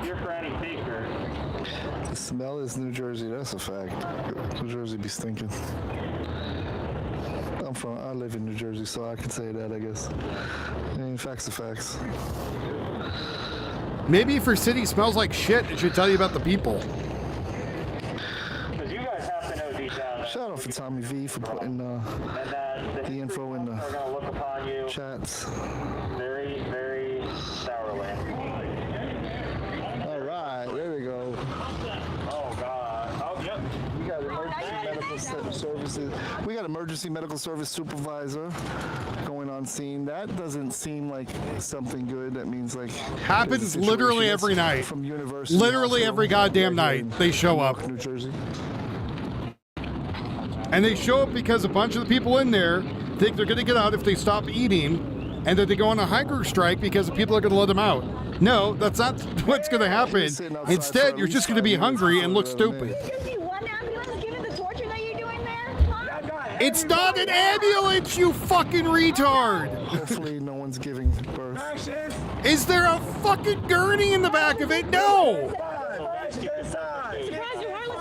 An ambulance, you 2-bit retard, has a fucking place for a gurney! Congratulations, that might be the first good order you followed. Just follow it. Give you it as a hint. There's 2 ways it comes. One is a big box on an F-350 Plus, right? The other one is a van type configuration. Neither of those, and I know it's going to be really hard for some of them to understand, neither of those are an SUV. And it's a supervisor, which means they already have medical, probably assistants in there, and they need someone that has a higher level of either education or can authorize something.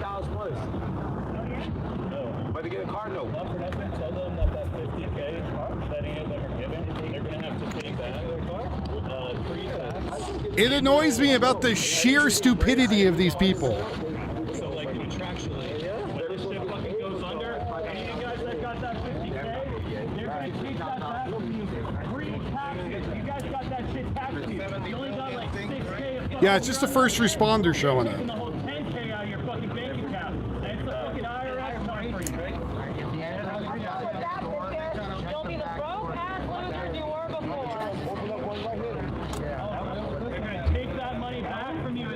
I hate stupid people, I really do. And fucking poor and fucking shitty, and your family's gonna see that and they're gonna be ashamed of you.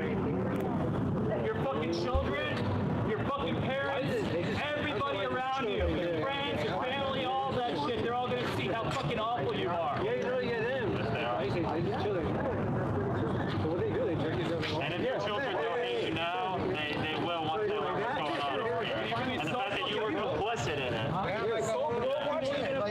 It almost looked like there's a laser dancing around on BG's camera that someone's trying to shine at him. But I could be wrong. Is there a little lights at the bottom?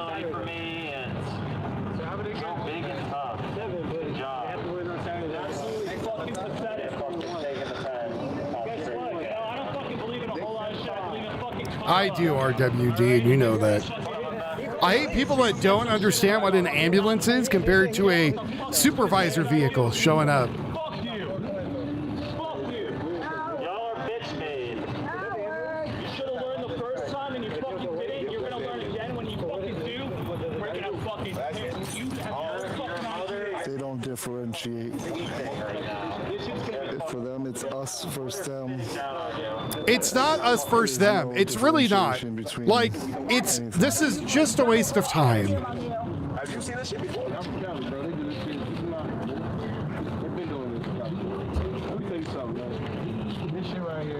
They assumed it was an ambulance. They're like, oh, let the ambulance in. It's an SUV with lights on it that says on the outside, supervisor, emergency, medic, supervisor, or something around those lines. Literally says what it is on the side.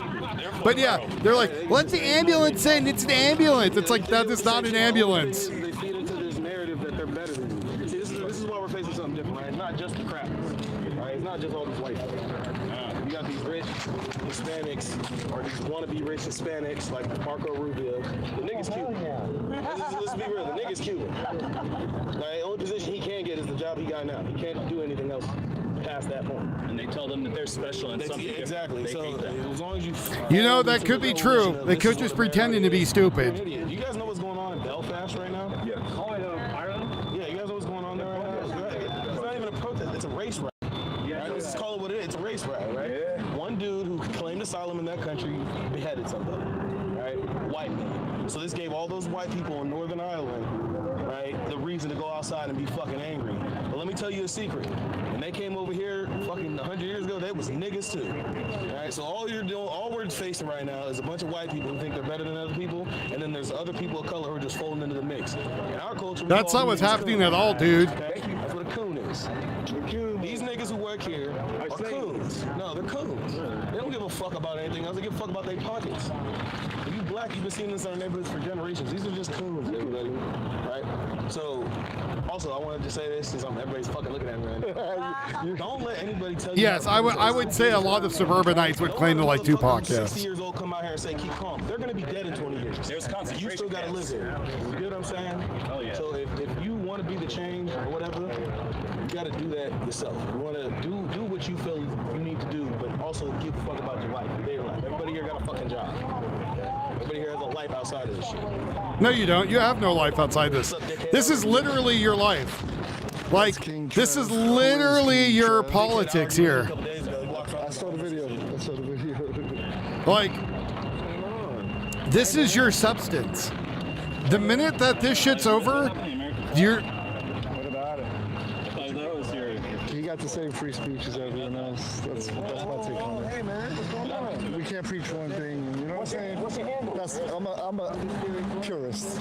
First Amendment purist. I would fight for anybody's rights. I know I need the AI to check. I need the AI to check if I can drink this water. You gotta be angry about something when you're mad about it. Yeah, wasn't Tupac a wasn't Tupac a It is. I've seen it. That's where I saw the video. a plant? Yeah. Like from the music industry? Wouldn't surprise me. Be real. Talking to him is like an echo chamber, y'all. Don't even waste your energy.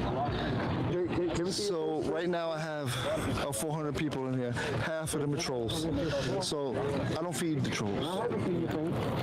You get what I'm saying? I mean, listen. Everybody has a right to do whatever they want. Even little short shit dickhead right here. Right? He has a right to do whatever the fuck he wants. Right, you gotta be hostile and aggressive. Man, shut the fuck up. Shut the fuck up talking to me. Shut the fuck up talking to me. Wherever I want. And I can tell you to shut the fuck up talking to me. Yes, you can. But Okay, so shut the fuck up talking to me. Why you don't like me? All right, because what? I don't like the way you look. I don't like the way you dress. I don't like the way you So you're act. discriminating against me. You're discriminating. Yeah, he's a racist.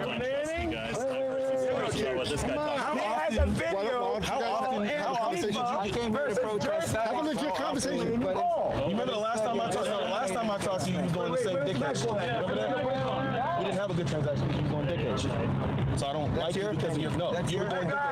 Fuck, I don't like you. Yeah, I called the guy straight. You're a racist, dude. Okay, shut the fuck up talking to me. Okay, what do you think? Like, word. This is what happens when motherfuckers get bullied in high school and don't know what else to do. You literally bitch that people don't like you based on your skin color. And you are in the middle of the night out in front of a facility yelling and screaming. I don't think he's the right guy to talk about people being bitched. Can we all just get along? Or bullied and out there bitching. I don't know anything about that goddamn motherfucker. What do I look like, a goddamn streamer encyclopedia? No, I just heard about it today. I don't have to answer you. It's a free country. I can do a new story. I don't know anything about the guy, but JLR Investigates supports him, which tells me he might be a piece of shit. Because JLR Investigates is a piece of shit, so I don't know. You can speak to me without the blowhorn. Why you gotta blow up? I want you to make sure that you hear me. I want you to make sure that you hear me. We can all hear you. Oh, that's cool. Cool. So why you keep recording us? Show us your face. Drop the mask. Drop the mask. Drop the mask. Drop the mask. Drop the mask. Oh, we don't know. I'm annoying as shit. I'm really annoying. I'll crack you too. What's your name?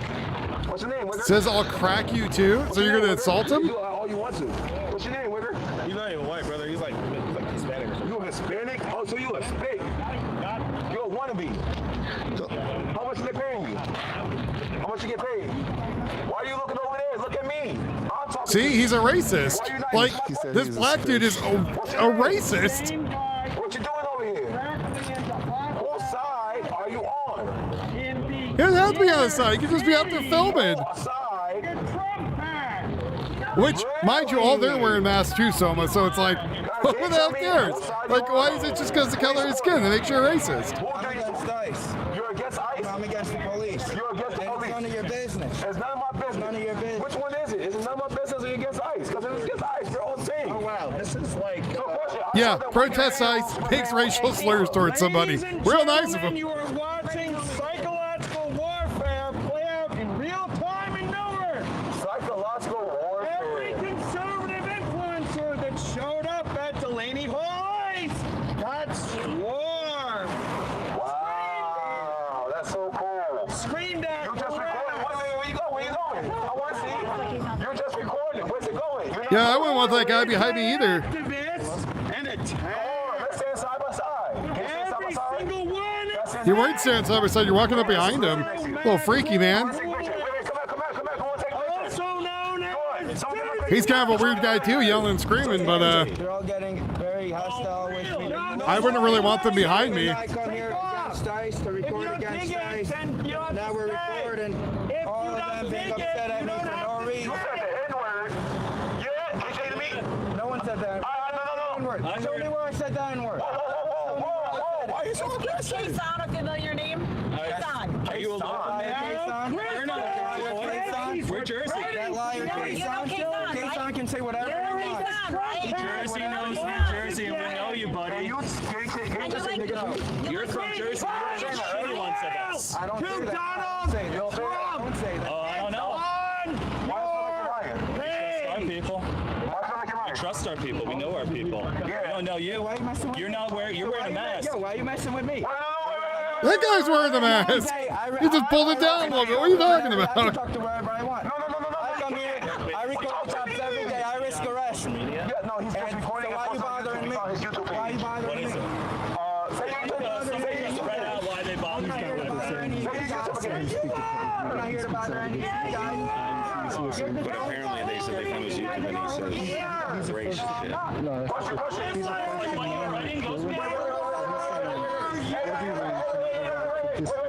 disagree stuff. They're getting it wrong. I'm talking to you with the microphone in your face. You've been ignoring me and dodging my questions. But as soon as someone else decides to talk to you, you want to ignore me. Let me know. What's wrong? You don't like a free black man with free will ask you some tough questions? You don't got to blow the bullhorn. But he's got free will too. Doesn't have to answer any of your questions. Answer the question. But you don't answer my questions though. Answer the questions. But you're a reporter, right? Yeah, he's a reporter. He doesn't answer questions. You ask them. I'm a documenter. I ask questions all the time. Shit, I'm asking a question right now. You're giving him the content. Give me a question. Oh, you see what I said? That's what I'm talking about. Walk up. Oh, look at the lightning.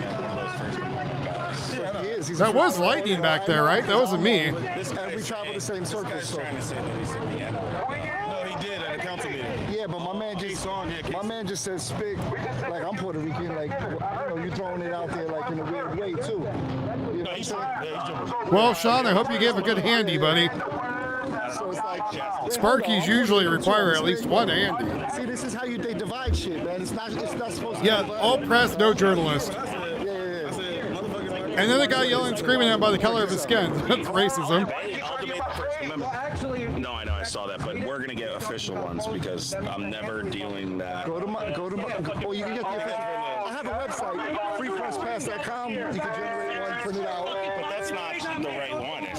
Is that the same one from the one that we get? This is. Is this the one from that website? This is valid wherever the Constitution. Well, I mean, you can ask questions all you want, but usually journalists don't answer questions. One says full court press, and one says this is my YouTube. The other side is my Instagram. So if you notice, why are you going to a website to print out a press pass? Why don't you just go and Google Paint and open up a goddamn thing and make one? This is who I am. Here's how you do it. You print it out. But you can have all the press passes you want. You're still breaking the law. You're still breaking the law.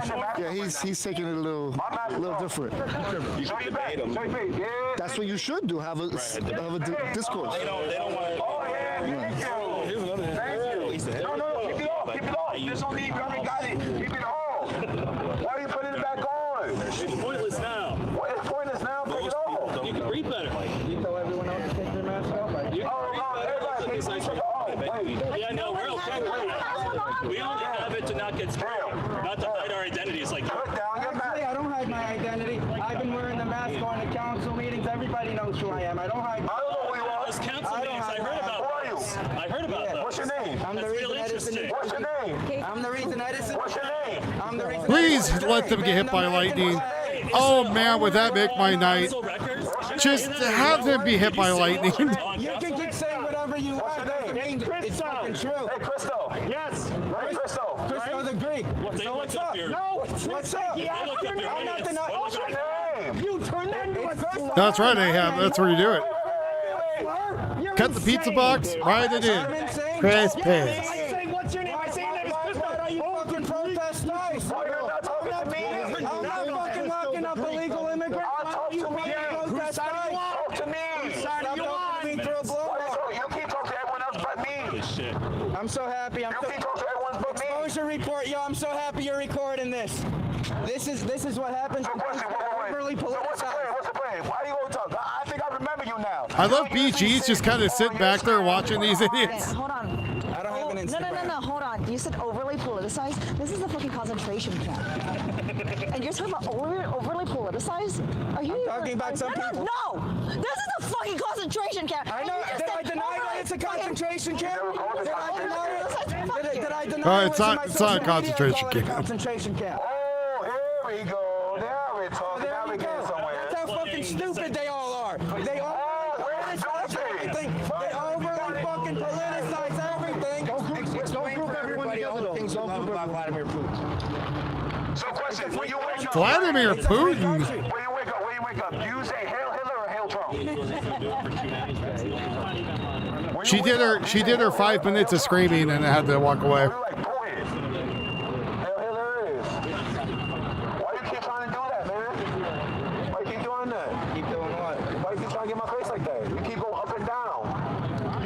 Because you're in front of him. Any more questions? Can you tell me your name? I'll tell you my name. I'm known nationwide.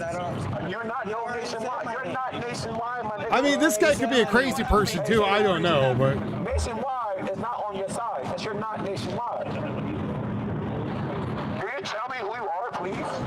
What do you do? What do you do for a living? I'm just a bum. I don't do anything. You're just a bum. You just don't do anything. But you're sitting here recording. I don't do anything. I was recording them until you guys. No, you was not. I keep seeing you turn the crowd. I was recording them until you guys. You must not know about me. You must not have seen the videos about me because this video is circulating. I like to ask the right questions and pressure on people that look weird and look like you. Yeah, Leroy, I know that looked like you. Again, another racist comment. With a short sleeve shirt underneath. Crystal the Greek. What is that? Leggings? You wearing leggings? No. And then you wearing no shoes. You're trying so hard to be undercover, but you're not. Nothing. And then you wear them shoes. What the hell does that mean? How often were you bullied? Can you tell me how much? Wow. Oh, you got more information? Yeah, it looks like he tried to. That was. He said nationwide is not on your side. That was hilarious. He said on nationwide. He said nationwide is not on. I thought that was funny. Yeah, he said that too. That was funny. That was good.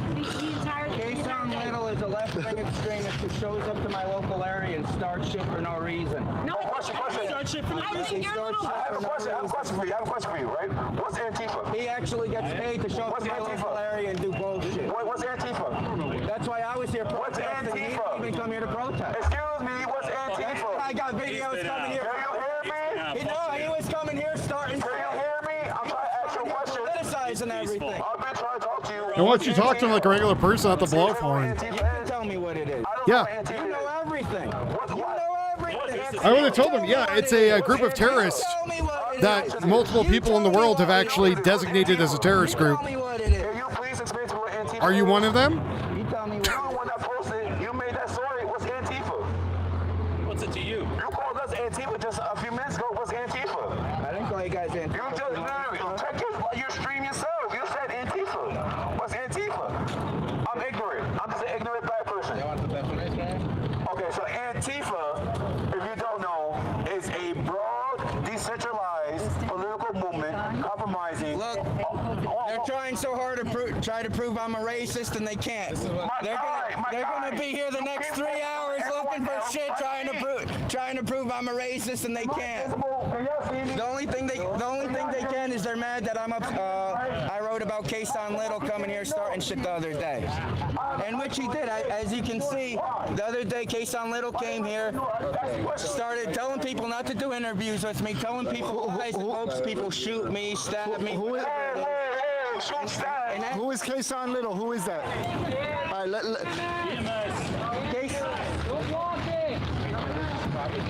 Antifa is a decentralized left-wing political movement, which they didn't talk about, focused on opposing fascism, far-right ideology, white supremacy, racism, related views. Over what seems to be personal issues. People claim it's not a formal organization, though they do have groups working together almost as a splinter cell movement. That's a good question.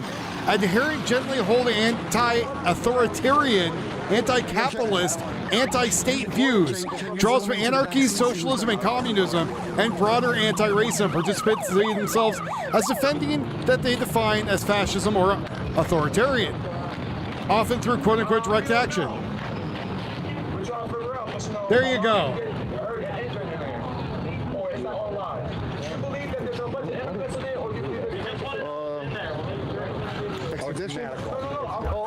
Was that so hard? Was that so hard to say?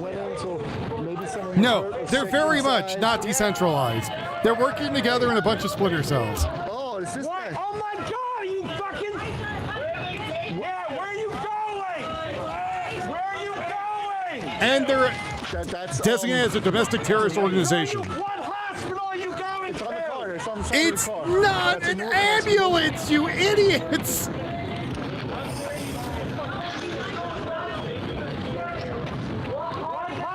I'd rather be in a hospital than in this. Oh, that's the guy. He's been here every day. He just got taken in over there. That's the guy they took in from Texas? Yeah, he's dope.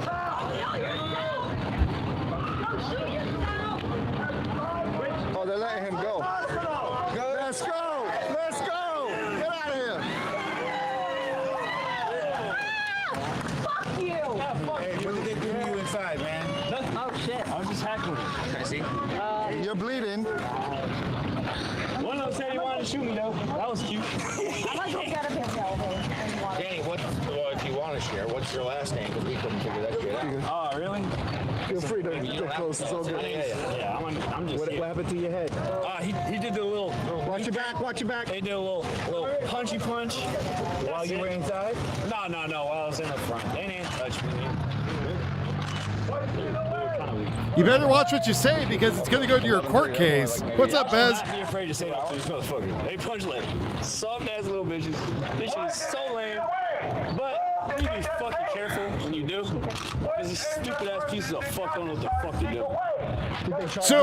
Nope. So instead of them hitting you like they're going to kill you, they're probably hitting you to the point to get you to stop fighting with them. Yeah, they read me my rights. So yeah, I'm pretty sure they could have just bashed your head in, but yeah, I didn't. Questions, even though you say you don't answer questions, unless the lawyer's present.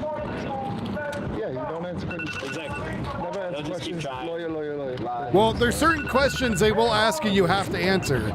Those being like what your name is, who you are, stuff like that, just so they could figure out how to book you. Shout out to you.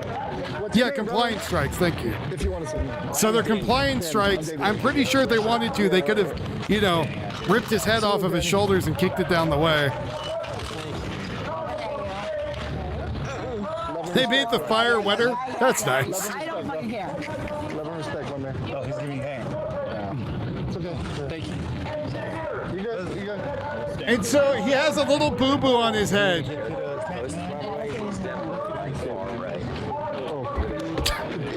He's so proud of himself.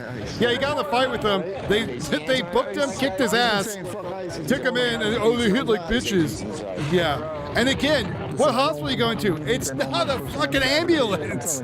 They came in there, looked at him, checked his eyes, be like, "Hey, he's fine," and then he left. That's the end of it. Yeah. I mean, I'm not thinking that he's not right. I'm just thinking there may be people on the right who are against this. Yeah. Hey, where's my Nazi friend though? But that's not what he's out here for. He's out here then spreading, like, like the things that he's posting are like cut and paste frickin' would be like how a Fox News reporter would, or frickin' Savannah Hernandez frickin' going out and trying to. And so this meth head, apparently Strack is like going after him. If you've watched this guy in number 2 throughout the entire protest, his eyes are getting more sunken, his face is getting skinnier because of meth. I mean, exactly. Like when he started calling Puerto Rican spics, I'm Puerto Rican. What? Yeah. Wait, who? The guy on the mic? With the megaphone, because he said, "Oh, you look Spanish, so you're spic," and I'm like, "Wait a minute, we out here fighting." You get what I'm saying? So, you mean the black racist guy? Oh, imagine that. I'm a First Amendment purist. Okay. You can say what you want to say. It is what it is. Yeah. You know what I'm saying? We're out here defending people's rights. He has a right to say what he wants to say, but it also exposes something. It's confusing where you're coming from. And listen. Well, that's why I keep asking. I'm like, can we? We're talking about the people inside. Yeah, but see what's happening is he's feeding into that, like you said. Just no, we need to talk about the people inside. Don't point out the guy's an obvious racist. I'll be right there. Don't give him the attention. I have seen him do some good things. That's why I'm like, I don't know, but if I believe what you guys are saying. Right. Exactly.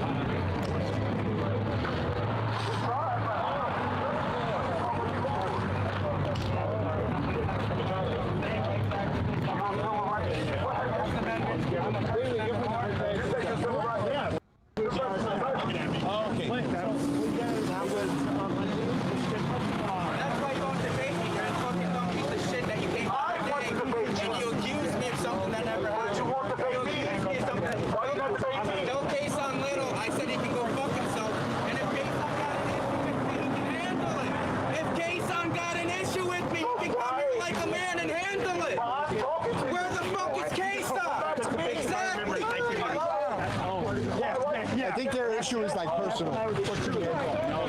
I think some people hate each other. I don't know. I don't care. I think we should stick with what we're here to do, what we're here for. I don't think the distraction is good for anybody. I think we should try to remain as united as possible here. I am here to document, and that's what I'm here to do. Again, folks, we are $25 here from a full bar tonight. I don't know. If we can fill the bar tonight, cash us Venmo, PayPal, buy me a coffee. That'll make me very, very happy tonight. I'm gonna step aside. Carson Little, that name rings a bell, but I don't remember who that is. I'm glad you're good, bro. No, it's not about that, but we still want you to get it.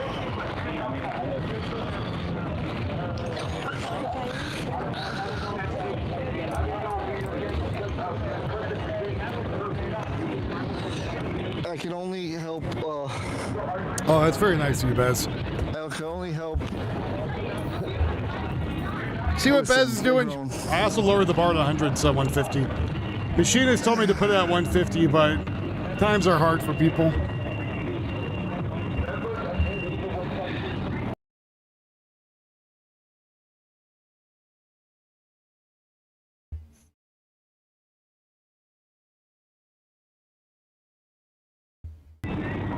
I don't think anyone here is a paid actor. I think they have systems, and he's maybe the odd man out, and the majority of the crowd here thinks he should believe what they believe, but he has been here saying fuck ICE, and everything. He's very brave of him. I don't think is completely accurate. I don't want to play the middleman. Now, Hellbent, don't bring the toaster with you. Has the right to exercise their free speech, regardless of what they believe. Hopefully they run someone else over again.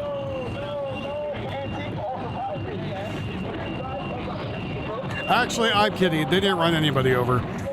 They did catch him with the side of the mirror of the vehicle. I'm gonna stay out of it. I don't. I think the more attention that we give them, the worse it gets.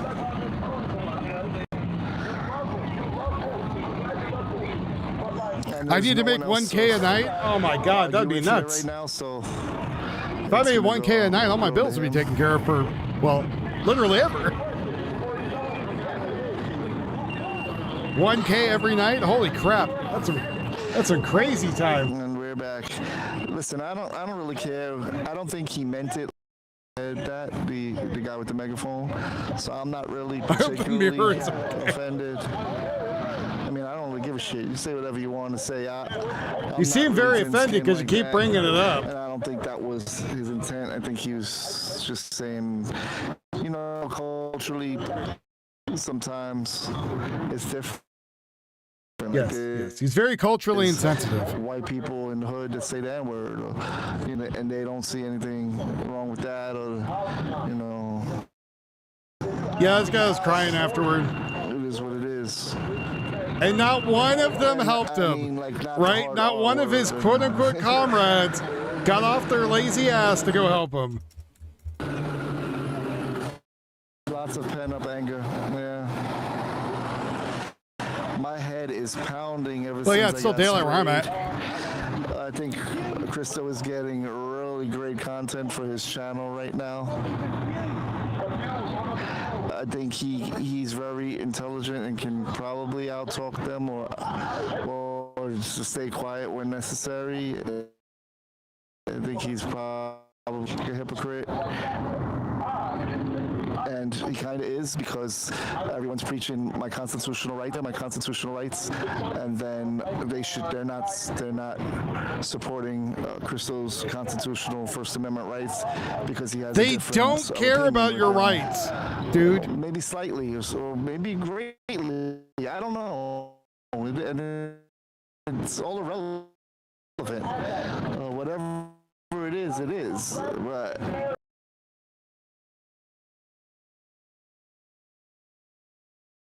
across the board for everyone, whether we think the same or don't. And that's what I'm trying to preach here on my channel, The Exposure Report.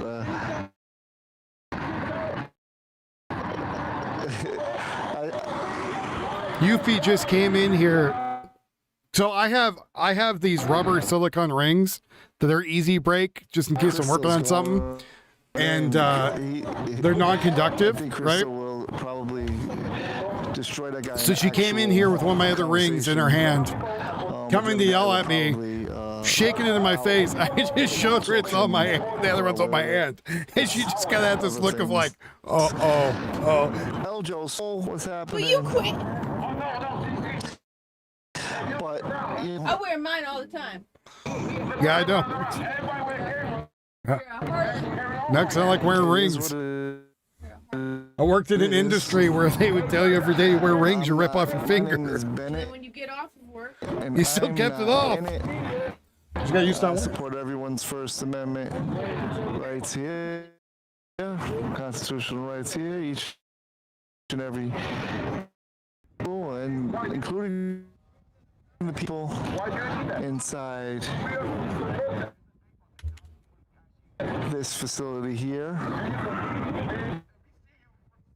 Best from us, thank you for the $15.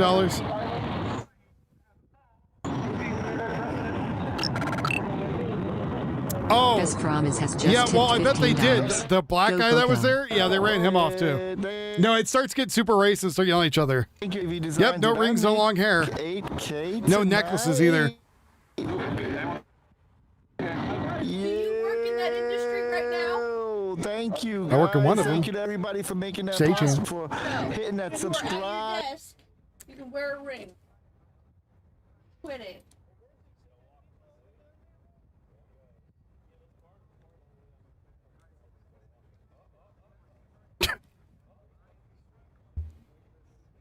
Oh, yeah. We had someone that was inside the machine shop. He was wearing a ring, and he got the chain from the drill press stuck around it and sawed off his fingers.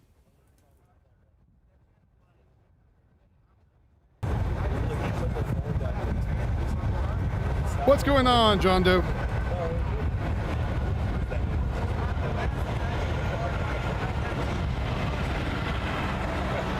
That's the one. Yeah, we covered that earlier.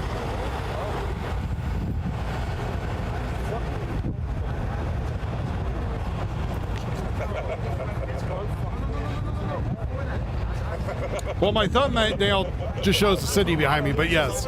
Yeah, we talked about it earlier where the cop shot the other one and he was dicking around with his gun.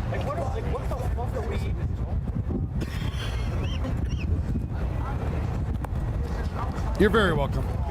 I talk to my chat. Otherwise I get bored if I don't. Sometimes I fight with them too.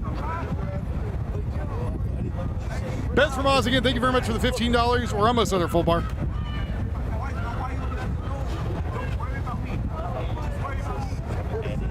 No, he was a giant piece of crap. The guy got his finger sawed off. He'd walked up to women and be like, "You've been fingered, but you ever been nubbed?" And he'd hold up his mangled hand. Yeah, cop shot another cop. So one of the cops pulls up with his car, and the other cop decides, "Hey, the best thing to do is for me to take out my service pistol and aim it at him." Well, then the cop inside did the same thing and then shot him through the windshield.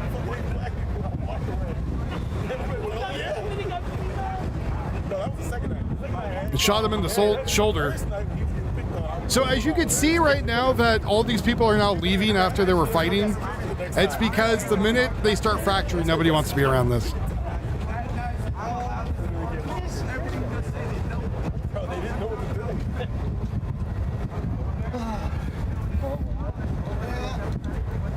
No, and both cops, I guess, are still on the force, which I'm just like, what the shit?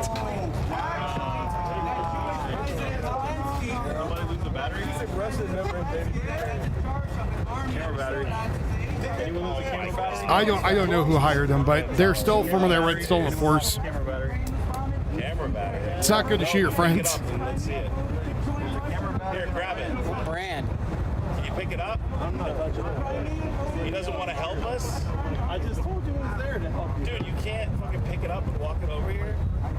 All right, I'll remember that, little fuck.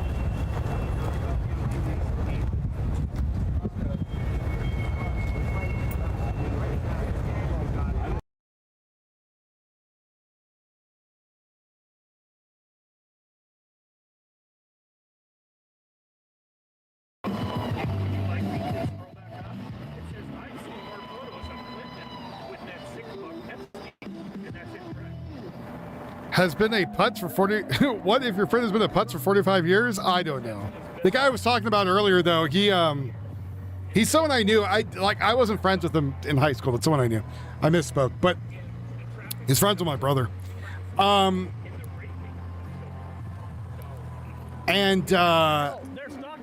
We went camping one time with him, and there's kind of a thing where like everyone we know has beaten the shit out of him at least once while he was being a drunk asshole. So I don't know. He doesn't learn no matter how many times we punch him. Somehow, what was happening at his golf course, and there's still bullshit. There's still 2.7 million files that have not been released that they were ordered to release. I'm waiting for number 2's audio to come back, but we'll go with the 3. Upton Dickman. I don't know what's going on, but it looked like the studio died.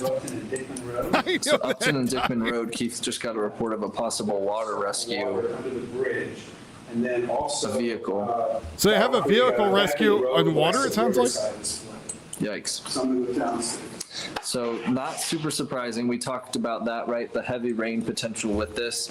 This is just within the last 12 hours, and you're seeing some areas where the radar is estimating, those areas of yellow, some of them over 3 inches of rain, Keith, in and around Battle Creek. That's some local flooding for sure. Yeah, so that's enough to cause some flash flooding. That would come down in like an hour or less? Yeah. Me too, John. Me too. An hour or 2 at the most. So that's why we're starting to see that threat of some flooding ongoing. Let me add this so you guys can see what we're talking about. Sorry about that. make this a little bigger. Yeah, from what they said, it was quote unquote horseplay. I'm like, you know, I was never a cop. I was ever in the military. I very much respect my military friends and brethren out there who work their ass off, you know. Very proud of them. But what we were seeing and what Keith I was never one of them. I was never a cop. But I know not to aim my gun at anybody unless I want to kill them. Inundated with water and they're still in the vehicle. So we're debating sending someone to that. But yeah, a lot of heavy rain. These areas of yellow is the radar. Yeah, they were jerking off around. I don't think it was to be mean, but 3 inches of rain, which is definitely enough where you're going to have the traditional trouble spots seeing issues. So areas with poor drainage, low spots, especially in urban areas, we might see some flooding for the next few hours. Fortunately, with the storms moving out now and only probably another hour or two of really heavy rain potential for some, hopefully by the morning rush hour, we should see a lot of improvement there. So I don't expect massive road closure or anything I shouldn't laugh, but goddamn, like what a shit show that would have to be at the office. Or, you know, could you imagine going to work? Maybe second shifters heading home late. You did what? Definitely take it easy on the roadways and watch for road ponding, some flooding. Someone thank you for the buy me a coffee. Sort of tree limbs down in the roadway. But yeah, the heaviest rain it looks like tracked through. Someone has just tipped $5. Allegan County, Southern Berry County, Kalamazoo, the and chief Battle Creek, or corporate or internal affairs. Think about it, internal affairs. Looking at that. Stand by. You guys are gonna have Nerf guns from now on.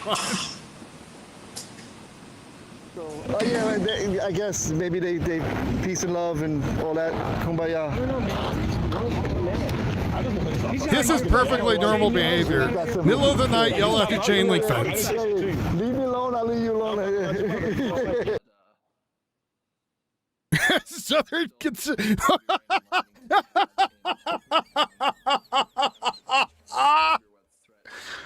Oh God. A South Carolina police officer was arrested and fired for allegedly aiming a service weapon at Philip Cup for microwaving fish in the station. I think it was justified.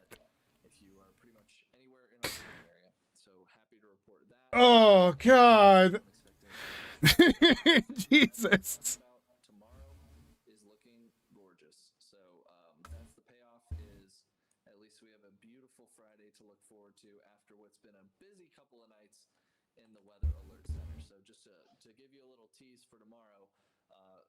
Sunshine, upper 70s, and much lower humidity. That's the name of the game for your Friday, and we'll see, like I said, some upper. This is why people think all cops are stupid, because there's that one guy who is literally mentally, you know, inept and should not have been a cop.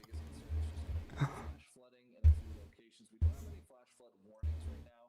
I'm going to see if they are considering that anywhere. Man, we got some epic photos from the lakeshore earlier on. I know I'm going to be tiny here, but you can see that. That looks like a mothership. Hard to see in my tiny little picture.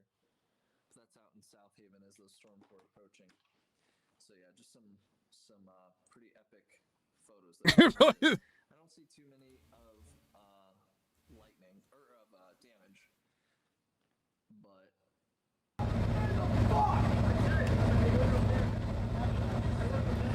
Guy sweating profusely, yelling at a fence. Meth. It smells like my exit here. He starts shooting, and then shoots the other cop. Holy shit!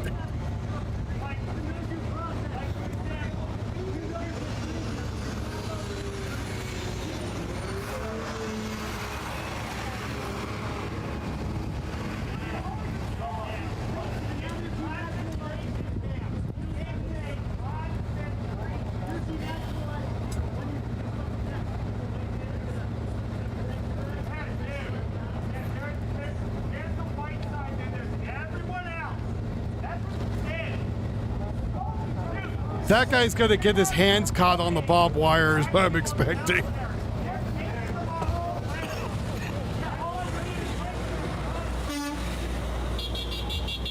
Please climb the fence. We are $5 short of a full bar. Thank you, folks.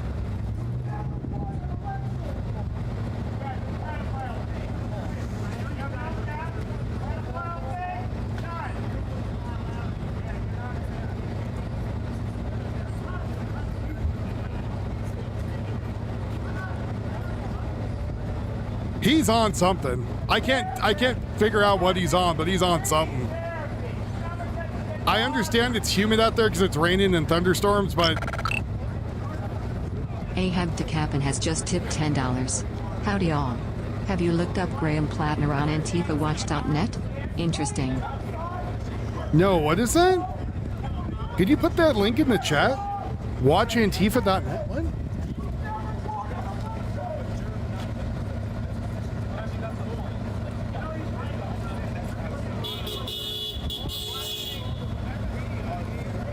Hold on, I'm curious now. Hold on. Ah, damn it! It's not telling me what you said. Hold on. I gotta track it down.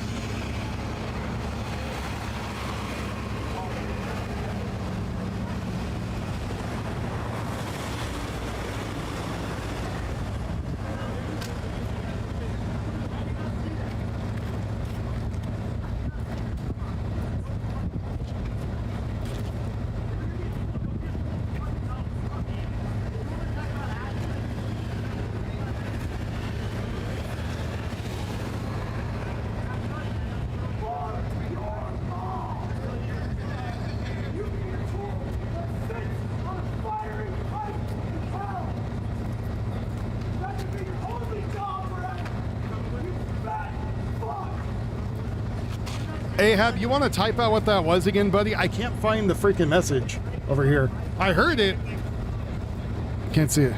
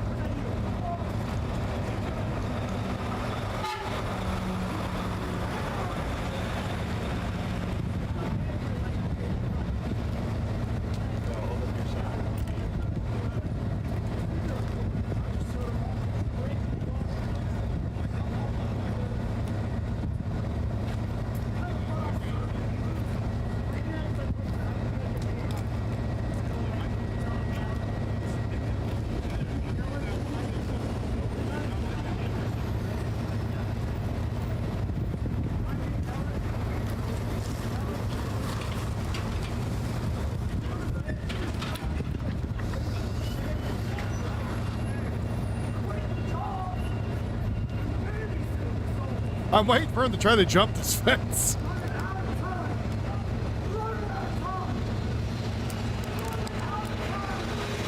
He may have to scroll past the page or two retards.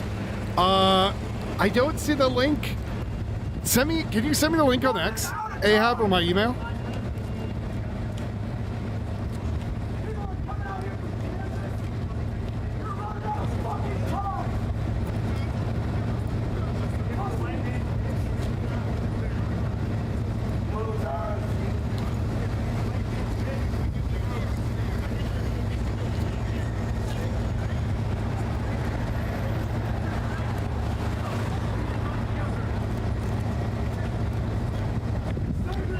He's starting to sweat more too. I'm telling you, I think he's on meth. Like, I don't know my drugs very well. Maybe acid, but I feel like if it was on acid, it'd be a lot nicer. Again, I don't really do drugs. I don't know them very well. You guys want to help me fill in here about what he may or may not be on?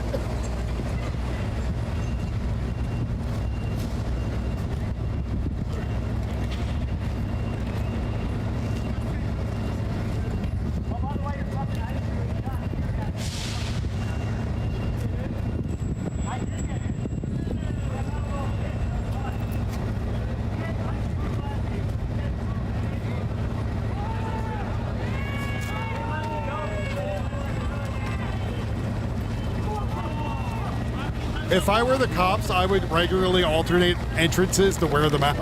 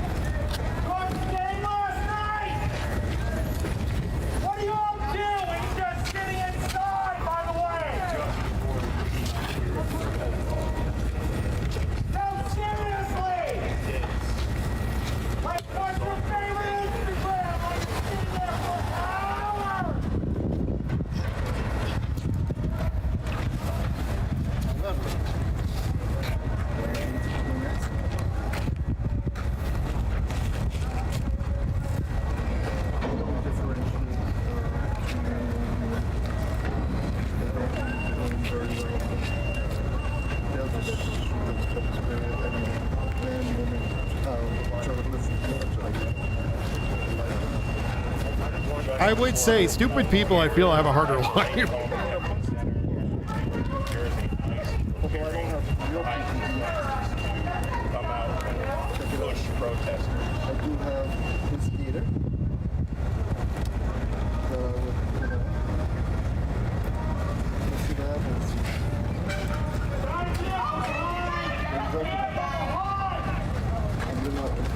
Oh, here they come out again. Oh. Nobody's on the property. You know, it is only a matter of time until some law enforcement officers really get tired of these people. Just say, yeah, we're going to have a really bad day in America.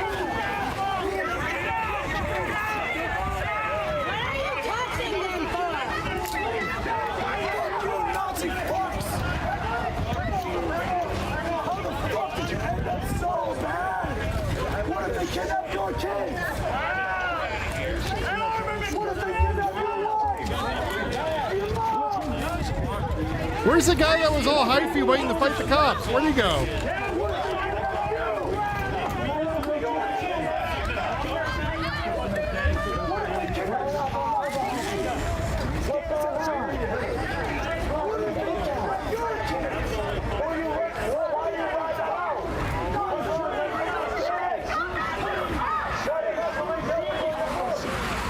That's actually a arrestable offense. That's indecent exposure.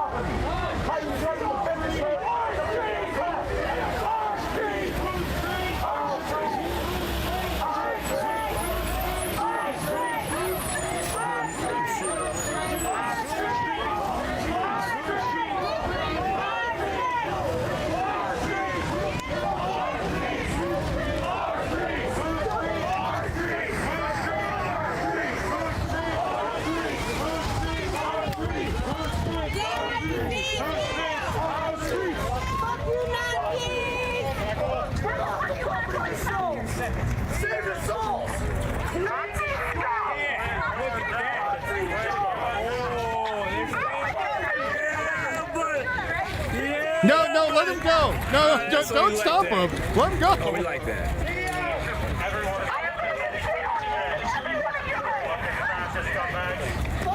Y'all follow orders so fucking well. Good lookers. Y'all some good boys. Not bad boys. Good boys.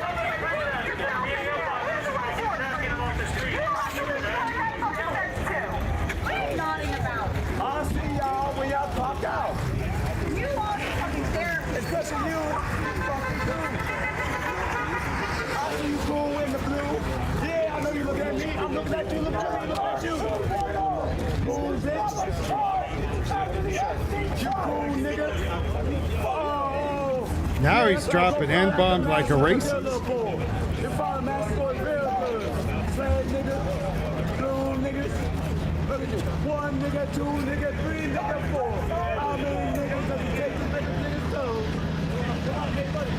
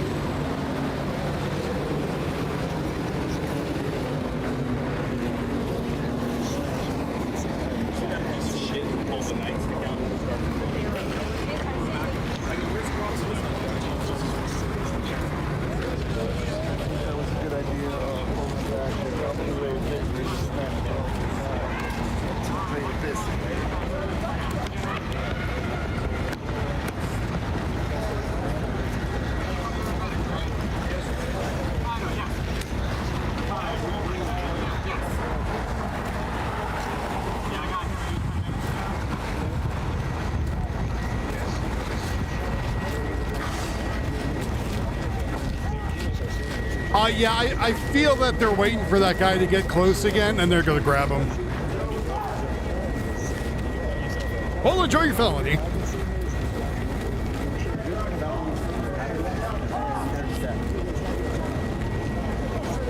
So they're pulling people from rubble from the tornado in Illinois.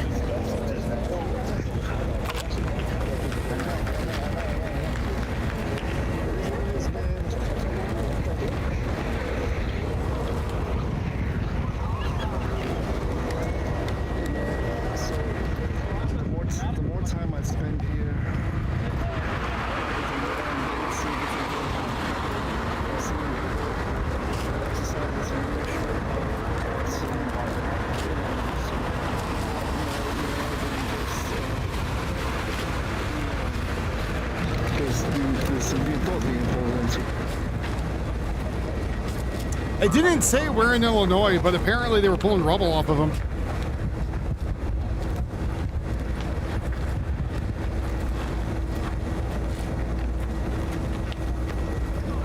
Oh, Strader, Illinois.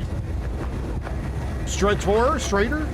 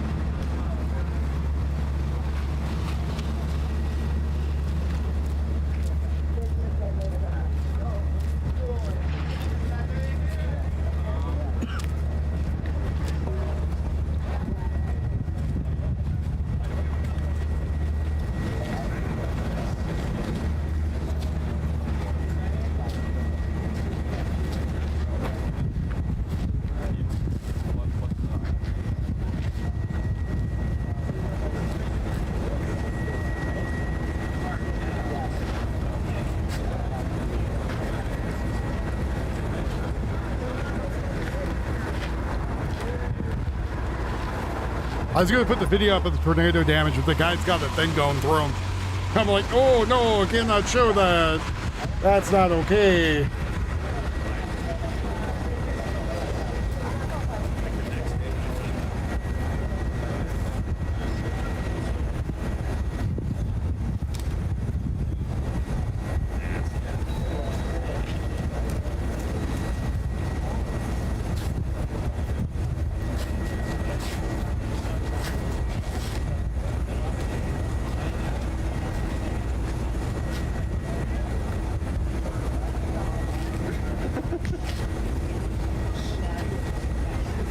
Tio disappeared.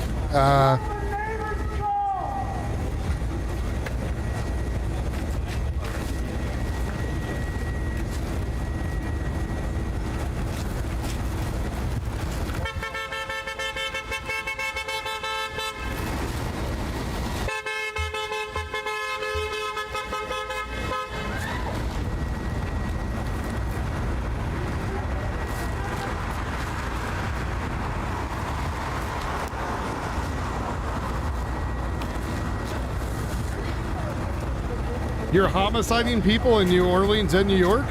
You're a very busy guy.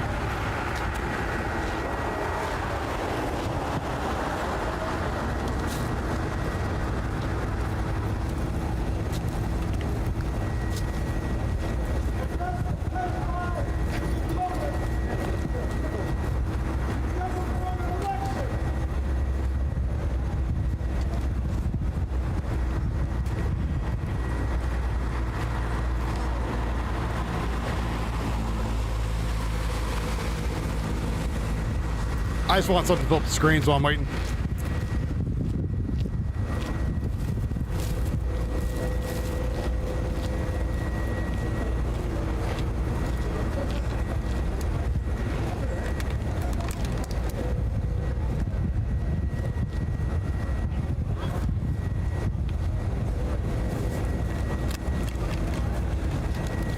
Well, hello, Glitch.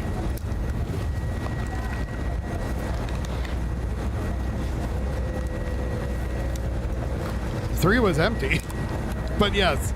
I was trying to find more stuff happening over there with the storms, but Tio is currently going back to flogging the dolphins, so.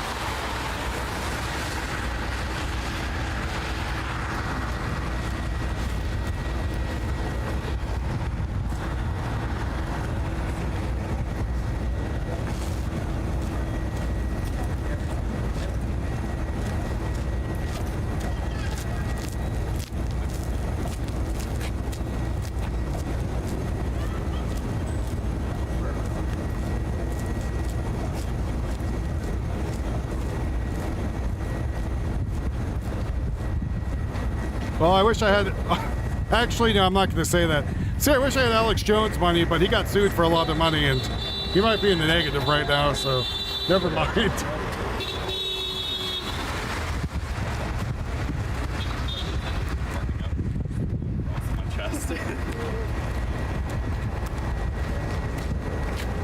Garbo, go into the Discord and tell him to stop knighting the bishop.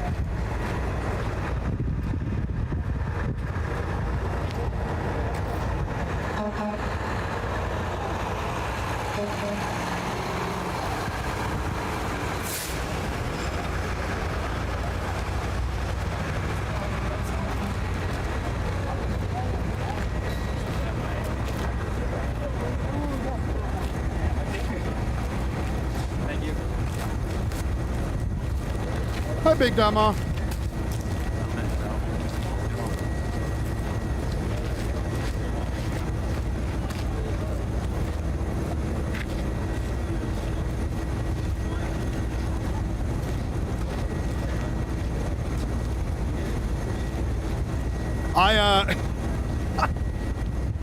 Big Dama, me and Yuffie have been watching that giant cluster F happen.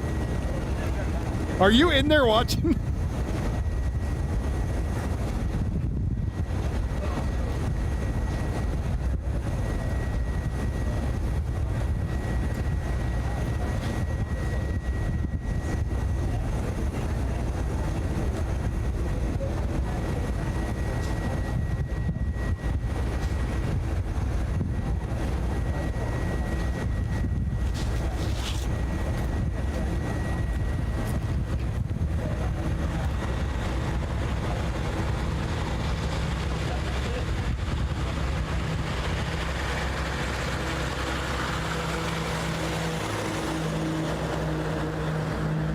I missed.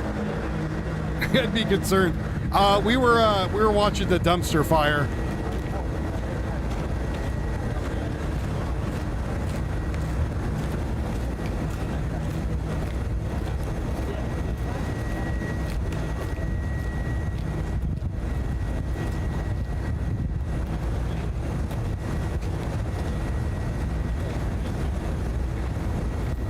I missed Jerry Springer, so I'm getting my Jerry Springer.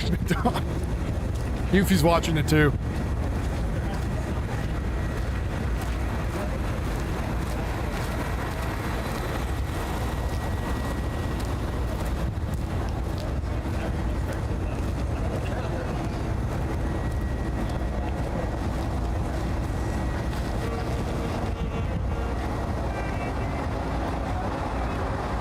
So they're like mutual aid tents and shit.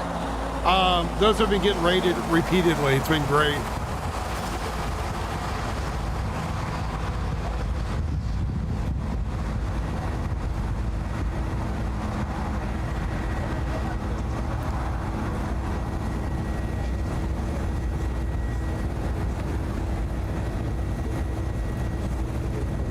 No, you guys don't want to watch this. I can't subject you to this. It is two people who are currently on the stream. Who one is accusing the other one. How can I put this in a nice way? So there's a woman on there accusing this guy, it's some Jerry Springer shit, accusing this guy of pretty much having his way with her, even though she didn't want that, so I could say it for YouTube. And apparently there's a video and like all kinds of shit. So they're on a live stream right now, currently airing out their dirty laundry.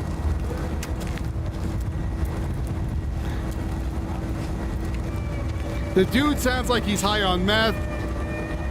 Yeah, it sounds very grape-esque. Guy sounds like he's high on meth. She's currently in the hospital, like getting vitals taken. I mean, it is some crazy ass shit.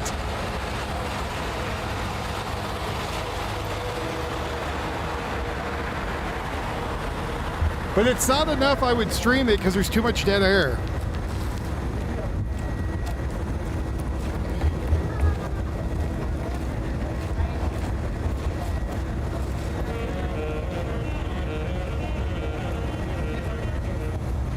It does seem to be a fad these days.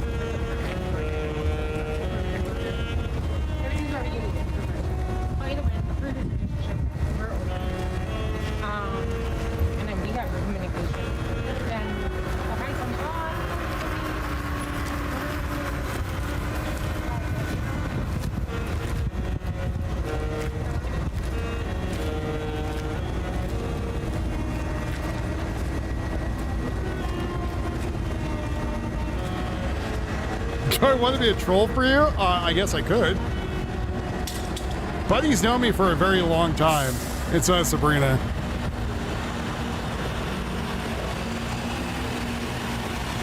I always unwanted attention of a sexual nature. Not a huge problem among the zombies who pass out bent over from FET.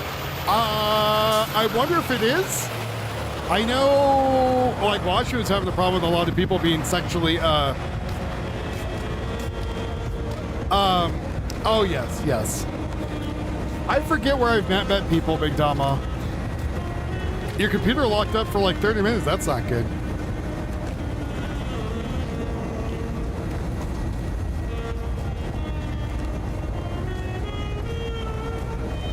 I was about to type in there, Buddy wants me to go work on a plantation.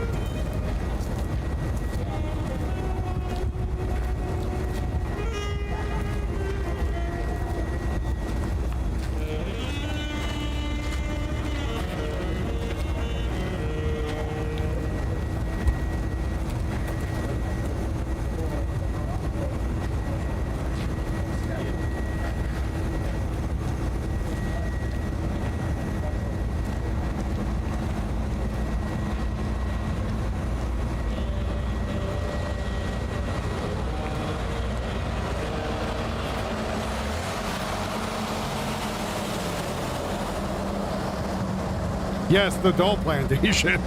Gotta go get them bananas and rice.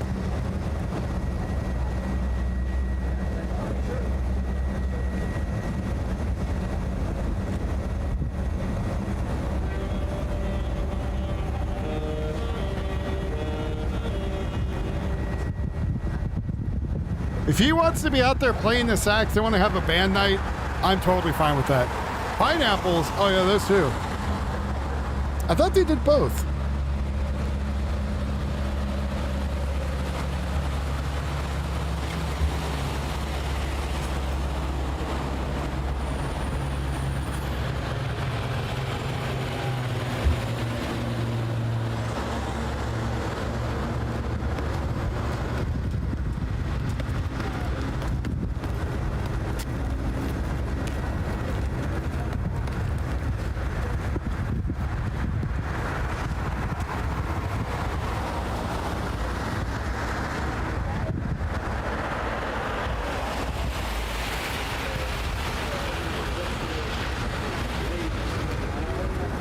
The drugs must be wearing off. They're all leaving.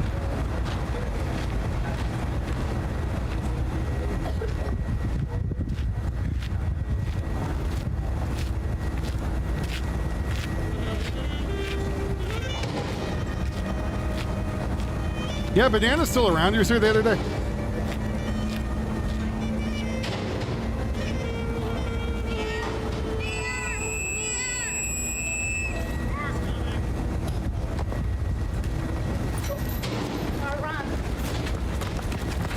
Oh, they're coming back out with a van. That dude thought he was about to get ran over. He's oh no. They ran all down the street for nothing.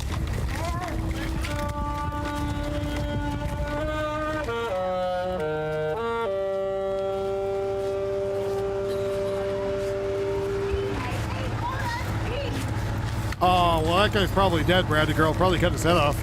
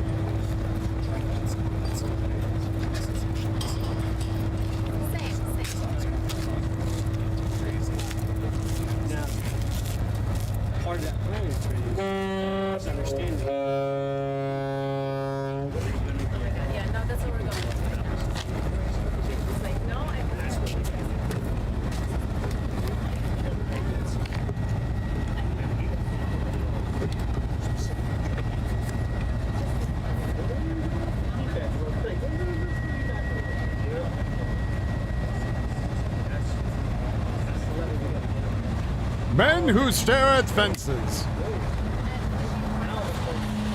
Guy's got his bowling glove on. That's cute.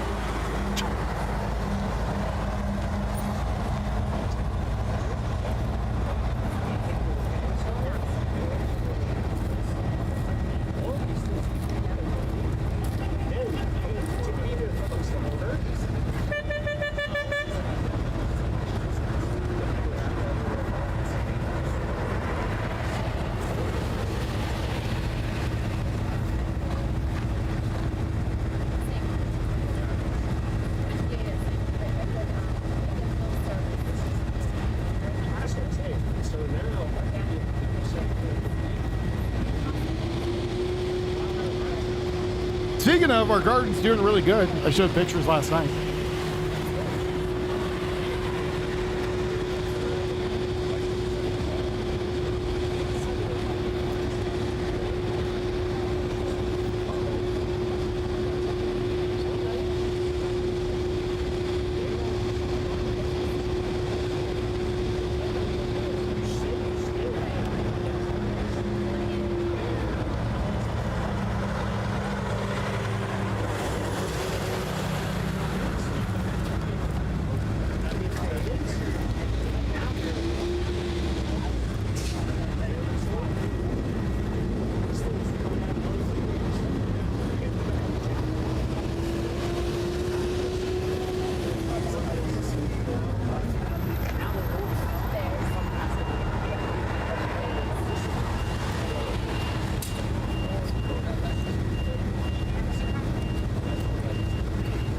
We need to get more plants.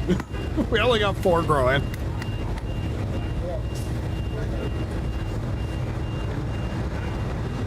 So I have water lines put in there for our drip irrigation. And since it's inside the greenhouse, it keeps the moisture in too.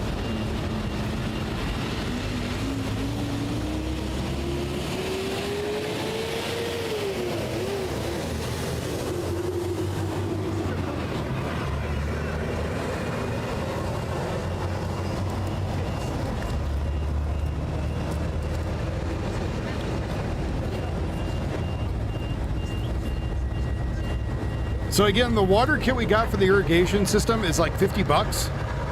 And if you put it on a timer, but you don't have to put the timer on, you could just do your regular water line and open it up. It's pretty damn nice. And like you can keep getting pieces that expand it for super cheap. Need like a new little drip irrigation at like 20 cents.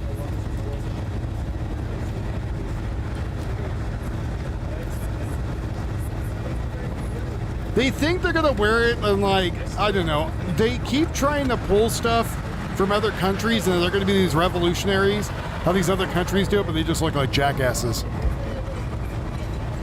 No, you don't need the timer, but we have a timer on ours, but you don't need it. You just open the hose and just let it run the lines. Just water pressure. No pumps needed.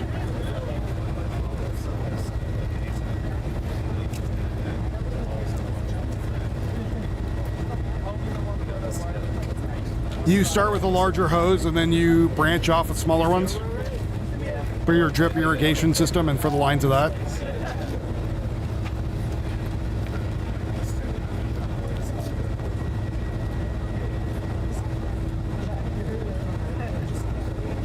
Yeah, we do it because we go on like long trips away sometimes for work whenever I get some of the side jobs. And so we're gone for like 2 weeks. So we wanted to have a system in place.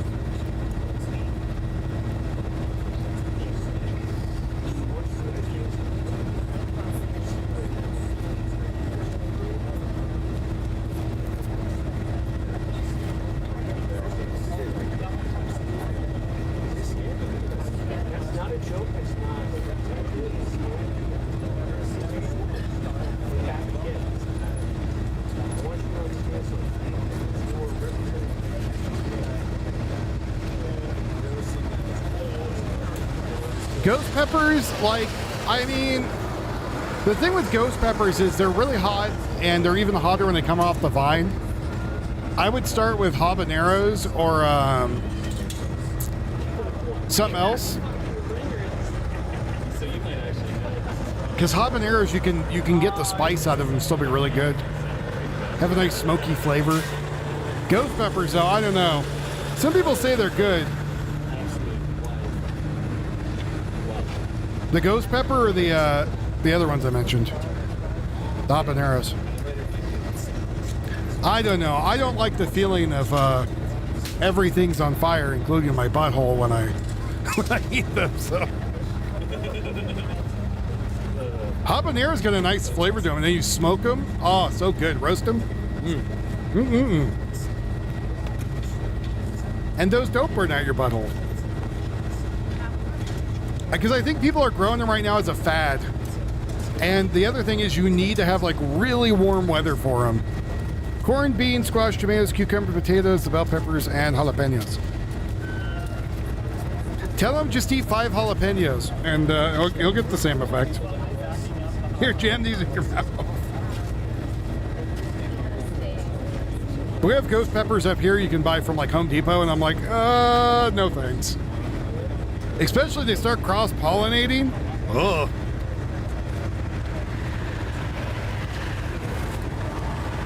You think you're getting a jalapeno and it's a ghost pepper by accident? Oh God, what a bad day.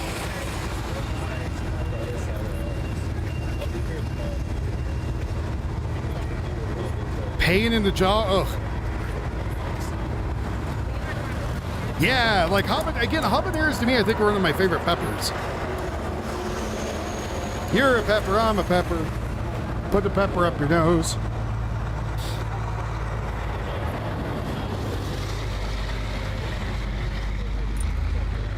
There's literally one guy just sitting in front of the fence in Portland.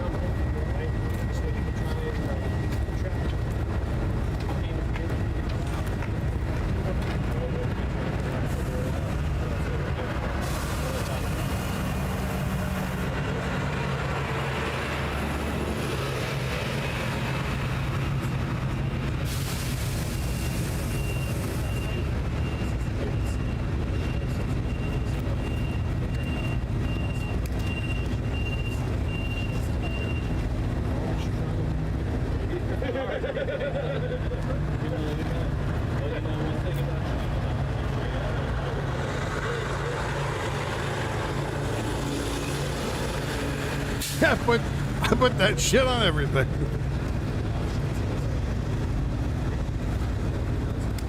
$108, yeah, that would be hot enough to grow. Well, that might be too hot. You might actually damage the leaves.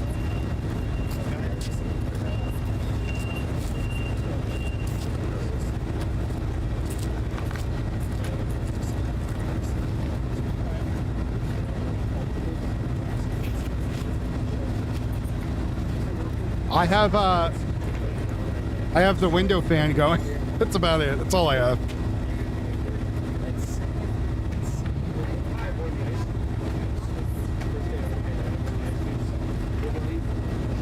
More people die from heat in the EU than gun deaths in the US? Is that true? Actually, that's probably true.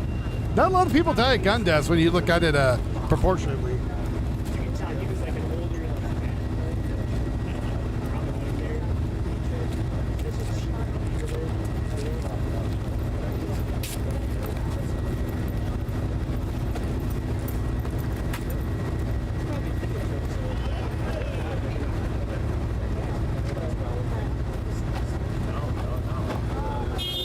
They did take their guns, but that's not what we mean. We have one AC unit. It's in the bedroom. I use it to sleep because I sleep super warm, like a Yeti.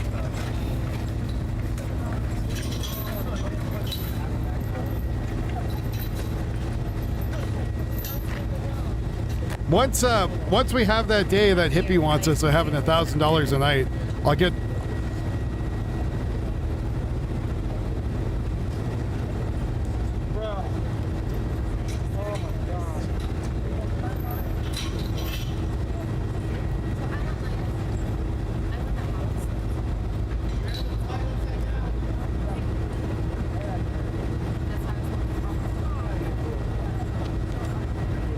Like, I want to get a mini split, but they're like $1,000.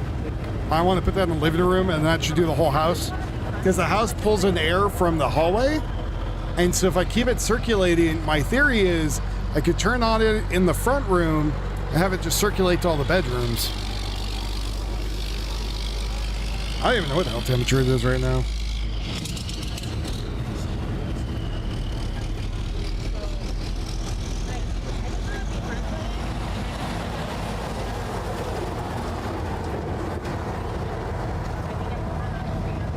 I think we'll have a race riot. I don't know. I guess some white supremacists are saying to kill somebody.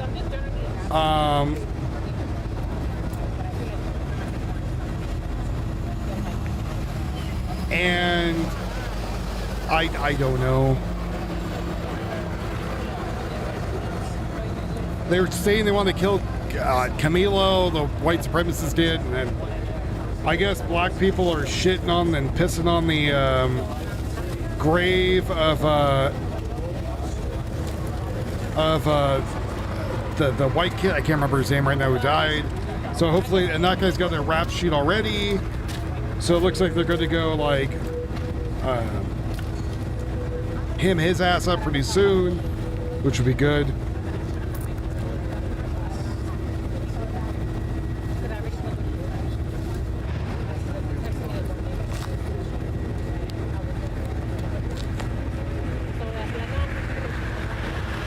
Well, people are trying to make it worth it. That's the crazy thing. And like, people are trying to force that it's going to happen.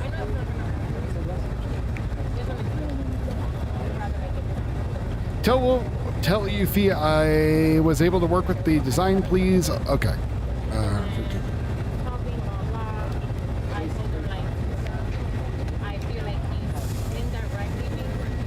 I'll just copy and paste what you said.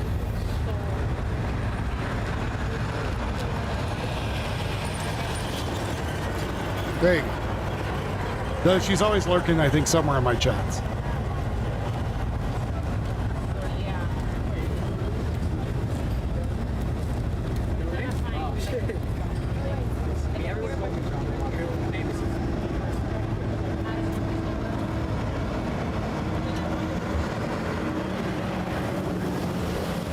Well, I think they had cameras in the courtroom. It would have been more of a spectacle, and that's what they were avoiding.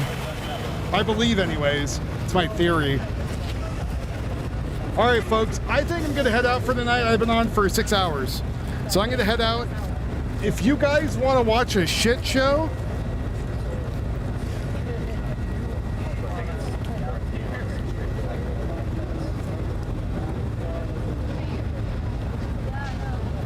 there is Buddy East Coast Channel. They have a guy up there who is... I don't really even know what to say. He might be the rapist. Well, we'll see. There you go. Be nice to the host for me, but beyond that, good luck.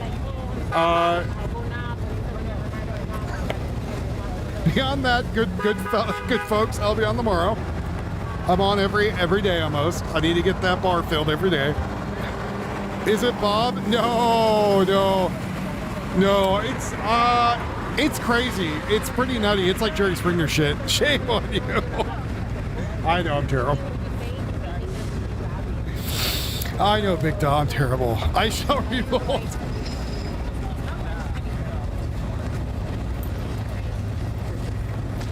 But I am out of here, you fine people. I'm gonna go. You have a very good and wonderful night tonight, and I will be on later. Either if something comes up tonight, I'll jump back on like I did last night. Oh, it's raining there now too, so everyone's leaving because of the rain. Last night I jumped on for some chase and some other stuff. So you have a good one, everybody, and take care. I love you all. Thanks for being here. I'll see you tomorrow. You all stay safe and sane too.